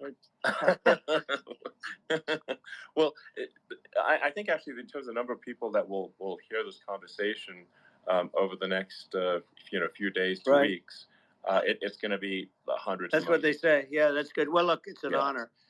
I just asked this: are you better off now, or were you better off when I was president? Nobody's better off now. People, we put out polls on that, and nobody's better off now. Inflation has killed it, and they also feel very unsafe. You look at what's going on with a lot of different things. You look at the riots we had at the colleges over. I mean, it's ridiculous, but all of the riots, they just feel unsafe. And now they really feel unsafe because you have a new form of crime. It's called migrant crime. I call it Biden migrant crime. Maybe I'll call it Kamala migrant crime. But I mean, with all these things, I always try to get to the ground truth by just asking people. And my mom lives in New York, and I was like, Mom, have any of your friends, been attacked or assaulted? And she said, yeah, 3 of her friends in 3 separate incidents were assaulted just in recent months, just walking around the streets of New York. And I said, well, what happened to the people that assaulted them? Oh, nothing. They got away. Like, and they just know they always get away. Nothing's going. And they don't even bother reporting it because they know that they're not going to, people are not going to get prosecuted. They just let, violent criminals out in New York. The only one that gets prosecuted is Donald Trump. They prosecute Trump. Yeah, I mean, it's just obviously messed up. Oh, it's terrible. If violent criminals are being getting off scot-free, and meanwhile the New York spending massive resources prosecuting you, and it's like, what's this? And I think the sort of sensible public looks at this and says, what the heck's going on here? This is obviously abuse of the legal system. The legal system is supposed to be protecting the public from violent criminals, and it should be obviously allowing the public to make their own decision about who should be president, as opposed to some legal case. Once they start this precedent, because this can go on with the next one. I mean, this is a very bad precedent what they're doing in terms of going after their political opponent, and that's all it is. It's going after their political opponent, and then you get a judge who's a strong Democrat, and I'm being nice when I say that. In many cases, crooked as hell. But you get a judge, and you go into an area where a Republican gets 3 or 4% of the vote, and you'll have a jury pool with people that hate Republicans or hate. It could also be the other way, though, because it could start the other way in areas where they hate Democrats, and you get into a Pandora's box. It's a very dangerous thing for this country, and a very dangerous thing even for the state. New York City is losing. New York City and state lose a lot of business over what they did to me, because these people say, we don't want that to happen to us. That's no justice system. You have an unfair system of justice, and it's costing New York State a tremendous amount of money. People are leaving and companies are leaving, and they won't come back. So, all of that stuff is important. But the economy now is the big thing, and we can turn that economy up so fast. and people are going to be back again. We're going to get rid of inflation. I think there's a lot of opportunity. Right. Absolutely. So, and I just want I want to think, congratulate you. You've done an amazing job. You have definitely got a fertile mind. You know, we can talk. You and I can talk about rockets. It's kind of you to say. Thank you. Tunnels. We can talk about tunnels and rockets and electric cars. So many things. And now you're into the AI, and that's going to be another beauty, I'll say. So it's an amazing thing you've done, Elon. It's an amazing thing, and I congratulate you. I mean, thank you, and I just say here, here's to an exciting, inspiring future that people can look forward to and be optimistic and excited about what happens next. And that's the kind of future that I think you will bring as president, and that's why I endorse you. Well, I appreciate that. That endorsement meant a lot to me. Not all endorsements mean that much, to be honest. Your endorsement meant a lot. And, we have a phrase, make America great again. It's pretty simple, but it really says that we want to make America great again. And we can do it. We can do it now. But if we were going to suffer another 4 years like we suffered for the last 4 years, I'm not sure the country can ever come back. That's how bad it is. It's so bad. We have to do a lot of things. I think that's a very real risk. Yeah, it's a big risk. It's a very real risk. Yeah. And it's, I'd just like to note to people listening, like I've not been very political before. And if you look at my record, I've actually been, I'm not like, sometimes they try to paint me as like a far right guy, which is absurd because I'm like making electric vehicles and, solar and batteries helping with the environment. And I actually, I supported Obama. I stood in line for 6 hours to shake Obama's hand when he was running for president. And, so it's not like I'm like some sort of dyed-in-the-wool long-term Republican. I call myself, historically a moderate Democrat. But now I feel like we're really at a critical juncture for the country. I think a lot of people thought, the Biden administration would be a moderate administration, but it's not. And obviously, we're just going to see an even further left administration with Kamala. That's my honest opinion. I mean, her dad is literally. She was brought up as an actual. Her dad is a Marxist economist. You can Google it. I mean, it's not we're not making this up. That's how she was brought up. So, and we want to have a future that is prosperous. And I think we're just at this critical juncture, and I think this is a case of the America is going to at a fork in the road, and true. And I think it will take the path like you are the path to prosperity, and I think Kamala is the opposite. Then that's my honest opinion. I'm gonna get attacked like crazy, and I've also experienced quite a bit of lawfare myself, but I'm just trying to tell people my honest opinion, and I haven't been really active in politics before. And I'm just trying to point out that my track record historically has been moderate, if not moderate, slightly left. And so this is to people out there who are in the moderate camp to say, I think you should support Donald Trump for president. And I think it's actually a very important junction in the road, and we're in deep trouble if it goes the other way. Well, I want to thank you. And, I actually always did think of you as somewhat left. I must say that. So it's even more of an honor to have your endorsement. I know how strong you feel about it. But, when you think of her, San Francisco, 15 years ago, I had a great friend, Bob Tish. He said it's the greatest city in America. And now it's almost not livable there. And California likewise. And she was involved in the destruction of San Francisco and the destruction of California. And she will be involved in the destruction of our country if people are so unwise as to elect her. And I hope that doesn't happen. And I hope the elections are going to be run honestly. And we're going to turn this country around. We're going to do things and we can do it fairly quickly. And we have to get rid of the criminals that have been, given to us by other countries as they laugh. They laugh at us. They think we're stupid to accept these people. These are radical, stone cold killers in many cases and terrorists. And they're in our country by the hundreds of thousands. Yeah. And we have to take them out. Yeah. I mean, if I could summarize it, perhaps, I think these are issues that I think most people in America would agree with, which is that we want safe and clean cities, we want secure borders, We want sensible government spending.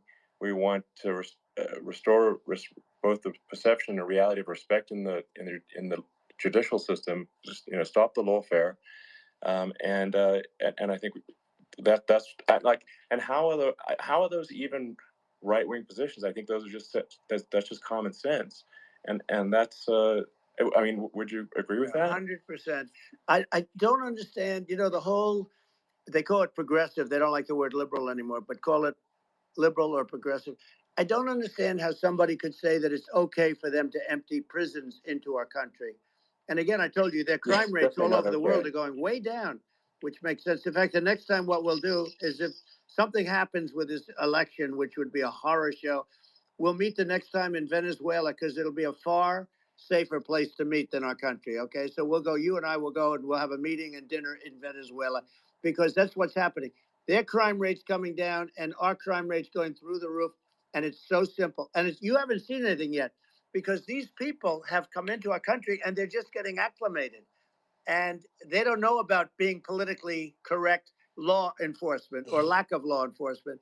And our police, I have to just end with this. We have great police. We have great law enforcement, but they're not allowed to do their job. They have to be able to do their job without being destroyed. Well, absolutely, and it's obviously demoralizing if you're a police officer risking your life to arrest violent criminals who could kill you and do kill you sometimes, and then you arrest the violent criminal, and then the DA doesn't prosecute, and that's let the guy out. Right. Well, then, like, why should a police officer risk their life to arrest a violent felon? Well, even worse, Elon, if nothing's going to happen. Even worse, they prosecute the police officer. They go after it, and they prosecute the police officer, and they take away his pension. They take away his job. He loses his family. He loses his house. Well, I thought it was very telling, like incredibly telling, that when there was that case where sort of a gang of thugs beat up police officers. I think it was in Times Square in New York, and then nothing happened to those guys. They were let out, zero bail, and I think a bunch of them were given free tickets to California. Well, what is I mean, that is a gross indignity against the United States, and that's how. I mean, this is insane. Like, have we lost all pride? How can such a thing be allowed to occur? I've never seen anything. We see where they get shot. It's a very dangerous profession, but something they're very proud of, and they want to be able to do their job. But I've seen them get shot. I've seen a lot of things, but I've never seen where these guys are standing in the middle of a big street, everybody watching them, and they're literally boxing, like punching, stand-up fighting a police officer. There were two of them, and you had about six of these guys, and they're punching the hell out of them. And in their own country, they would be dead if they did that. They'd be shot. Yes. They would be shot instantly. And, they come from these countries, and it's taking them a while to realize that we don't do that in this country. But in their own country, if they stood on a street and had a fight with a police officer, they would be shot. There's no political correctness. And it's such a sad, it's such a sad thing to see. And that's the reason you have crime, by the way, because we don't do anything about it. Yeah, we just cannot have a situation where our police officers are beaten up on camera by a gang of illegal immigrants, and then nothing happens to the guys that beat up the cops. I mean, and they're let out. This is unacceptable. Well, we're going to change it, and we're going to get them out of the country. When I first got involved, they said you couldn't get them back to these countries. You couldn't take them back. In the case of Guatemala, Honduras, El Salvador, some others, you couldn't get them back. And I said, really? Oh, you can't get them back? Because under Obama, he couldn't get them back. They'd fly them in, and they'd put planes on the runways in these countries, so you couldn't land the plane. They'd bring them back. And the generals told me, sir, we can't bring them back. The countries won't accept MS-13 gang members. They won't accept them. And I said, really, how much do we pay these various countries in terms of economic aid, which is also somewhat ridiculous? And the answer was $750 million. I said, good. Tell them they're in default. They're delinquent. We're not paying them anymore because they won't accept it. And you know what happened? They all called me, every one of them. They said, we would be honored to take them back, sir. We would be honored. It was so easy. But it's one of those things. And we got them back. We took in so many. MS-13 is probably the worst gangs in the world. They're the most vicious, violent. We took them out of here by the thousands and got them out of here, and their countries took them back. And because I said you're not getting any more economic aid, and once I said that, they were nice. They wouldn't take them back for Obama. They wouldn't take them back for anybody. And now we have a problem because we have this guy, and they don't take them back anymore with Biden because they don't respect him. Yeah. It's just gotta be done. We just can't have whether they're citizens or not citizens. We can't have, because they won't prosecute citizens either, not just illegals. So if it's, you can't have repeat violent offenders that are not that don't get incarcerated. That's right. Because they will obviously, by definition, continue to hurt people. And I think where part of this comes from is that there's and I do sort of consider myself liberal in some ways. I mean, it's just that you want to have empathy for people. Obviously, you want to have empathy for people. I totally agree with that. You want to have empathy, but you also have to have empathy for the victims of the criminals. And if you just have empathy for the criminals, it's actually shallow empathy. It's not real. You're not thinking. You're one layer deep empathy. You got to say, like, what if you don't incarcerate this person? Who are they going to hurt? They might kill someone, they might rape someone. If you don't incarcerate them, you have to have empathy for the victims. And there's a lack of empathy for the victims of the criminals, and too much empathy for the criminals. It doesn't make sense. That's why you want to have deep empathy for society as a whole, not shallow empathy for criminals. Right. And we have to give our police officers the dignity and the respect that they deserve. And we have to let them do their job. They can do a great job, but we have to let them do their job. And if we don't do that, it's going to all disappear. There's never been a society like this where you're allowed to do anything you want and nothing happens. And I'm talking about violent crime. And it's going to get more violent because these are really, really violent people. And we're going to get them out of our country, and we're going to get them back to because they were sent here by the presidents and by the various people that run those countries. And I know every one of those guys. And they're smart people, and they're streetwise people. And they really think that the USA is stupid. They think we're run by stupid people, and they happen to be right. But when I was there, we had no problem. We got them out. We took out thousands of MS-13 gang members. We brought them back. And now, again, it's the same old story. We don't do it. And they actually gave them a big increase in aid. They raised it up to billions of dollars, and they get nothing for it. So, I hope everybody's going to vote for Trump, and we're going to get this country straight. Yeah. And I didn't need this. I didn't need this. I had a very nice life. I didn't need to go through court systems and go through all the other stuff and run at the same time. I have to run. I have to go through fake trials with, in some cases, corrupt judges, totally corrupt judges. I didn't need it. I had a nice life. I have great locations. I have beautiful oceans that I have places. But I felt it was important. And if I had to do it over again, you probably think I'm crazy for doing it, actually. But if I had to do it over again, I would have done it over again, because this is so much more important than me or my life. We're going to save this country. This country is going down. And these people are bad people that we're running against, and they're liars. They make statements. They do things that are so bad. They say they're going to make a strong border. They say they've been great on the border, and they've been the worst in history. They say they're going to stop crime. Like, the facts speak for themselves. It's so incredible. Speak for themselves. Like, it's got to the point where people just don't even bother reporting crime in a lot of cities, because they know nothing is going to happen. That's what I hear anecdotally from people all the time. So it's just my values. I'm just saying to people out there, like the things I think are important for the future is, like, we've got to have safe cities, we've got to have secure borders, we've got to have sensible spending, and we've got to have deregulation, and so we can have a prosperous future. And then we want to have some exciting, sort of moonshot projects that people can get fired up about. And that's the future I'm looking for. And I'm pro environment, but I'm not against. I'm not like, I don't think we should vilify the oil and gas industry, because they're keeping civilization going right now. And but I do think we want to move, at a reasonable speed towards a sustainable energy economy. Those are my values, and I think, and so I mean that's why I'm supporting you for president. Well, I appreciate it. We're going to give incentive to companies to come into our country, not to leave our country. We're going to be giving tremendous incentives. We want companies to build here, not to build in other locations. And we want to create jobs. And again, it's about the American dream. You don't hear about the American dream anymore, Elon. You don't hear, you're the American dream in the truest sense, but you don't hear about the American dream anymore. And you're going to hear about it.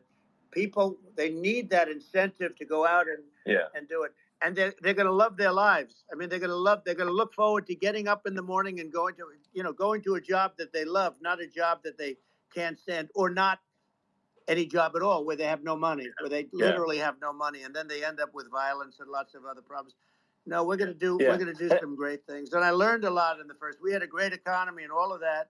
We rebuilt the military. We did so much. But I also learned the best people. I learned the good people, the smart people, the dumb people, the people that can do things. The people, you learn.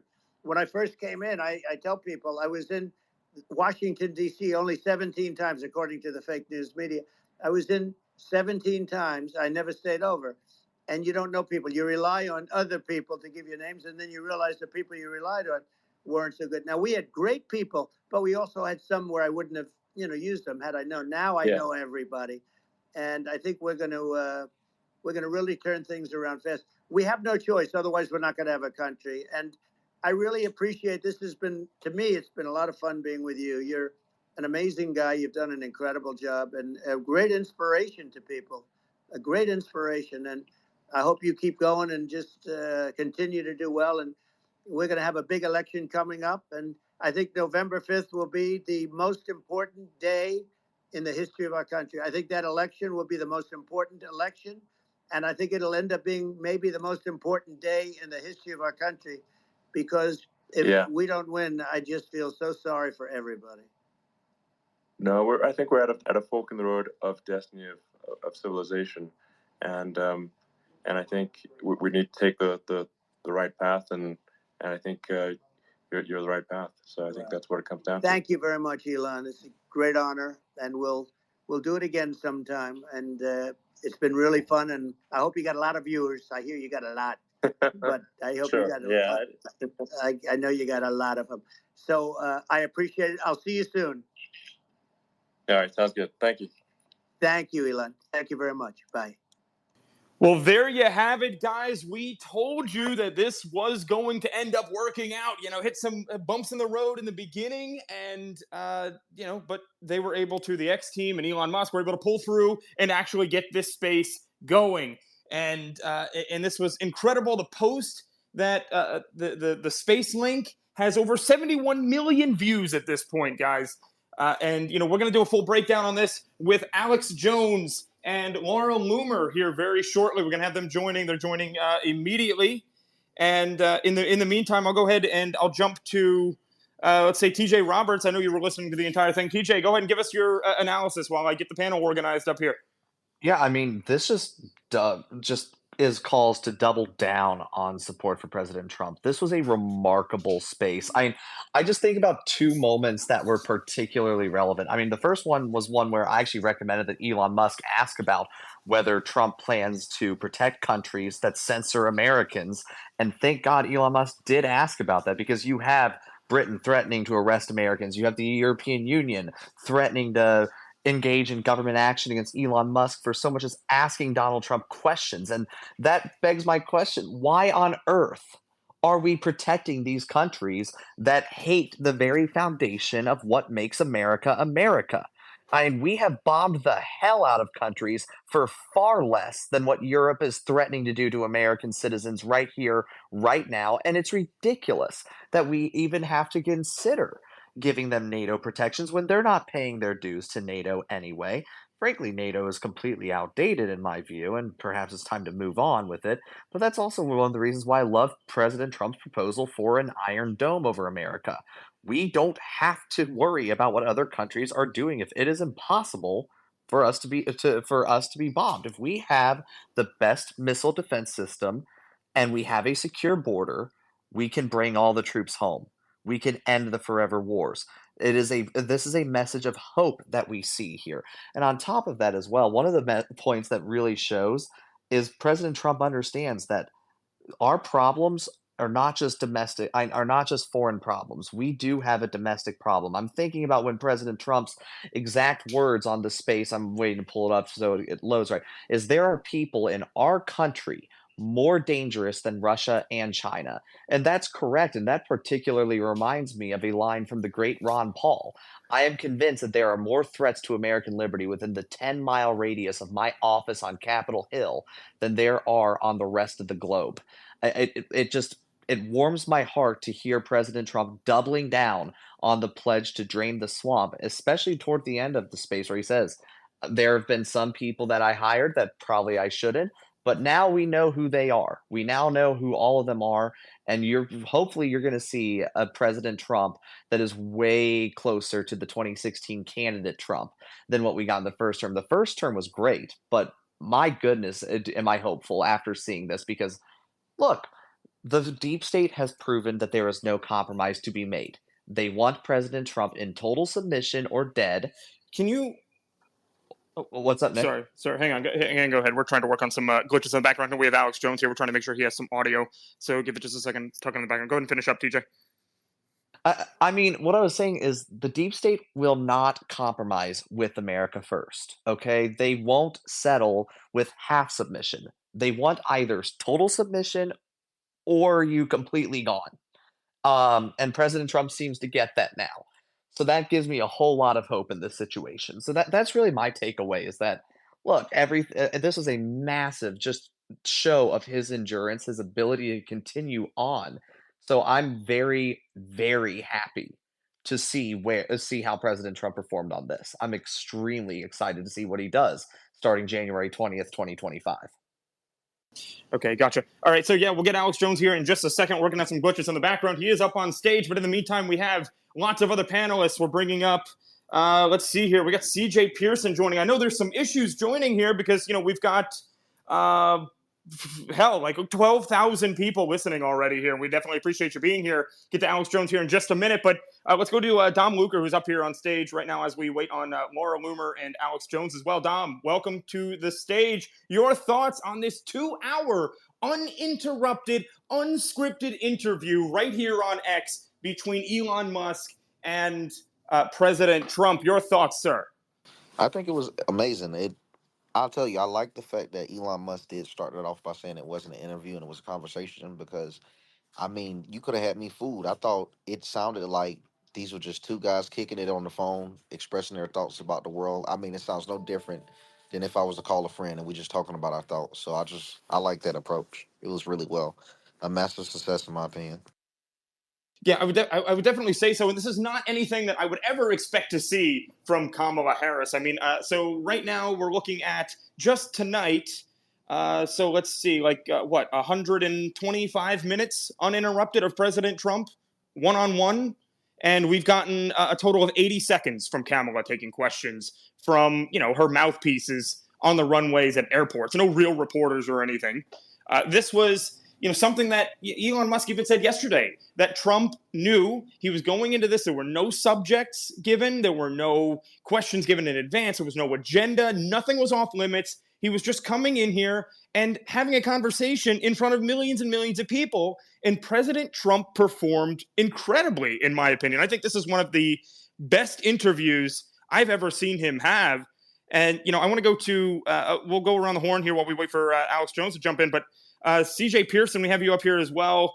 Great guy, co-chair of the GOP Youth Advisory Council. Really a pleasure to have you here, CJ Pearson. Your thoughts, sir? Yeah, Nick, thanks so much for having me. It's a pleasure to be here. And I think you hit the nail absolutely on the head. Kamala Harris could never do this. President Trump just talked to millions all across the country, and Kamala Harris won't even talk to MSNBC. Like, that is how sad of a campaign, she is running. But unfortunately, the media is carrying her water. It's interesting seeing that Time cover today where they were talking about the reintroduction of Kamala Harris. No, it's not the reintroduction, it's the reinvention of Kamala Harris. President Trump is absolutely right tonight. They're trying to brainwash all of America into believing that at no point was Kamala Harris the border czar. At no point was Kamala Harris, in charge of some of the most disastrous policies that we've seen come out of the Biden-Harris administration. And, Trump was Trump tonight. And it's so interesting to me because the, folks on the left, the Harry Sissons of the world, they like to say, oh, Trump's too old, Trump's falling off. Trump had more energy in that phone call than I probably have all day. It was incredible to see. I'm only 22, so good for him. Yeah, absolutely. I think that this is something that the left is trying to spin it as President Trump doesn't have the energy anymore. He's they're trying to gaslight us into believing that Trump is actually Joe Biden. And with all the people that were there, video recording Trump doing this this entire space, you can tell he has the energy. I mean, the guy's mind never shut off. He just talked and talked and talked and talked, and it wasn't incoherent rambling like you get from Joe Biden or Kamala Harris. He knows what he's talking about. He's educated on the issues. He's actually sharp as a tack. And that's my take on it. But I want to get Alex Jones's take on that, who is also up here on stage. Alex Jones, welcome to the space. Pleasure to have you co-hosting with me, sir. Well, Nick, great to be here with you. My crew's been here since 6 a.m. and I've been here since 9 a.m., but it is a distinct pleasure to be here with you. Yeah, we just saw the true, authentic nature of Trump. 2 hours, and he waited while there was 45 minutes of technical problems and attacks, and he just knocked it out of the park as usual. So this is just a real guy that cares about America and wants to stop the deep state. That's why they want to kill him. They already tried to kill him 30 days ago. We forget about that. And we're at such an epic moment in history. We just had NATO is openly running attacks into Russia, 100 miles into Russia, trying to get Russia to over-respond. We're on the edge of World War III. They're trying to stir up Iran and Israel right now. I mean, such a dangerous point. And it was just an amazing 78 million viewers in just the 2 hours. It'll have 400 million tomorrow. That's why the EU sent a letter threatening Musk with arrest for interviewing Trump. Who are we? The EU is threatening criminal charges against Musk for an interview with our former president. And we have the UK threatening arrest of American citizens, including Musk. This is the desperation of tyrants who are on their last legs. This is not the sign of strength. This is the sign of extreme weakness. So as negative as the tyranny is, the great news is the halo or the silver lining is our enemies are so afraid, Nick, right now of what Trump had to say tonight, and so afraid of the Great Awakening that's happening. Yeah, and so we talked about some of the things, and this is something that you hit on a lot, Alex, is foreign interference and these potential for. So what we heard in the beginning was that Elon Musk was saying that these were that there were some bad actors potentially carrying out DDoS attacks on the space today. Who would have the motivation to do that? Would you say? I mean, would you try to? Well, pin that's that a on good point. I mean, we hear all day that the Russians came to run their own country. Nothing against the Russians, but they'll admit we can't run our own country. We don't want to dominate you. They're the biggest country in the world. We have the globalists and Google and big tech openly censoring, openly controlling. And so here is the EU and the UK threatening Musk. You better not talk to Trump. Imagine the Streisand effect of that, how desperate they are. Try to say Elon Musk, one of the most successful inventors in the world and entrepreneurs, can't talk to the former president of the United States. I mean, it's total desperation, but it really shows these people are dangerous. Yeah, they are absolutely dangerous. And, we'll get some thoughts and we'll go around the horn here a little bit.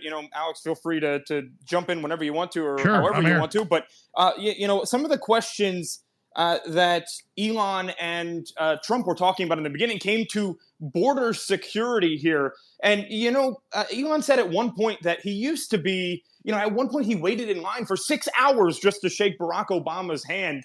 Based on this conversation tonight, what do you think it was? What was the catalyst that ended up changing his mind to come out and end up supporting somebody like President Trump now? Well, Nick, that is a absolutely key question. And he told people 3 years ago, 2 years ago, 6 months ago, and last week, he said, one of my oldest sons is dead. I put him in an elite school, and they took him away, and they told him he was a girl, and they sterilized him. So my son is dead. And so you would think the left would be smart enough to not go after Elon Musk's son, but it's a cult. And so they did it. And so Elon has been bitten by the New World Order. He has been stung by it. He has had his son taken away from him and turned into this creature. And so he's pissed off. And that's a normal response to being under attack. So Elon has told us why he's awake. Elon has told us why he's fighting, because his son was murdered by the system. And it's like Obi-Wan Kenobi says, you know, to Luke Skywalker, your father is dead. He chose to be Darth Vader. He became this new thing. And so that's what's happening. Yeah, and so when the New World Order, the globalists and such, and the deep state in particular, how are they going to end up coming after Elon Musk for something like this? How are they going to, you know, because he owns one of the, well, actually the largest free speech platform in the world. You see countries all over the world that are trying to ban it because, you know, people like you and I can speak on here. You were banned on Twitter 1.0. You know, you weren't even allowed on this platform. It took Elon Musk to spend $44 billion for you to come in and be able to just post on X again. So, Nick, they've told us how they're going to do it. They have Brazil with criminal investigations and charges. They have the EU. They have the UK. They have the Australian government all saying we're going to arrest Elon Musk, all because he allows people to challenge them, which shows how weak they are. So they are openly at war with Musk. But Musk had his son taken from him and destroyed and murdered and taken from him. And then he also sees the attacks, and he also sees the way the wind's blowing, that humanity's fighting. So he's made the decision to say to those that want to take his freedoms away, and those that want to dominate him, and those that want to tell him what to say, go fuck yourselves. And so it's that go fuck yourself moment when they murder your son, like in The Patriot, Mel Gibson movie based on true story, that you decide that you don't care what they do anymore, you're going to fight them. So I think that answers the question. Yeah, absolutely. And Alex, feel free to jump in at any time. You know, you got co-host powers. You do whatever you want to do. But we'll get Wall Street Silver in here, another special guest that we brought on the. Yeah, bring him in. I'm right here. I'm listening. Perfect. Wall Street Silver, welcome to the stage, man. What are your thoughts? Well, you know, about the other countries that are going after Elon, he actually won that legal fight in Australia where they were going after him. So a lot of these, you know, Australia, the EU, the UK, they're making these attacks on him, but the attacks they're making violate their own laws. They can only win. They try to win by intimidation and dragging you through the process. And companies like Facebook, Instagram, they just give up and they don't even fight. But Elon, fortunately, has fuck you money, and he can pay the lawyers to go fight it. No, and I totally agree. So it's like Wizard of Oz. It's like Wizard of Oz with Toto. I'm gonna stop interrupting, but it's like Wizard of Oz with Toto. You pull back the curtain, it's game over. I think we're at that moment. Go ahead. Yeah, he won it already in Australia, and they had to back off on their threats to fine him millions of dollars. So that one's taken care of. And this threat that this clown in the EU tried to make today, it's in complete violation of EU law. I mean, the EU has plenty of protections for that. This guy's completely out on his own on a limb, with just his own opinion and his own little letter. He doesn't have a legal leg to stand on for what he tried to do to Elon today. And that's why Elon was so carefree about it. You saw he basically put out that Tropic Thunder "Go fuck yourself" meme right at the guy with a quote tweet. So Elon's not at all terrified about him, because I'm sure he's getting plenty of legal advice that he's completely on safe ground for what he's doing. He doesn't have to worry at all. But but luckily he's got the money where he can pay the lawyers to go have that battle, and he's willing to go have that battle. Whereas a lot of other people couldn't even afford the lawyers to go fight it. No, I agree. Let me just say this real quick. Let me just say this. I want you to respond. I've been on there 30 years, and I've been politically active for 35. There's all these people that don't believe there's good people. Everybody dialed in tonight knows you're a real person. Most of you are good men and women, black, white, old, young, Jewish, Christian, Muslim, whatever you are. Folks, there's a lot of good people. And Elon is good. He's proven it by what he's doing. You can't fake that. It's irrevocable damage to the tyrants. And so, to me, we have to understand that we've all been screwed over by this corrupt elite. We're not offering some utopia once we defeat the current globalists. I'm not saying it'll be all peaches and cream, but it'll be better than these people that are out to get us when we've got Elon Musk and Donald Trump and Joe Rogan and Tucker Carlson as the cultural leaders. And that's all I'm saying is evil doesn't always rule in history. Good can also be involved, and we've got to decide to do that and have optimism. That's all I'm saying is that, folks, this is real. And I cannot stress that enough. This is a real pro-human attempt to save humanity because it's common sense. A real businessman doesn't want a screwed up world, doesn't want war, doesn't want depopulation. And that's everything Elon's doing to increase the population and fix things. And so that's where we are. And I've always bet on humanity for 30 years on air.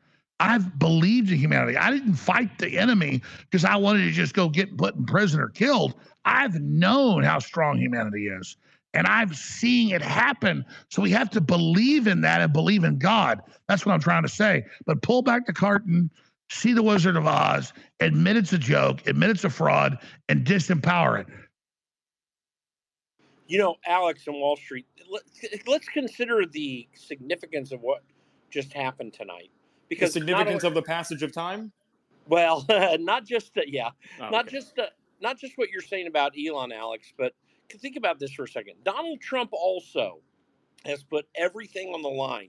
We would not be here where we were tonight if Donald Trump were not willing to stay in the fight at great personal risk. And by the way, for all the things that people say about him being arrogant and selfish and narcissistic and all this stuff, the entire time that he's been going through this, he has not whined and griped about what he's gone through. He has repeated consistently, clearly, and fully that he has been doing this also for the sake of the American people, not just for anything about himself.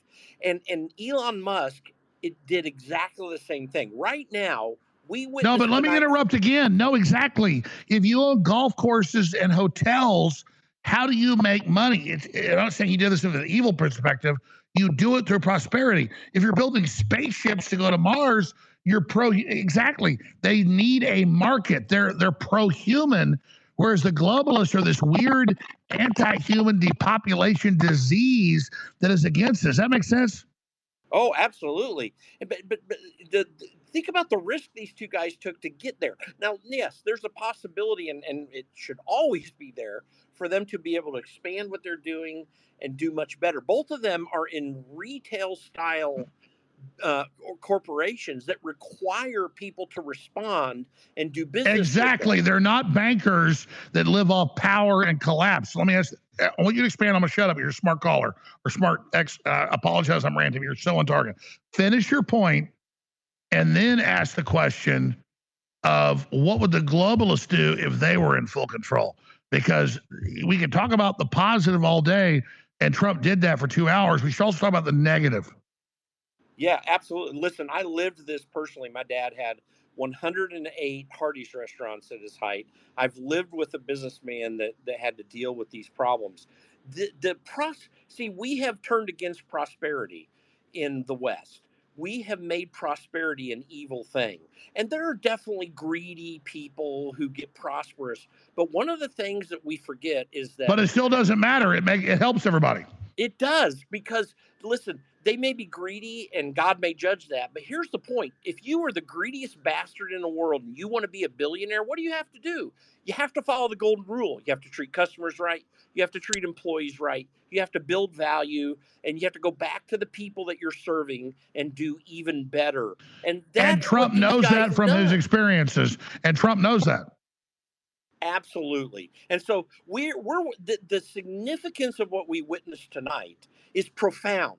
I think sometimes we walk right by it because we see Donald Trump running as a political candidate, and then we see all the chaos around stuff, and we kind of keep thinking about that. But what we sometimes forget is the chaos is there because there's an assault on liberty in this world that government actors have been given too much power to. I spent 8 years on Capitol Hill working with congressmen. I've been 30 years you've been 30 years on the radio, Alex. I've been 30 years in politics working this stuff. I've seen these people And by the way, face I to face. totally agree with you. Let's answer this question and finish your point.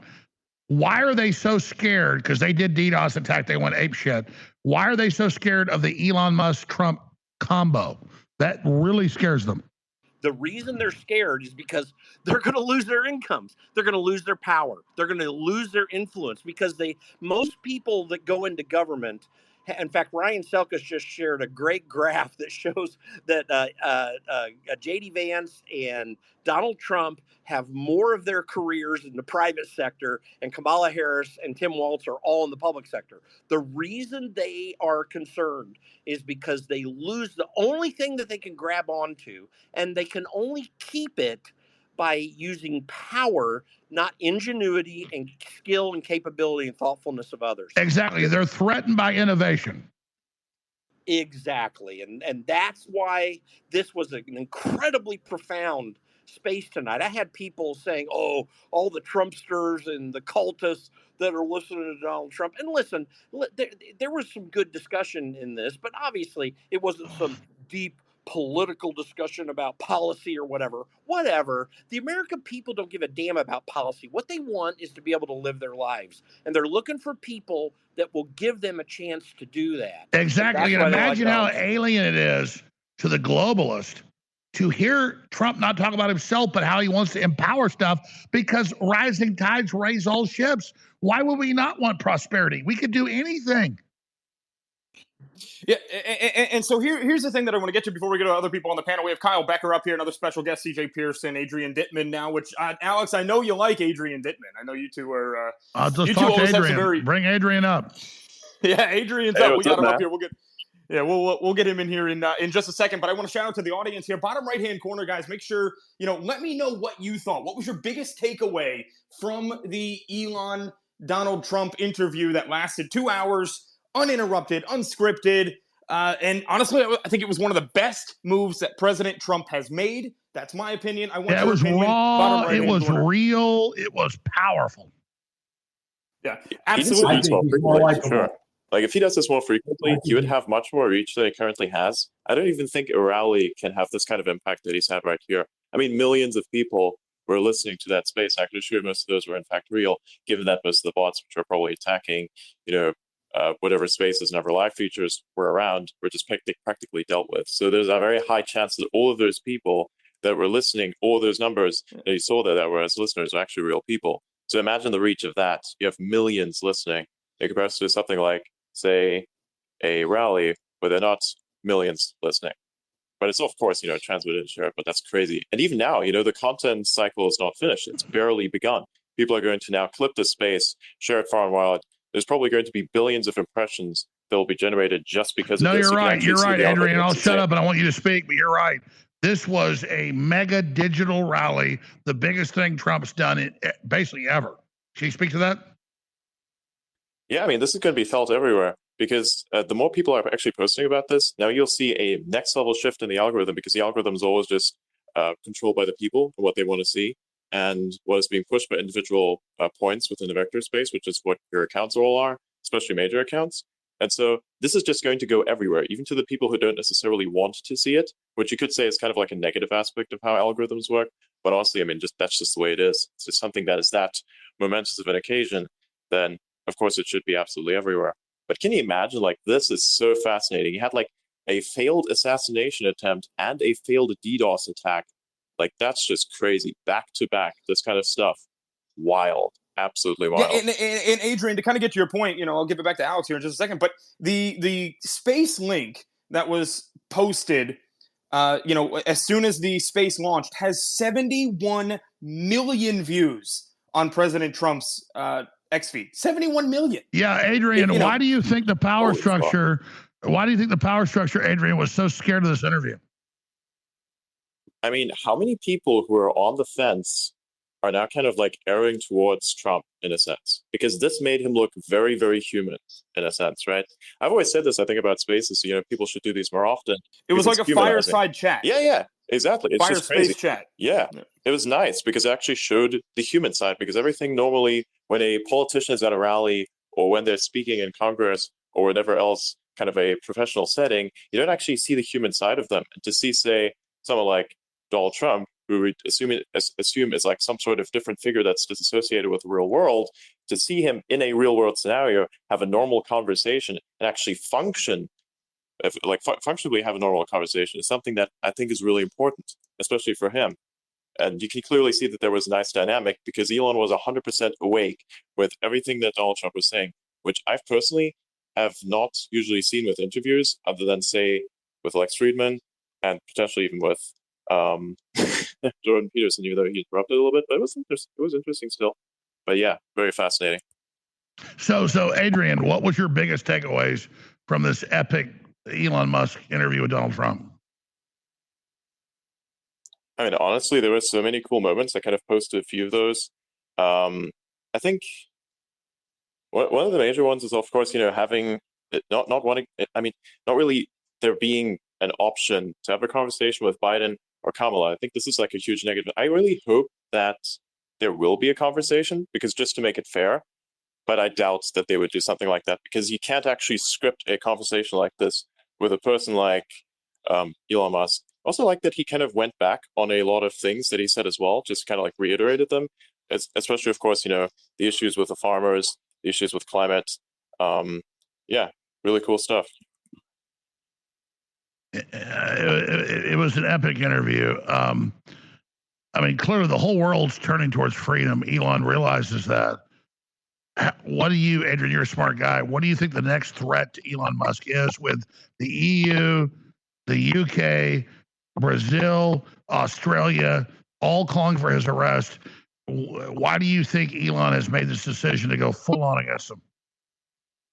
I think this is like one of the last dominoes that can fall in either direction. This is like a tipping point in time, and it has to go a certain way. Otherwise, everything goes full dystopia. This is what I would at least assume, because that's what the pattern looks like. There's in every moment in history, there's always a tipping point where you can err in any direction. This be positive or negative, and this leads to then a decision tree that eventually errs right back to something more positive, as the universe tends to somehow demand balance, which is weird. But that's kind of like how fractal reality seems to work, because I think it's actually like fractal. So, I mean, this is necessary. Someone had to do it, and I think those two are basically trying to do it. And look, if, say, someone like Donald Trump, for instance, is kind of like on him now. He has to make sure that he stays a civilized person, because otherwise he will lose, right? This is the thing. You should not underestimate Kamala. You should not underestimate her marketing team. They are very capable people, and I think she actually does have a fair shot, because a lot of young people actually associate themselves with Kamala. So this is something, you know, marketing is really easy, Adrian, when you blatantly lie to people and nobody holds you accountable. So yeah, great marketing team. You're 100% correct. Well, yeah, of course, but that marketing sells, right? You can literally sell a piece of garbage bag, like you're a smart guy. Bag. Well, let me ask you this: what will your advice to President Trump be, Adrian Devon? Oh, I have no advice whatsoever. I'm just a random guy with a space PFP. I know nothing. So what I want to do real quick before we get to CJ Pearson and Kyle Becker, who we have up here, as well as JR Majewski, all special guests. Really appreciate you being here. I want to ask something that the audience reminded me. They reminded me of my own post that I made earlier, and I thought it was a good one to bring up to you, Alex. I don't know if you saw this.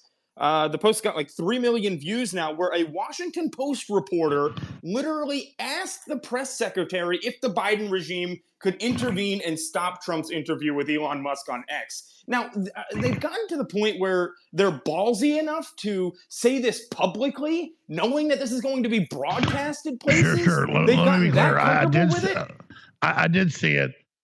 I wouldn't say they're desperate, not ballsy. So they threatened Elon Musk today with the EU sanctions, and so that's not a sign of strength. Why would they be scared of Elon Musk talking to Trump? Let me ask Adrian that, or ask all your viewers. I can give my answer, but that is not a sign of strength. Adrian Dittman, does that sound like strength? They want to arrest Elon Musk for interviewing Trump. Aren't we in a free country?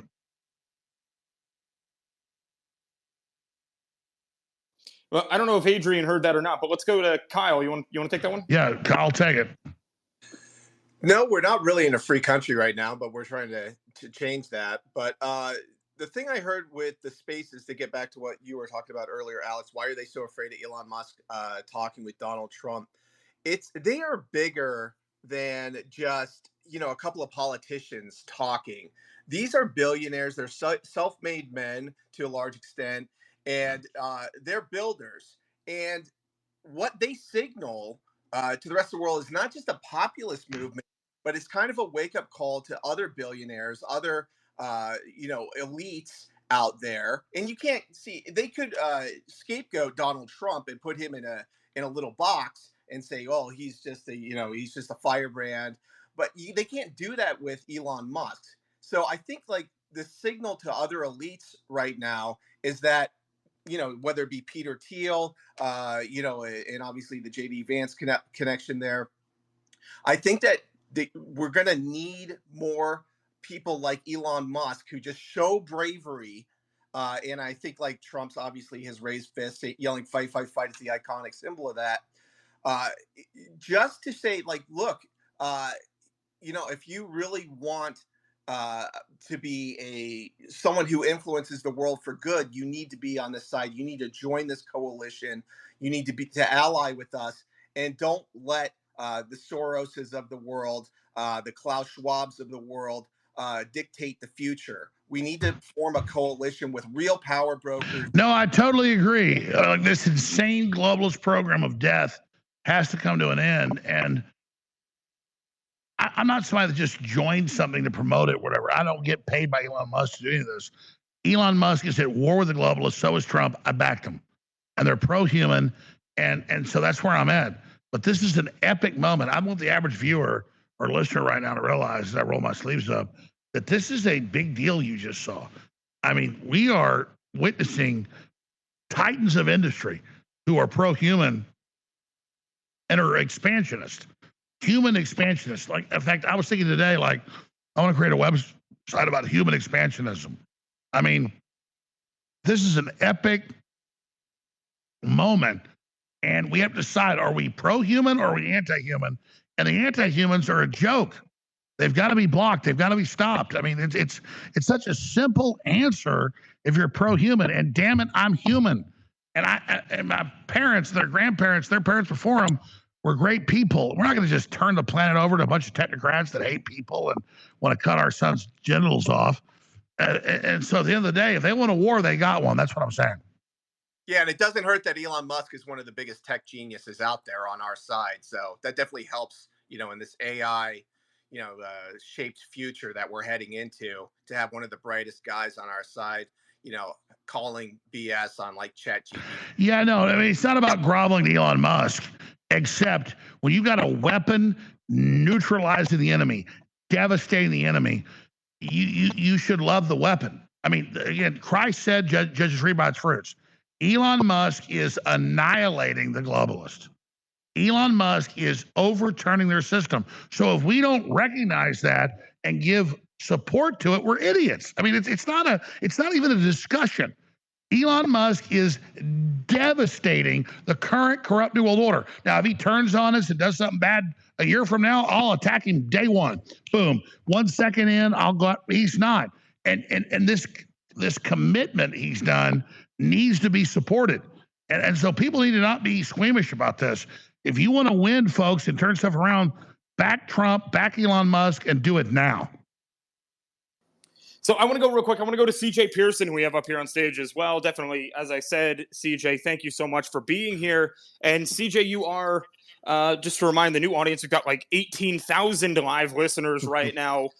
You are the co-chair of the GOP Youth Advisory Council. So, you have the ability to make an impact here, and you understand what needs to be done to attract youth voters to the Republican Party. The kind of conversation that Trump just had tonight with Elon Musk Is that something that's going to, because in my mind, what's going to happen here is this conversation, portions of it, especially sound bites, are going to be clipped. They're going to be posted to TikTok. They're going to get millions and millions and millions of views. Especially there was one line where Trump said, Joe Biden unified the country because both sides hate him equally now. And so that's it sounds like a great soundbite that President Trump could put on TikTok. Does that stuff resonate? Is this how we do it? No, it definitely does resonate. And it's a testament to the political genius of President Trump. Like, this is a guy who is literally willing to go wherever anyone is and meet them where they are. And he's done it in such a great way. While there were so many establishment Republicans who were, sounding the alarm about TikTok and whatnot, President Trump said, there are a lot of young people there. Let me go make a TikTok. And now he's one of the most viral people on the entire app. And then you have, what happened tonight, going on Twitter Spaces, just shooting the shit with Elon Musk, one of the richest men in the world, and talking about real issues. That's the type of authenticity that I think a lot of folks my generation are looking for. And it's, one of the biggest reasons that, in head-to-head polls against Biden when he was still in the race, President Trump was beating him with young voters. And I think the same will happen with Kamala Harris. I think she's a lot more memeable. I think there are a lot of people my age who like the coconut memes and all of those things and how much she likes school buses and Venn diagrams. But when when they actually sit down and come to terms about what they want out of a president in November, I think they're going to settle with President Trump and not just settle for less. I mean, they're going to settle for more. They've realized that, the Democrats have lost them, far behind. But President Trump was so right when he said, like, President Biden did unify the country in terms of hating him. You look at those videos that came from the SEC colleges during those crazy Hamas protests. You saw the people with the Trump flags and you saw the pro-Palestinian people. The only thing they could agree on is their chance of F Joe Biden. Like, that is what President Biden and Kamala Harris as well are going to be up against come November. And it's a great thing. The Dems are in complete disarray. But so is the media. The media should be the ones pounding the alarm right now and saying, why will Kamala Harris not speak to us? Why will they ignore us? But instead you have, that hack over at CNN, Jim Sciutto, is talking about, well, it's not an interview if the person conducting it is a donor. Well, that's right. Let me just say this. Very explicit. It wasn't an interview. We have the old guard coming to an end. Doesn't mean we're offering utopia or that we're perfect. But we're not out to get the people. We're pro-human. And so their old system is coming to an end right now. And they're going to be very violent. They're going to try to start wars. But the point is their system is coming to an end. It's up to us to then design the new future and try to get people on board for that. So I just want to say the New World Order will never come back together. It will never win. It's like Humpty Dumpty. But it's a very dangerous time. Well said. Well said. Yeah, and so we'll jump down here a little bit. We'll go to J.R. Majewski. We'll jump into, there was a lot of the conversation between Elon Musk and President Trump tonight that had to do with energy, and nuclear energy was one of those things. And JR, I know you're big into nuclear energy and stuff, so I'll give you like a minute or two to kind of go over that conversation. Is Trump on point here? What is the difference between what Kamala Harris is? Well, actually, we don't know what she's proposing, so I guess I can't say that. But we're just going to have to go off of what they've done with the Biden administration versus what President Trump is thinking of doing here, what he proposed tonight, because energy prices are through the roof. We used to be energy independent. We're no longer energy independent anymore. What were Trump and Elon discussing about this tonight? Well, I think, Nick, if I just give you my takeaways, because, I mean, the Kamala Harris and the Democratic Party, they want nothing to do with nuclear power because they're not making money off of it. Well, they're starting to, but hopefully the Trump administration. Wait, Hunter Biden's not making his money on nuclear? Well, hopefully we're going to pull that away. But I think tonight, just listening to the president talk, and he's displaying a fundamental understanding of how energy impacts American sovereignty, specifically how energy prices are driving the economy, and the direct correlation that we see between energy costs and the consumer impact by way of inflation. And he's one of the only presidents that's recognized that, and I think. Trump made the key point. Yeah. You cut energy prices, that lowers inflation. That is, like fertilizer, oil, gas. I mean, that's it. You got to lower that. Yep, and it's historic, right? And so next, I think the recognition that nuclear power has an important role to play. And I'm sure many of you guys on the call here don't understand this, but right now, the United States is entirely dependent on foreign nations for our uranium supply. And that means if Russia or France decide to cut our supply chains. Does that not seem like a massive national security issue? It absolutely is. And Congress is implicit. Okay. So I can tell you that I've been reviewing legislation and. No, that's like the U.S. had to buy its uranium from Russia, remember? Yeah. And we're still doing that. And in fact, Congress just passed legislation that starting this month, any American utility that wants to buy uranium from a non-American company has to seek a waiver, and it's an arduous process. It's actually stupid, but hey, well, I mean that's what Congress is. We're used to that, right? But if Russia or France cuts their supply chain, our country would only have maybe a year's worth of capability to sustain baseload power.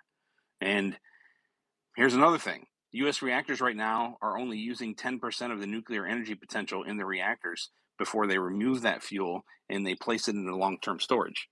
So we're missing out on 90% of the fuel's energy potential. And I mean, this is a global issue, but countries like France and Russia are reprocessing their fuel and they're reutilizing it. And that's something that our current U.S. regulations prevent. And, as a guy like me with decades of experience in the power industry, I can tell you that President Trump has a keen understanding of the regulatory burdens that we're facing. And I think his commitment to innovation, like he spoke about tonight, it really makes him uniquely qualified. Oh, absolutely. The United States has been shut down for business. And if we got Trump in there, he would turn it all around. But I think my frustration, not necessarily a frustration. I mean, I'm working my way to get into the president's ear. He knows that I knew nuclear power. He knows I'm an advocate and I'm a loyal guy to him. But you would think, JR, that the people that are parroting, global warming and and climate change and stuff, they would be all over nuclear power, but that's not the case. I mean, are you saying that's because there's not enough money to be made? I think it goes deeper into that. I mean, I think there's a post-industrial plan. Yes, and I think Alex would probably have a hell of a better perspective than I would on that. But it really all falls into the grand scheme, right? And the only way we're going to get out of this is if we streamline the industry. And right now, look, bottom line is the ruling elite do not want an upwardly mobile, prosperous civilization. They want neo-feudalism. It's their official policy. It's like space aliens had a plan to program people to destroy us. They don't want prosperity. They're killing all the infrastructure, the fertilizer, the fossil fuels, the nuclear. They're flipping switches, blip, blip, blip, blip, blip, blip. And they're literally turning they're turning it off, folks. Yeah, when we have next generation reactors that have been, that have been designed and innovated by Americans and that are being sold in Korea and China because the U.S. regulator will not allow them to exist here. And again, reprocessing nuclear fuel, we should be doing that. There's American innovators right now. No, exactly, because the deal's been made to no production here. Right, unless you're paying to play. And right now we have a company that is owned by the government of France that works under these false auspices of an American company, and they have, a lockdown on the legislature, and they're getting, France is the nuclear power, as you know. Yeah. Why do you think France, in the globalist scheme, has been chosen as the real nuclear power in the West? I don't know. I mean, I don't know. I've been so embedded with the industry and trying to focus on, working out these kinks that I haven't really given it a glance at a higher level. And I mean, I would just think that they're all in cahoots to ensure that, the establishment has total control over energy worldwide. I mean, when we look at the problems that the country is facing, we can't fix any one of them if we can't turn the lights on. Well, yeah, and so what I want to do, go ahead. Actually, go ahead, Alex. No, just my crew's been here since 6 a.m. Nick, your show is incredible. Your crew is incredible. Trump was amazing. Elon was amazing today. I'm going to let you guys, maybe in my car when I'm driving home, I'm going to dial in and maybe I'll be a speaker then. But I got to go. Yeah. The crew has been here 16 hours. So I'm going to duck out of here, but I'll still keep listening. I'll try to be a speaker once I'm on the phone in the car. But I love you guys, and God bless you. Sounds good. We'll be here, Alex. Thank you. Thank you. Appreciate it, man. Great to hear from you. Ryan Fournier, I'd love to bring you in here. You're the chair of Students for Trump.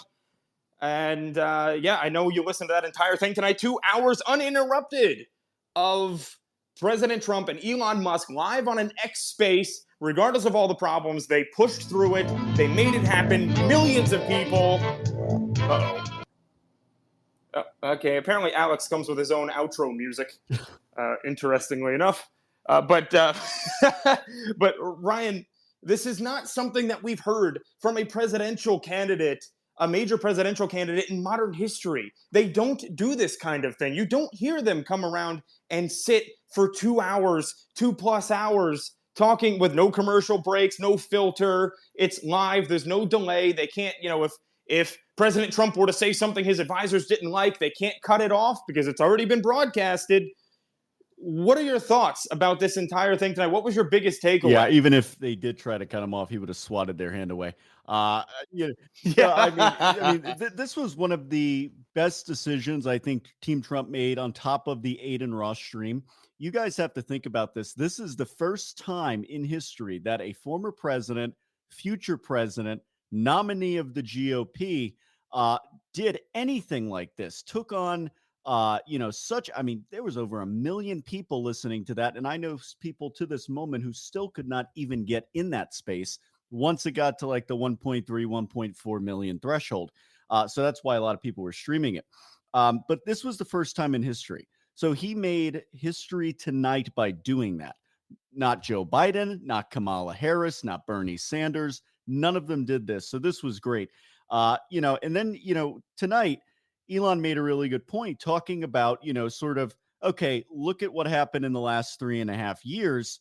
And I'm thinking to myself, I'm like, yeah, that's a really good point. If people really just look at their bank account, look at your 401k, look at the price of gas, I can go on the whole rigmarole for hours. You are going to probably think differently about your life if you can get past I hate Donald Trump because of the mean tweets. Voting for Kamala Harris after Joe Biden is basically the equivalent of shitting your pants and only changing your shirt. And that is what we're dealing with. I'm being very honest with you. This is what this country's come to. If you look at the last 3.5 years after hearing Donald Trump, and then you kind of remember, you got to remember before COVID, how was your life? All right. Besides, the cat ladies sitting in the corner on their Twitter being, angry when they're drinking their coffee, petting their cat at 7 a.m. and saying, oh, I can't believe Donald Trump tweeted this. Now I got to go to his comments section. If you can get past that stuff, you're going to live a better and more prosperous life.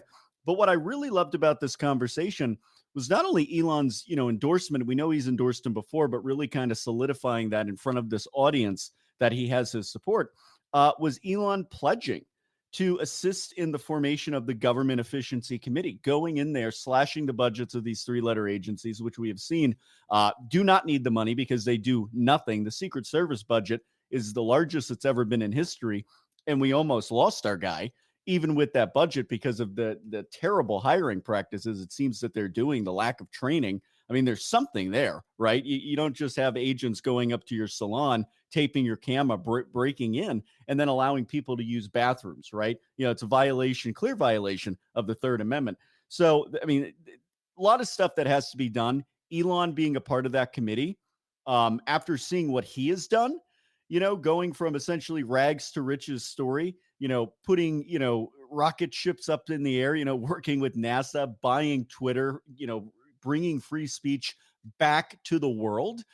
And then, we saw what happened with the EU today, where you have that guy, I can't remember what committee he's a part of, but it'd be pertaining into him in terms of, X and all these social media companies. And he, Elon's response was, post that meme where it's like, go F yourself in the face in response to the or in response to the letter. And someone responded with the Declaration of Independence as well. It's just incredible the timeline that we're living in right now. And what I would encourage the team to do, and I'm going to send a few emails on this.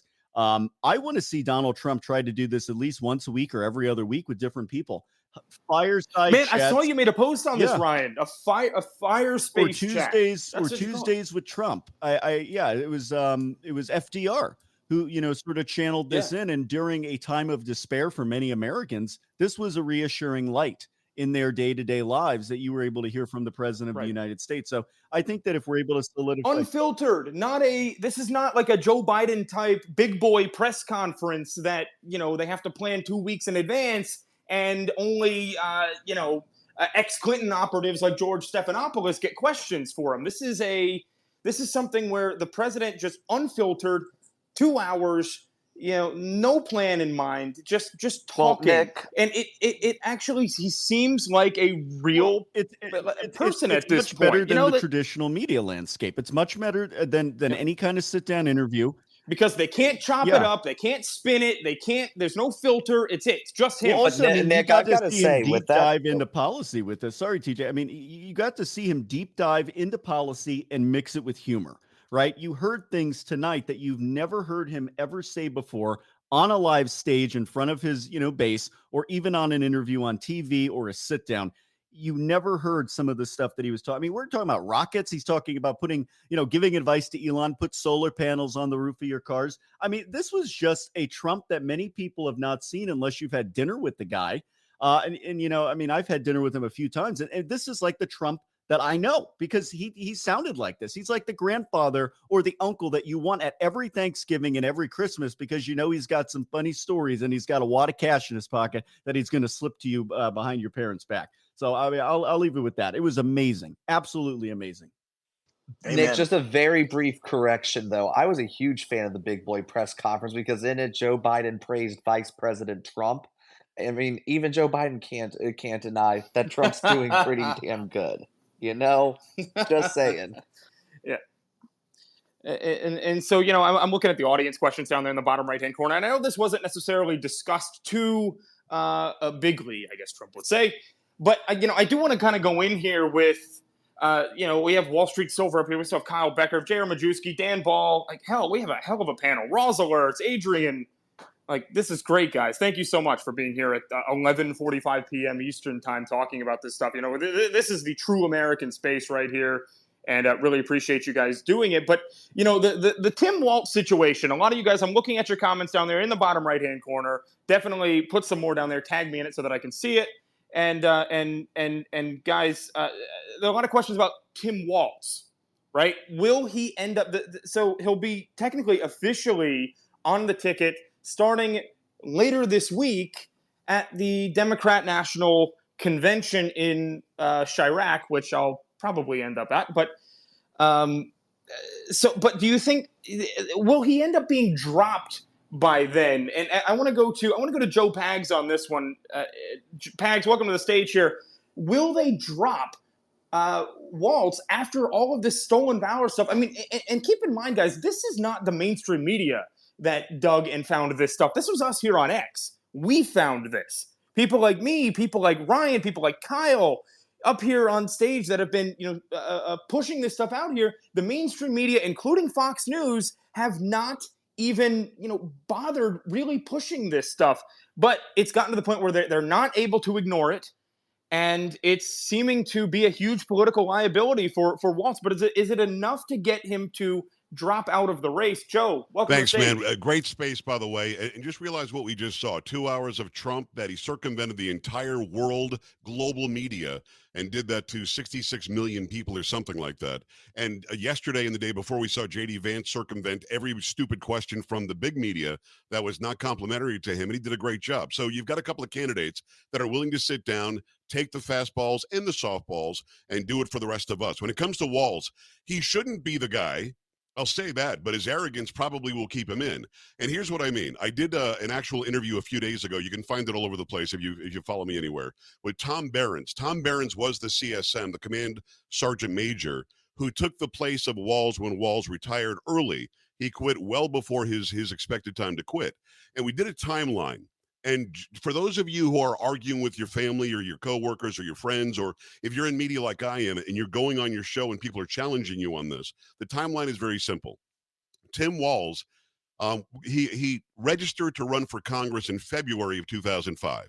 In March of 2005, they got the warning letter that said, we're going to send some of you to Iraq. That's going to happen.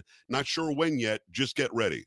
In May, he decided to retire early. He was expected to end his actual run in September of 2007. He decided in May of 05 to go ahead and retire, not resign. Those who served with him said he quit. And I'm trying not to use the word quit, but he retired early in May. In July, they got the actual order. They went, and Tom Behrens was the CSM. Tim Walz was never a CSM. He was frocked as a CSM. He was going to be a CSM, but he was never more than a sergeant major or a master sergeant. He retired as an E8, a master sergeant, was never an E9, a command sergeant major. He's been saying that he was that forever. That's stolen valor on its face. But why did he quit early? And why is the media giving him a pass as if they got their orders in July and he had no idea when he quit? It's just a coincidence that he quit when he did. He also, it was written everywhere that he served in Iraq, then he served in Afghanistan, when actually he was in Italy, and he was in support of what was happening in Afghanistan, and they could have been called up, but they weren't. And then he said that he was carrying around weapons of war in war, something he never did. Now, the media in Minneapolis, St. Paul, vetted this when Dr. Scott Jensen was running against him for governor. They vetted it, they proved it to be true, and hid it. They buried it. They didn't let it out anywhere. And now you've got a media that is stupidly, I think, and I hope they keep doing it, interviewing J.D. Vance on this. J.D. Vance sat there with Dana Bash, and as Dana Bash tried to act like J.D. Vance was making it up or was selling the service, Vance stuck to the message. No, this guy, we all love his service. We honor his service. Because think about it for a second. If you were a master sergeant and you were in for 24 years, that's honorable. It is. Why do you have to pretend you were something you weren't? Why are you going with the stolen valor garbage as if you were actually a CSM? It doesn't make any sense. This is not only proven, this is proven, reproven, and he probably could face charges for stolen valor. So back to your question, Nick. Will this guy be the vice president on the ticket? I don't think Kamala Harris should be the president on the ticket. So I think that side right now is in such disarray. They don't know what to do about this. Harris went from the least popular vice president in modern history to the heir apparent who doesn't even have to do an interview for a cover piece on Time magazine. They're going to do everything they can to hide, to cheat, to steal. And people like everybody in this space, people like Elon Musk and Donald Trump, people like Alex Jones, who's not listening right now, but was in the space and co-hosting, we will make sure the truth is out there. It's actually that simple. And we'll do it in an entertaining and interesting fashion. The big media, the legacy media, is getting smoked by people like us. And it's going to continue to. What I just said about Walz is not my thoughts. It's not because I like Trump, which I do. I've interviewed him 14 times. It's because it's the truth. And that truth needs to be out there. Yeah, and Joe, just to add to that, this space that we're running right here, I mean, we've still got it's almost midnight here on the East Coast, and we've still got almost 14,000 people listening concurrently. So this space alone will have well over 500,000 listeners, which is, I mean, multiple times what your average CNN show is going to have. So that's what I'm saying. So we are the media at this point. We are the ones that are calling out people like Walz. He thought that he could waltz to the finish line and nobody was going to call him out, that nobody was going to say anything about it. Nick, I got to add this because you just made an incredible point that reminded me of Jim Sciutto. Jim Sciutto on CNN used to be on ABC. Jim Sciutto was a very, very, very good reporter. I was a television news anchor in Lansing, Michigan in 1997, 1998 when GM went on strike in Flint. I went there as an ABC affiliate guy, and he was an ABC reporter. He was great. This guy did street reporting. He got the right interviews. He told the right story. He actually invited me for a drink, which I didn't do. I don't drink. But Jim Sciutto is a really, really nice young guy who got it. Somebody gets to them. I don't know who it is. Maybe it's the money. Maybe it's if you spin it this way, we'll give you this advancement. Whatever it is, he is no longer that reporter or that journalist he used to be. And people like you just said, like you and me and others in this space and others listening to this space will tell the truth. They'll spread the truth. And they'll stop allowing the big media to have the power it once had. They are dwindling and they're floundering and they're spinning. They're in a downward spiral that they can't stop. And his only reaction is, it's not an interview. If you donate to or endorse yes, it is. I could sit down and interview my mother and I love her to death. That's not an interview. Of course it is. So they don't know what to do because they can't beat this back. They did for a long time, but they can no longer hide Walz. They can no longer hide Kamala Harris sleeping to the top. They can no longer hide the fact that Biden was cognitively gone the entire 3.5 years he was in. So I love that you keep doing spaces like this. I love that we're shining the light on the darkness that they've been hiding for so long. Absolutely, absolutely, and yeah, we'll get to Dan Ball here in just a second, guys. You know, we have a lot of hands up, guys. You know, just keep in mind. So my spaces are like conversations. Just jump in. But I want to go to Brick Suit real quick, who I brought up here on stage. You know, Brick, you've heard Trump speak a lot. You've been to so many different rallies. We've been to rallies together. It's always been a hell of a time. You were just in Montana the other day. You were actually in Butler, Pennsylvania, when the oh my gosh, the world almost completely changed and got turned up on his head. Luckily, it didn't. But Bricksuit, I want to ask you, you know, what you heard from Trump tonight, 2 hours, unfiltered, just a conversation, one-on-one conversation with the, you know, one of the smartest men in the world, one of the most innovative men in the world. How do you think that conversation went? And is this an effective strategy? If you were to keep doing things like this, will this drive him to the White House? What are your thoughts, Bricksuit? Well, yeah, thank you for having me up. Yes, you're correct. I've been to a lot of rallies, and certainly some of the topics that were touched on here were things that have heard at those before. But there was also a lot of new stuff. I mean, a lot of new material, especially some of the nuanced stuff on the climate change issue and things like that. And I do like the conversational structure of this. And so to all of those people who are, you know, criticizing it as being a horrible interview, obviously we know it's not an interview.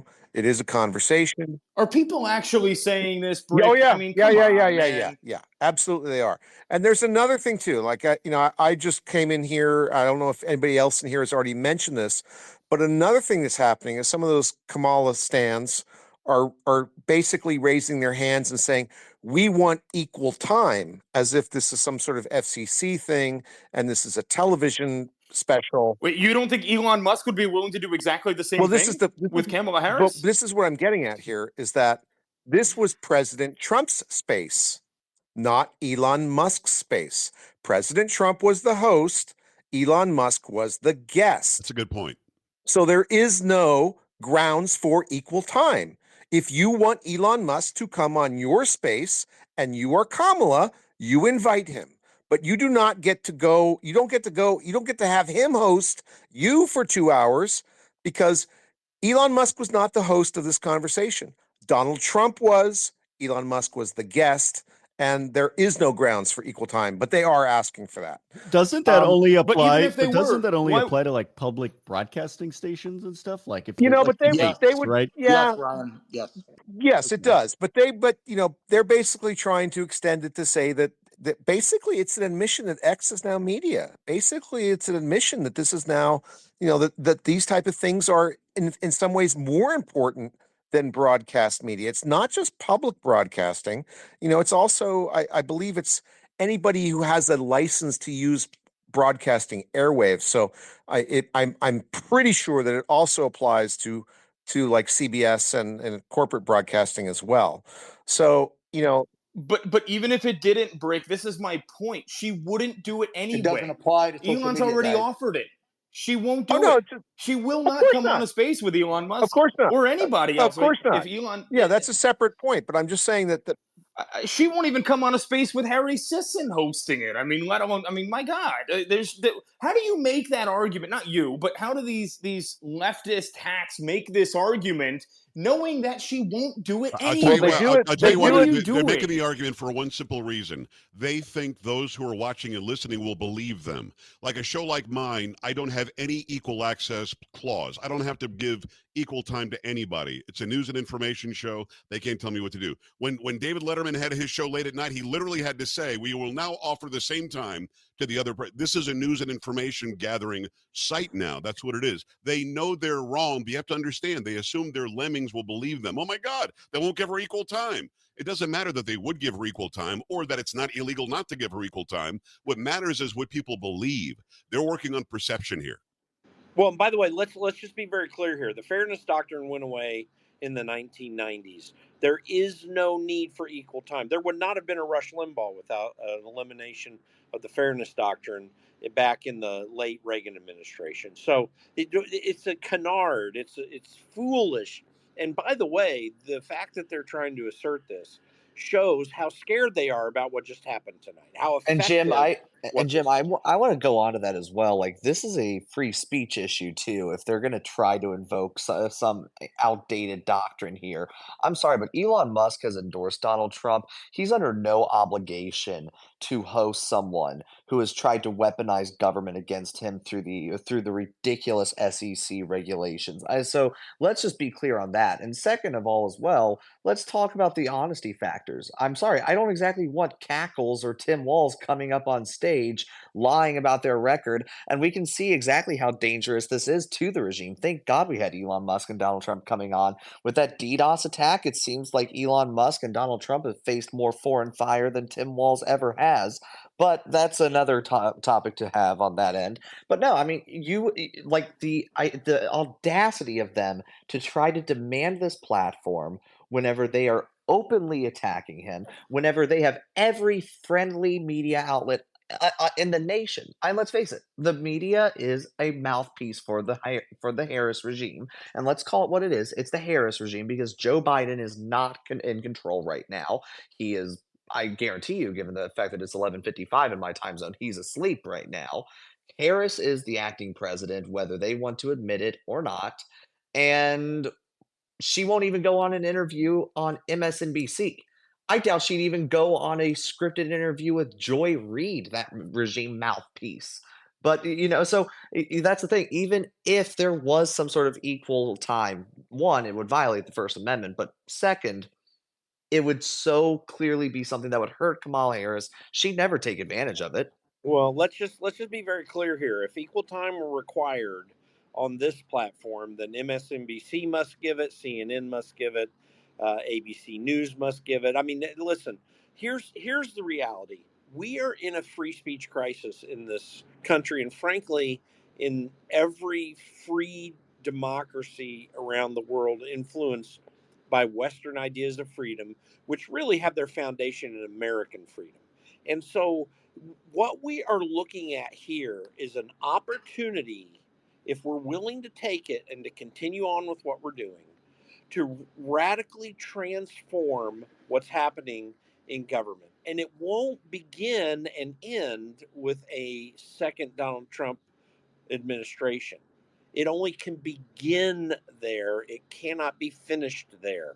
So we have some major things to do beyond now. And this is why it's very fortunate that Elon Musk was willing to take the risks that he has. But it is also should be a recognition, especially because of the EU letter that came out today, that there is an all-out assault by governments to shut down citizens. And we are every Western country that has some form of freedom, whether under parliamentary systems or systems similar to ours, every one of them is to be operated, and the entire concept of their operation is based on the idea of popular sovereignty, meaning that the citizens are the kings.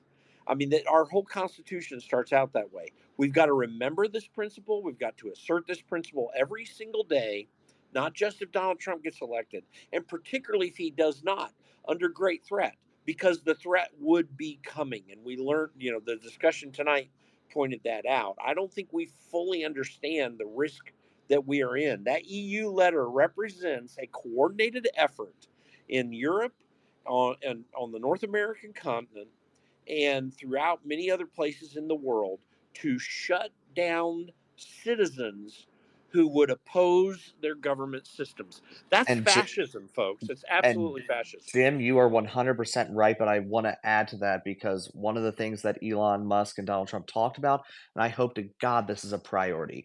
I'm against all foreign aid writ large, but in my view, the first foreign countries that America should be defunding under President Trump's second term are the countries that have the audacity to attempt to censor Americans. That is one of the most disgraceful acts that I have been seeing, and we're seeing the United Kingdom do it with the common American, and now we're seeing the European Union do it with X. And you're right. It's fascism. In many ways it's worse because it's the hallmark of you have no individual voice. It is an outright fascistic communist. Every single authoritarian government starts by silencing the dissenters, And if America truly wants to be America, it has to be clear that we will protect American voices by any means necessary. So TJ, I want to reference back what I posted earlier with this Washington Post reporter. You know, we've talked about it a couple of times in the space tonight. This Washington Post reporter asking the press secretary if the Biden regime could intervene and stop Trump's interview with Elon Musk on X tonight, saying that the misinformation on Twitter is not just a campaign issue, it's an America issue. What role does the White House or the president have? Any sort of stopping that or stopping the spread of that or intervening? That was the question that a Washington Post reporter asked the press secretary And tonight. Nick, I'm even more terrified. I'm even more terrified of the answer that the White House press secretary gave, which was that we'll look into it. Because I do First Amendment law for a living, mere investigations are oftentimes enough to chill free speech. This space, I can say with 100% certainty, every word of what was said was protected by America's First Amendment. Every word. The fact that they are saying we're going to look into this to see if we can shut it down, to see if we can stop it, is a quintessential declaration of war against free speech by America's very own government. And these investigations, I thank God Donald Trump and Elon Musk are as wealthy as they are, because I can tell you, if we got that same exact federal investigation, the attorney fees would very likely exceed what anyone on this stage could afford. And unfortunately, because it's coming from the federal level, you don't have a 1983 statute which allows you to sue and recover attorney fees after you win. So it's an area where the process is the punishment. The fact that the White House could not disavow that question from the outset is disgraceful, and it's a national embarrassment. Frankly, what she should have done is what, in my view of, in my opinion, the last good progressive, Ro Khanna, said. In America, we value free speech, including conversations like the one Elon Musk is having tonight, with ideas and opinions people may dislike or even find offensive. We don't censor. Ironic, this used to be a European idea advocated by someone named John Stuart Mill. That's a left-wing Democrat saying that. And I think he's the only Democrat that has publicly come out to condemn this obscene attack on free speech that we are seeing. Mad respect to him. It's not the first time that he's crossed the aisle on this. He's worked with Matt Gaetz to end endless wars. He's worked with Thomas Massie against corruption issues. All in all, but that's the thing. There is no such thing as a pro-liberty leftist anymore. There really never has been. Ro Khanna is just one of those rare exceptions that proves the rule.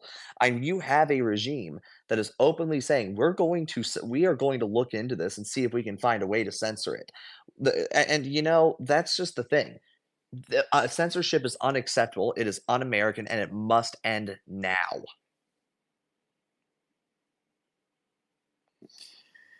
Yeah, and I want to go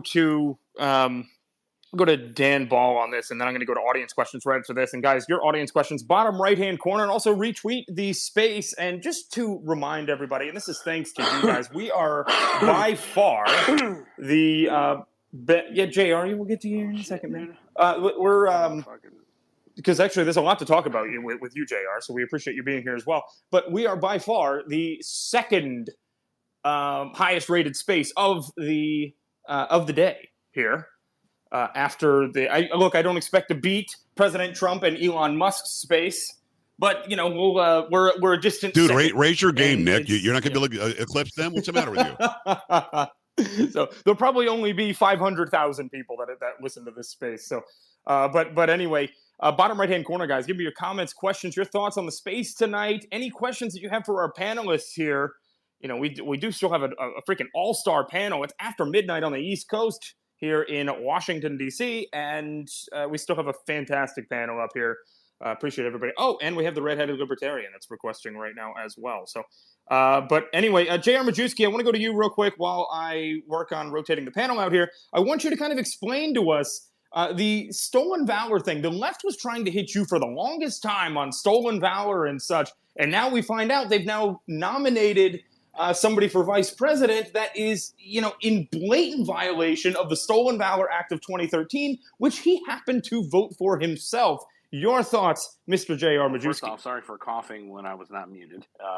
But secondly, oh, I thought you were No, trying to make me hurry up or something. No, I apologize. Yeah, I mean, just real quick, in 2022, I was running against the longest-termed member of Congress in history, and I had millions of dollars spent against me. I had my military records illegally obtained. My signature was forged, and the mainstream media colluded with an opposition research firm that was paid for by Nancy Pelosi's super PAC.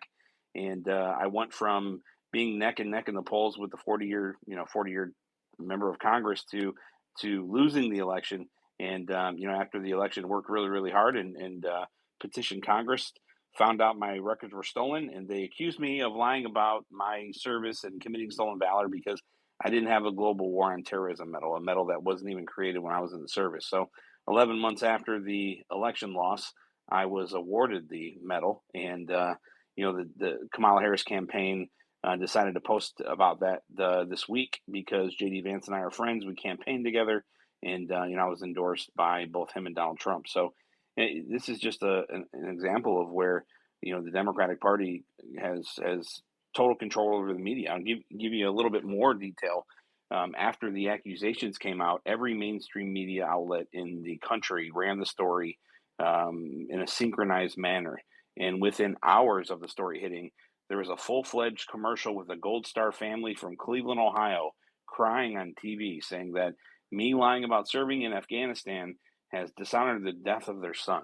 And, for months, even after the election, every TV station, every commercial, every radio station, every radio commercial, my family and I had to endure this, knowing that, I was telling the truth. And it's to be honest with you guys, there's no easier way than saying it. It's a fucking shame that, someone like myself had to go through that.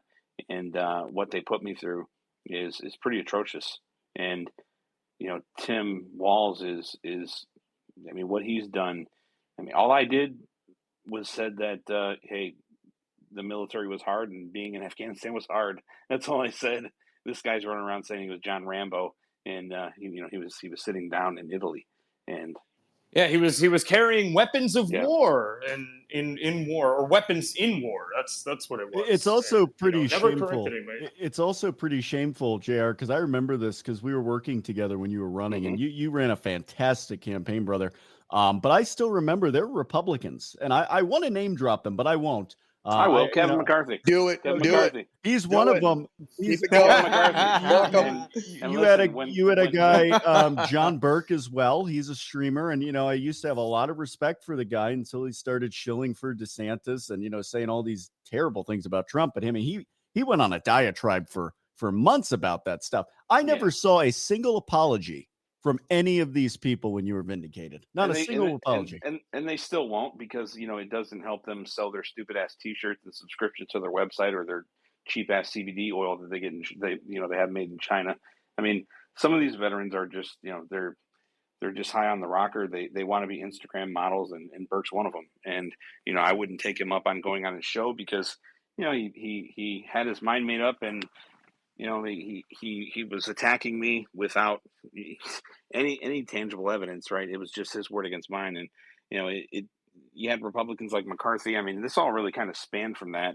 If you look at just the trajectory of how this all panned out, McCarthy wanted me to commit my vote to him for Speaker of the House, and I wouldn't do that. And, as I was told by members of Congress, he bragged about cutting a deal with my Democratic opponent. And in her 40 years of tenure, she's never once committed to working with Republicans outside of being asked to be Ross Perot's vice president.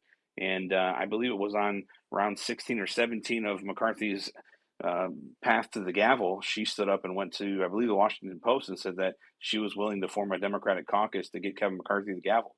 And that just shows that they colluded with one another. And hey, JR, I haven't talked to you since you were on my show, and I'm sorry that you didn't win, but it's a simple question.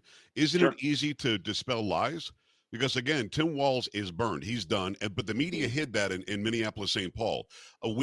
Everybody in this space has exposed him. We'll continue to expose him. The truth is the truth. It's easy. Couldn't you expose them as the liars that they were? Why did this work on you? Well, it worked on me because they had millions of dollars spent, and there was a huge. I mean, they were all this. This was an effort that went months. They had my military records in July, and they worked on the story up until early October, and they released it all at once. And it was just, I mean, it was a bow wave. And as someone that was funded by Nancy Pelosi's super PAC, she had $6 to $10 million that she was blasting me with, and McCarthy wasn't on my side, and he holds the keys to the bank. And I'm sorry that happened, brother. Truly, McCarthy defunded my entire campaign, and then the president found out about that. He got pissed off, and by the time he could take action, McCarthy just waited him out, and they just let me sink. So, but anyway, here I'm gonna move just a little bit here temporarily, and we can get back to you, Jr. But I needed to bring up Josie, the redheaded libertarian. Always loved Josie. Everybody loves Josie. Nobody can. I mean, I'm sure you get plenty of liberal hatred, but most people seem to love you. Got some great stuff, and this ratio that I'm seeing up at the top, my God, I mean, you're probably going to get charged with some sort of hate crime in Europe for this. You responded to Elon Musk's or the letter that the EU that Thierry Breton sent to Elon Musk, threatening him essentially, trying to force him into censorship. Tell us a little bit about your response, Josie, that now has 71,000 likes pinned to the top of the space. And Elon and Trump talked about this tonight, so it is relevant for the audience here, for the 10,000 plus that are listening at 12 o'clock. Yeah, I like to ratio a continent every now and then just to keep myself. So,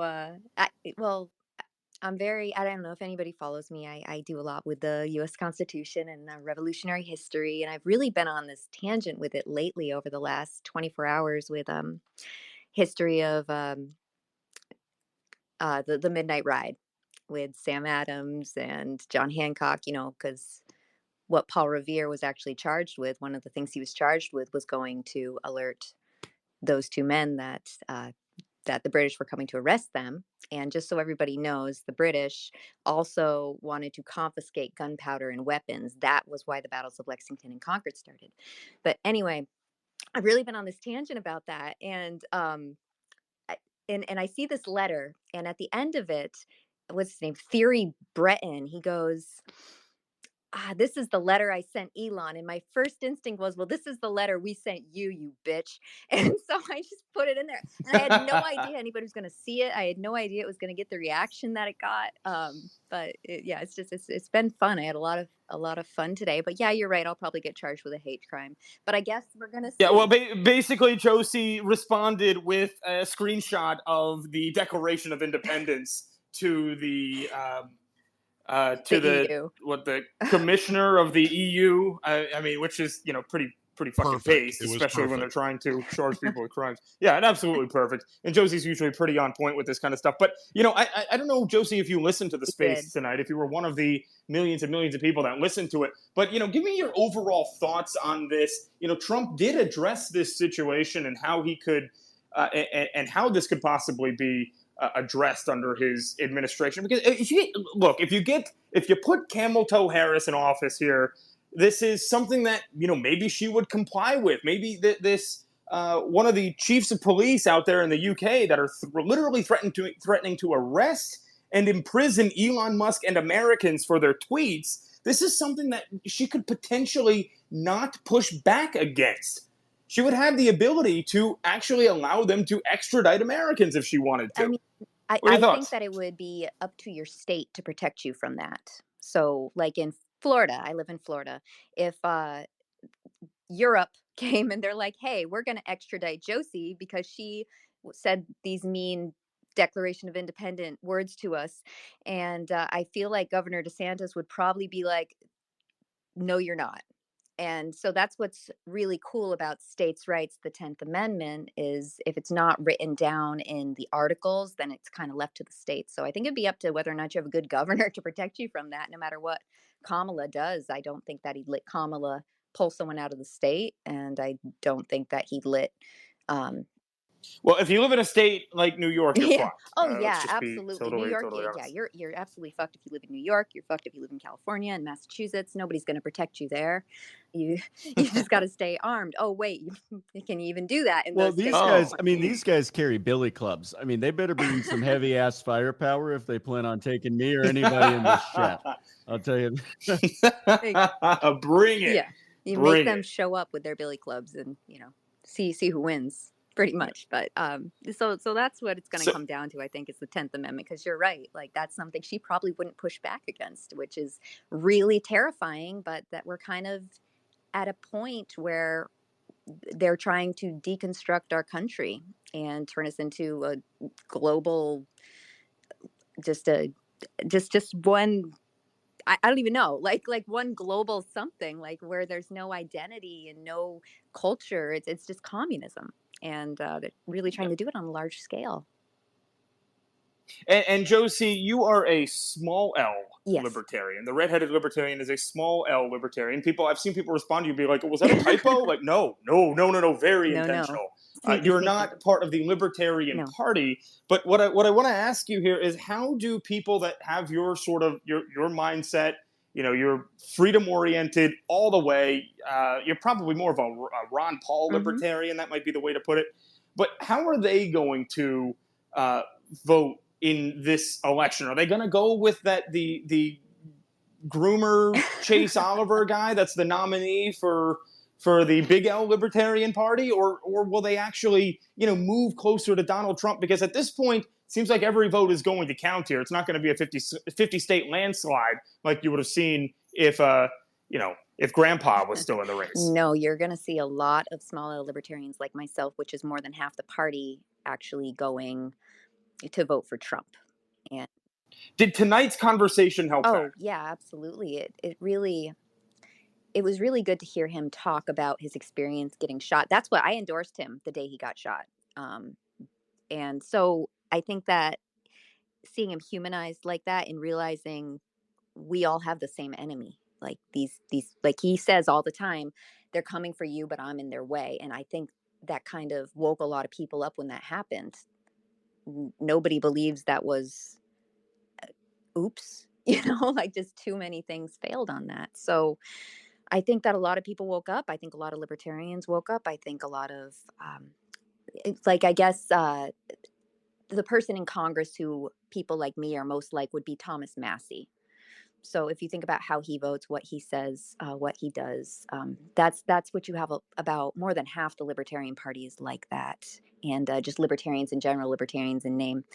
So I'm optimistic about how many people are going to vote for Trump, because I really think this could be our last election, and I mean that. And yeah, sorry about that. I've only got one phone here for right now. I need to really fix that problem. But it's time to invest in the second one. But Jim, I think you were going to jump in and say something, and then I I'll was say just something. going to thank her for the Thomas Massey plug. I've got a little investment in there. Yes. I absolutely adore him. He's amazing. He was the first person who took a chance on me. It was my first interview ever, was Thomas Massey. So he's somebody I'm just eternally grateful for, and I think he's a genuine human being, and he's the closest to the founding fathers that I have ever met, ever experienced. Just his integrity and what he does with his life, his purpose, how he lives. It's all really reflective of Thomas Jefferson, really. How creative he is. He's an engineer. He's got his own homestead. He really lives off the grid. I mean, he's just an incredible human being. Well, one of the things that doesn't take shit from anybody. Absolutely one of not. the things that he exhibits that we really need a whole lot more of is not just the principles, which are fantastic. Having worked with him closely, I know this. But the other part of it is fearlessness and recognizing that you have to be disconnected. We're humans. We have emotions, and so emotions are not bad. But we need to disconnect from that every once in a while and recognize what is and act upon it, what's true and act upon it, what the rules are and follow them. And this is also part of the genius brilliance of people like him. And so we need a whole lot more of that. And hopefully And Jim, President Trump said at one point that he's going to put a libertarian in his cabinet. I would love it to be Thomas Massie, and I know that he was cool with being the Secretary of Agriculture. I'd love to see it. Absolutely love to see it. I think that he would be a fantastic fit there. But I want to go a little bit to some other audience questions down there in that bottom right hand corner. People have been asking about, okay, does this mean that Trump has returned to X? Is he now going to be posting here more? Is he and what does that mean? If that were to be the case, is that a game changer in this election? And I will, Josie, you've been around here for quite a long time, so I guess I'll go back to you on this one. But Trump coming back on this platform, does it seem like he's going to be more active here, and what kind of difference does that make in this campaign? And the reason that I ask you this is because you're somebody that, like I said, you didn't endorse Trump until he was shot. So you're somebody else that you're not firmly necessarily in the MAGA camp like I am or Ryan is, or something like that. But for somebody like you that has more of an open mind, how does that change things for President Trump? Does he win people over by coming back and being more active on the X platform? I think it's kind of different than that. I think that he is up against a propaganda machine, and he is up against the media, and he's up against the politicians, he's up against the deep state, he's up against the universities and big tech and big pharma and the fact checkers. Everybody is against him. The one place he is not going to be really unfairly attacked would be X. And so he's able to counter that propaganda in this free speech platform. And it's not just an echo chamber, so it's also a place where we fact check. We use community notes, and we're able to, community note Joe Biden. We're able to community note Kamala Harris. And that works in his favor to have him being able to speak here while they're actually being countered, which doesn't happen in the corporate press. So I think that coming back to X is the smartest possible thing that he can do. I've got to jump in here. Is nobody going to say this to Josie? Does a guy really have to get shot to get your endorsement? Is that really what we're talking about here? I want to very quickly say this. I think that Trump now understands that it's not a zero-sum game. You don't have to compete with X with truth. You can have both. I'm on both. Most of us are on both. I think that for a long time I was going to beat Twitter. He doesn't have to. I think he's now friends with Twitter, friends of Twitter. And as Josie said, it's a very, very smart thing for him to come here and realize that it's now a much more level playing field. But my God, Josie, really? So thank you, Joe. Actually, I don't endorse anybody. So ever? The fact ever. Nope. Wow. I have, how Kyle Rittenhouse got a lot of shit for his Ron Paul statement. I lived in Massachusetts up until 2022. I've written in Ron Paul every single election that I could vote in. I've never endorsed anybody. I've never really cared. This is the first year I've ever endorsed anyone. So, I know he had to get shot for it to happen, but it's a big deal that I just had to say, because everybody listening right now is thinking to themselves, is anybody going to ask her this? Yeah. I never did. So now I did. Now I can say the first person I ever endorsed was Donald Trump. Well, on the Ron Paul thing, though, I do want to bring up Trump has been really pushing for the Ron Paul voter bloc. Yes, I'm thinking about his promises. Cryptocurrency, the Wyoming model, banning rehypothecation, freeing Ross Ulbricht. Look, if there's any reason to vote for Donald Trump, if you live in a swing state, if you're a criminal justice reform advocate, free Ross is in itself enough to say. And he came to our convention. He came to the Libertarian Convention in DC back in May, and he spoke to all of us. And he knew he wasn't going to get a friendly audience because there are a lot of people there hate him because they got Chase Oliver as the candidate, and they're not exactly Trump friendly people. So he came and he spoke knowing that probably half the audience was going to be unfriendly to him, and he came and he did it anyway. And he wants to put a libertarian in his cabinet. He wants to free Ross. He's big on Bitcoin. He also wants to create a board to look at all the J6 arrests and have a bunch of libertarians on that, because libertarians are objective when it comes to victimless crimes and and this is just an abuse of power, the things that have happened to the J6ers, as we saw the Supreme Court rule. But he's very friendly with libertarians. And he actually said, when he opened his speech, he said, if I wasn't a libertarian then, I am one now. And this is before he got shot. This was just dealing with the lawfare. And that line, I was never more thankful for a Donald Trump statement, because my primary opponent in my state house run ran entire mailers about how I'm a small L libertarian, and boy did that backfire when President Trump said it's not a bad thing to be a small L libertarian. But further as well, two of his big campaign promises have been repeal the tax on tips and repeal the tax on Social Security. Well, who are the two members of Congress who introduced that? First it was Ron Paul, and now it's Thomas Massey. I'm hoping that his third campaign promise in terms of financial reform is end the Federal Reserve, which, with Elon talking about inflation, that might be next. Oh, no. So that does remind me. This is something that should have been talked about earlier in the space, and I have it written down here, but it reminded me. We're talking about potentially ending the Department of Education. Yes. Do it. Do it. Massive. I was texting Kaya Rychik back and forth on this one as well, if you know who that is. And I mean, she's huge on this. This is her thing. This is probably the highlight of the night for somebody like her that is fighting to, try to protect kids from these indoctrination camps that are being pushed by the federal government. Yep, absolutely. And the cabinets have gotten so wide and so bloated. And I mean, George Washington had 4 cabinet positions. He had state, defense, war, and treasury. That's all that we need. We don't need all of these extra, cabinet positions. So the fact that he's ready to start kind of getting rid of those is incredible, especially when it comes to education, which never should have been in federal hands to begin with.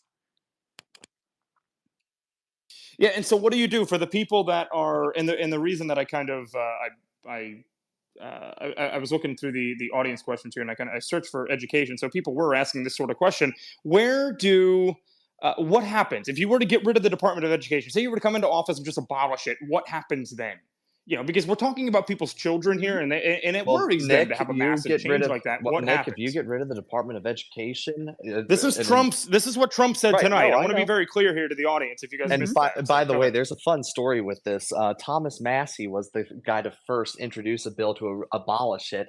The reason why he introduced the bill was because he was getting calls from Democrats telling them that he needs to stop the confirmation of Betsy DeVos. Well, the problem is he's in Congress and only the Senate can confirm. So what does he do? He's like, all right, whatever. I'll just introduce the bill to abolish the Department of Education. Surely that's what the Democrats meant.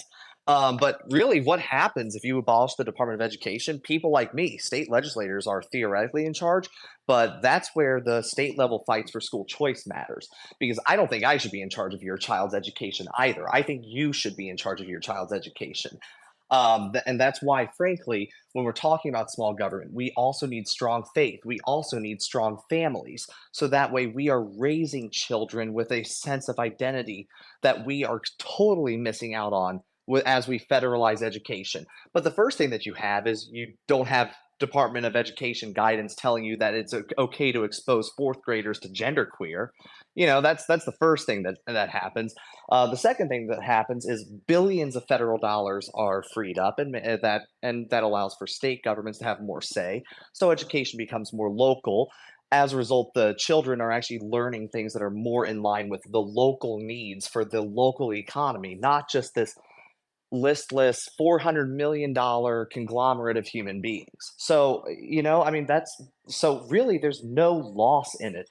In fact, the number one advocate against the establishment of a Department of Education in the 1970s was actually the teachers union, because they felt that a federal system of education would get rid of children learning the local needs. So, truly, I don't understand why this doesn't pass unanimously.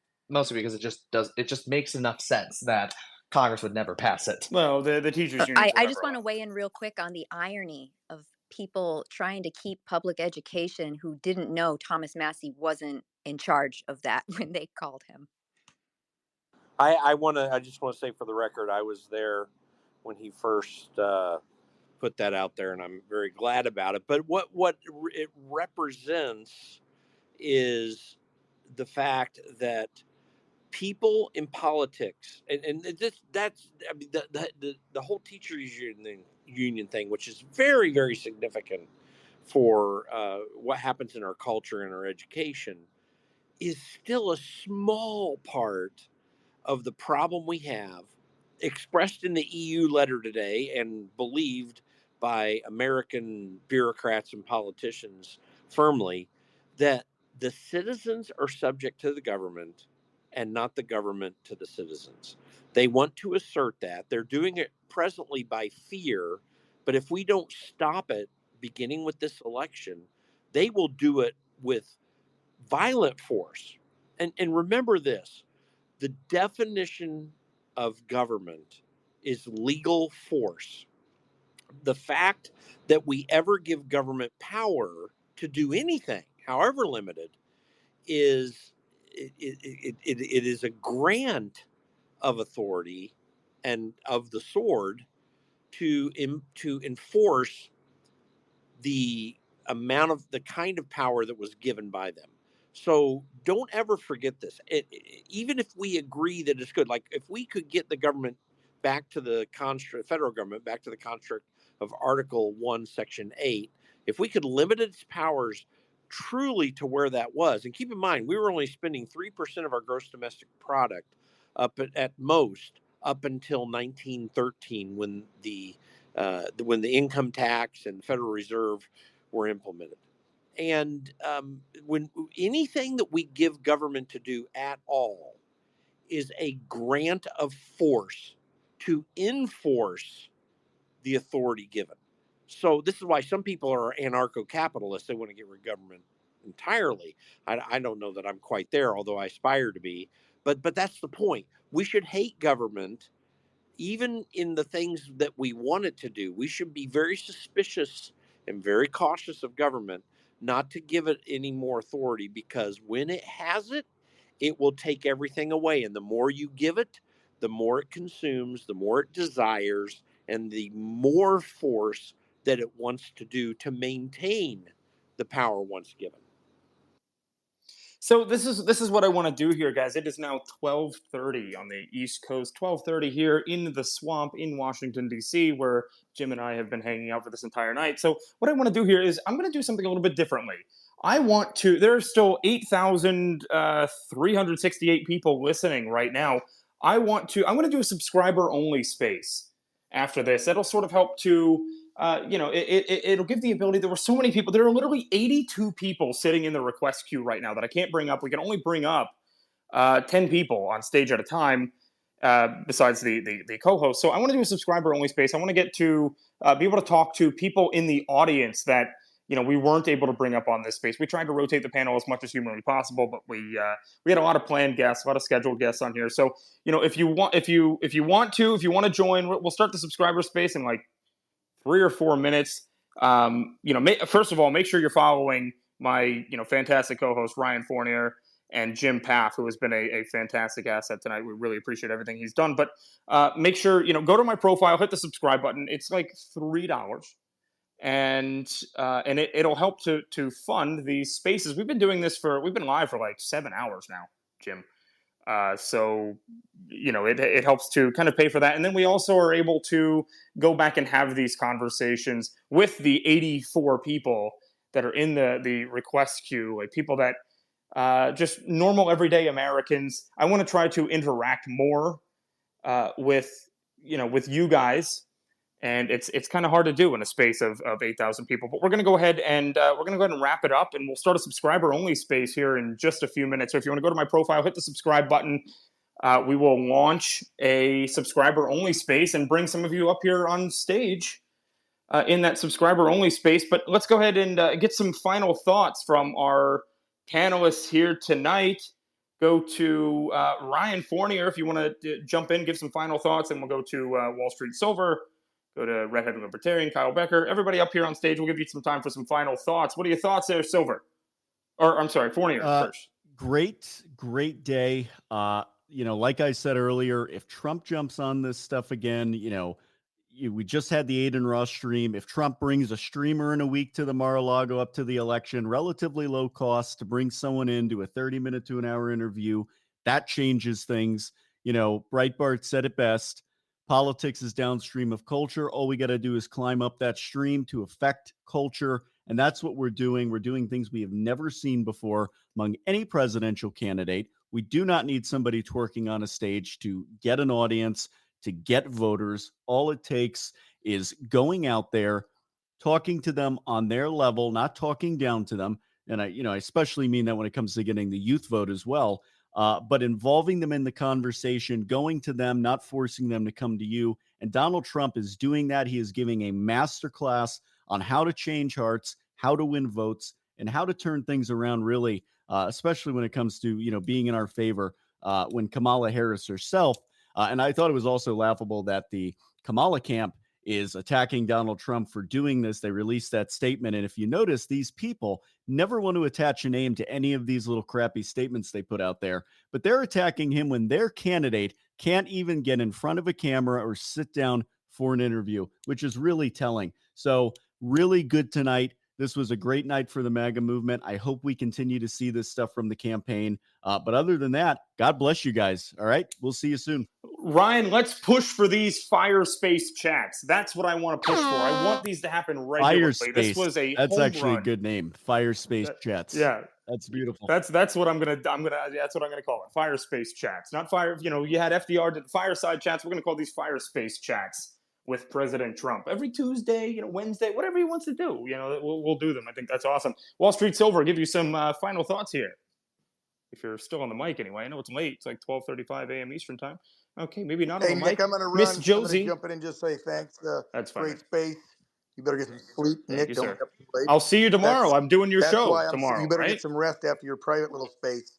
Don't be up all night. I don't want a grouchy Nick. We don't want bags under your eyes. You have to be on camera, not just your voice. So go get some rest. Okay. Ryan, and I'm flying, guys. I'm flying to Asheville, North Carolina tomorrow. Apparently, I just got the word for that from Team Trump here. Oh, what are you doing? To go to the rally down there. So we'll see if So maybe I'll be there at the time. When are you flying? When but are you anyway, doing it then? so maybe we'll do a space for that. Are you going to be on the plane when you're supposed to be talking to me? What are you doing? What time? Nope. We're good. We'll handle it. So thank you, Dan. We'll talk to you tomorrow. I'll see you tomorrow. Great space tonight. Ms. See you, brother. Thank you, sir. Miss Josie. Sure. So John Hancock was a wealthy businessman and a statesman. He built an empire. He didn't give any fucks. He exposed the crown for what it was. He was bountied as public enemy number one and viewed by the crown as the man standing between the colonists and their divine rule. Does he remind you of anyone? Pretty wild, right? So I'm really feel like we're having a 1776 moment, and I'm really hopeful that it's gonna work out just like it did then. So yeah. At what point, Josie, I'll ask you real quick if you just want to say it real quick. Sure. Well, how close are we to a 1776 moment? We're never gonna go back. So the way forward is strong states' rights. We're going to see the states start looking like little countries that are so different that, you're not going to go to Florida for Disney World. You're going to go to Florida because your governor's not a total tyrant, So we're going to start seeing that. And I think some countries are going to look more libertarian than other countries. I would say that we're already there. And it's as long as we have our Bill of Rights intact, which is, something that they want to come after, I think we're going to be okay, but we're only going to be okay on a small scale, on a state scale. So sadly, I wish I had more optimistic information about that, but Trump does get into office and limit the federal government, then we'll have a little more hope. Absolutely. Miss Josie, you are a subscriber of mine. I appreciate that. If you can come by the subscriber space, do so. If not, I totally understand because you're in Massachusetts and it's 12:40 a.m. But anyway, let's go to Kyle Becker. If you're still awake. You goddamn right I'm still awake. Listen to this space. Okay, so I kind of wanted a little bit of a different take, a little bit more relaxed, but I think it's important. So before the Elon Musk, Donald Trump spaces, we heard a lot of freaking out and hysteria from CNN and MSNBC. They were sort of pre-bunking whatever might show up on the spaces. They were basically saying that Elon Musk is a threat to humanity because he allows misinformation and hate speech on X. So the thing that they're really afraid of is someone might actually be curious and have a Streisand effect and tune in and listening to just a couple of bros hanging out, trying to solve the world's problems, have a great sense of humor, awesome wit, just talking about things that people care about, like inflation, instead of like per se climate change, which is very abstract and far removed from most people's problems. So I think that's really what they're afraid of. And so when we saw Donald Trump put the smackdown on Biden at the debate, that was kind of the first holy shit moment for the elites in this country. Then when we had Donald Trump shot at, got hit in the ear, and then holy shit, he's still alive, pumping his fist, yelling "fight, fight, fight," doing the iconic pose that the photographs that were seen all across. That will go down in history. Yes, and they were trying to that say that the photos were fake. That was their second Oh my panic God. moment. And then third, with Elon Musk, a powerful tech entrepreneur with a platform where they can't control speech, where they can't shut people down and stifle dissent, allowing these two guys just to have a normal conversation that is not scary at all. That's what they're really horrified of having people hear. So I think that's really what they're scared of. That's why they need to do fire spaces. That's why they need to have Trump back on here, making use of this very powerful tool to get his word out to people who aren't already signed up on Truth Social. Because, there's no doubt Kamala Harris is doing her superficial, deceptive thing on TikTok. All of these influencers that they're paying. It's not working, Kyle. They're horrible. It's not working. If you look at her account, her like and view count is taking a nosedive on TikTok. Right. Meanwhile, Trump's is going up. Well, what was the thing Zuckerberg did? That was the most hilarious of all. Oh, and by the way, I want to break in with this real quick as well. Elon Musk just tweeting saying, "Happy to host Kamala on an X Spaces 2." He just said that just about 1 minute ago.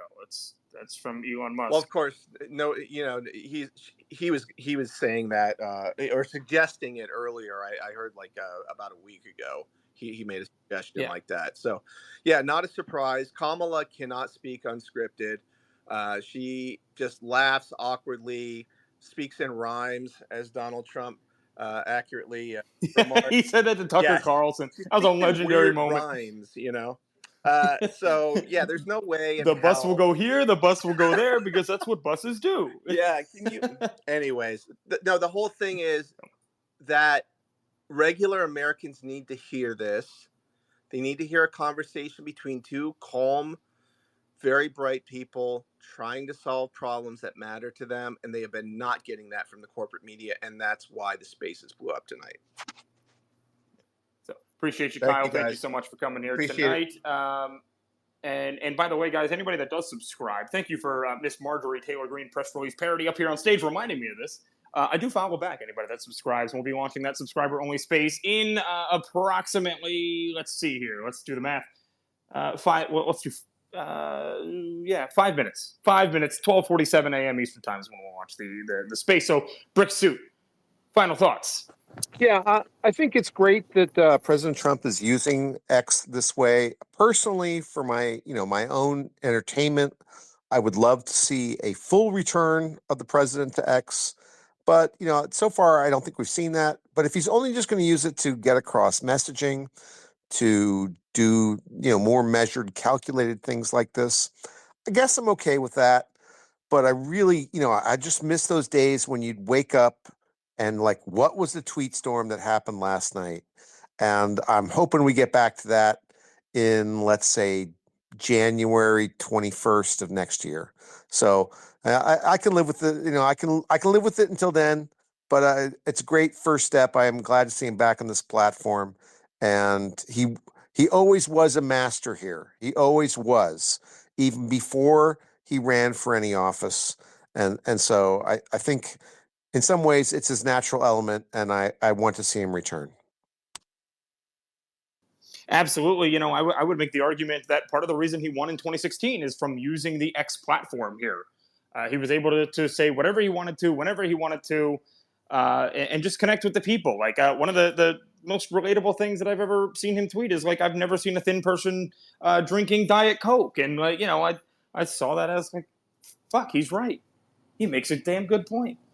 And I think that kind of stuff helps him relate to the normal American. It's not something that's going through a press team. It's not something that it's not going through the mainstream media. They're not filtering it. He can say whatever he wants to millions and millions of people whenever he wants to. A lot of time, like Kofifi, if you remember, that was 2:00 in the morning that he tweeted Kofifi. I mean, one of the most viral tweets of that year. And so it's very important that he utilizes his platform properly. I'm hoping he does, because the arguments being made that President Trump can't come back onto X because he's beholden to his shareholders at Trump Media and Technology Group, which owns Truth Social. My argument is, okay, their money their pockets are really going to hurt if Trump were to lose in November. So whatever we can do to make Trump win, those investors will also win. So come back to the X platform. You need to, that's where you need to be making your posts, not just on Truth Social. And trust me, those investors will win when Trump wins. That's my opinion. So we've got 2 more minutes here until I end this and start the subscriber only space. And but United Spot, I'll give you 60 seconds. I'll give Adam 60 seconds, and maybe I'll give another 60 seconds for Rawls Alerts because he's been here the entire time and he's my man. But yeah, United Spot, welcome to the stage. It's been a while. Hey, how you doing, Nick? How you doing, Ryan? How you doing, Jim? How you doing, Wall Street? How you doing, Redhead? How you doing, Kyle? Brick Suit, how you doing too? Adam, everybody, how you doing? All right. So I just want to say real quick, it would be amazing if Kamala came on, because when Trump, the catch is like, all right, guys, get out. With Kamala, it'd be like, I didn't feel, come on in here. It'd be great. We'd love to see it. It'd be great. As far as what Brick was saying too, and what everybody else was saying, what you just said, I think it would be great if they changed it to Truth Social X and just kind of merge the companies. But what he's doing right now, what Donald Trump's doing, we were in tears. It was just absolute goosebumps going on tonight. I think America is finally starting to feel normal again. And it's just an amazing feeling that things are getting back to normal, to where people are actually going to, know that there's a boys' bathroom and a girls' bathroom. And we're going to go right back to where it was. And I'm truly thankful for President Trump. And I think everybody can sleep tonight knowing that even though we're not at the finish line just yet, that winner circle is looking extremely well. So everybody stay on top. Don't lose the point here. We got the eyes on the prize.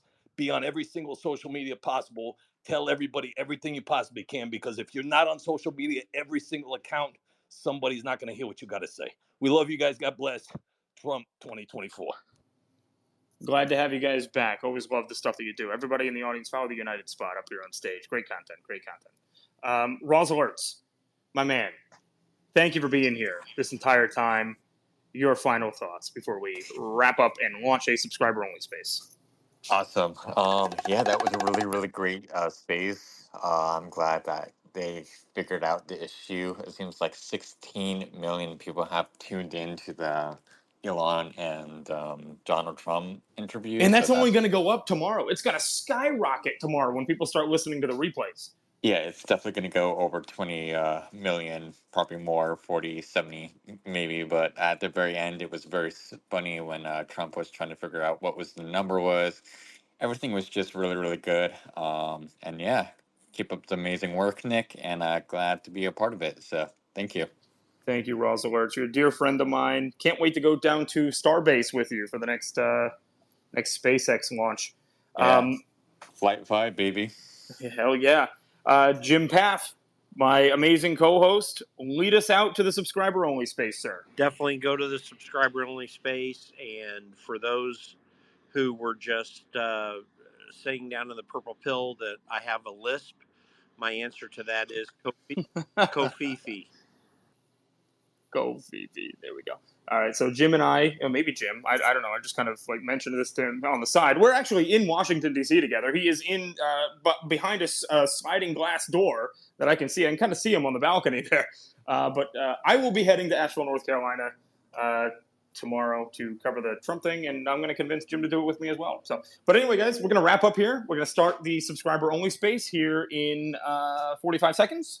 So make sure you subscribe to me. We'll be happy to see you there. This is kind of the first time I've ever done anything like this, so we'll see how it goes. Appreciate you all. Thank you so much for being here for 7+ hours, and you will have a fantastic, blessed night.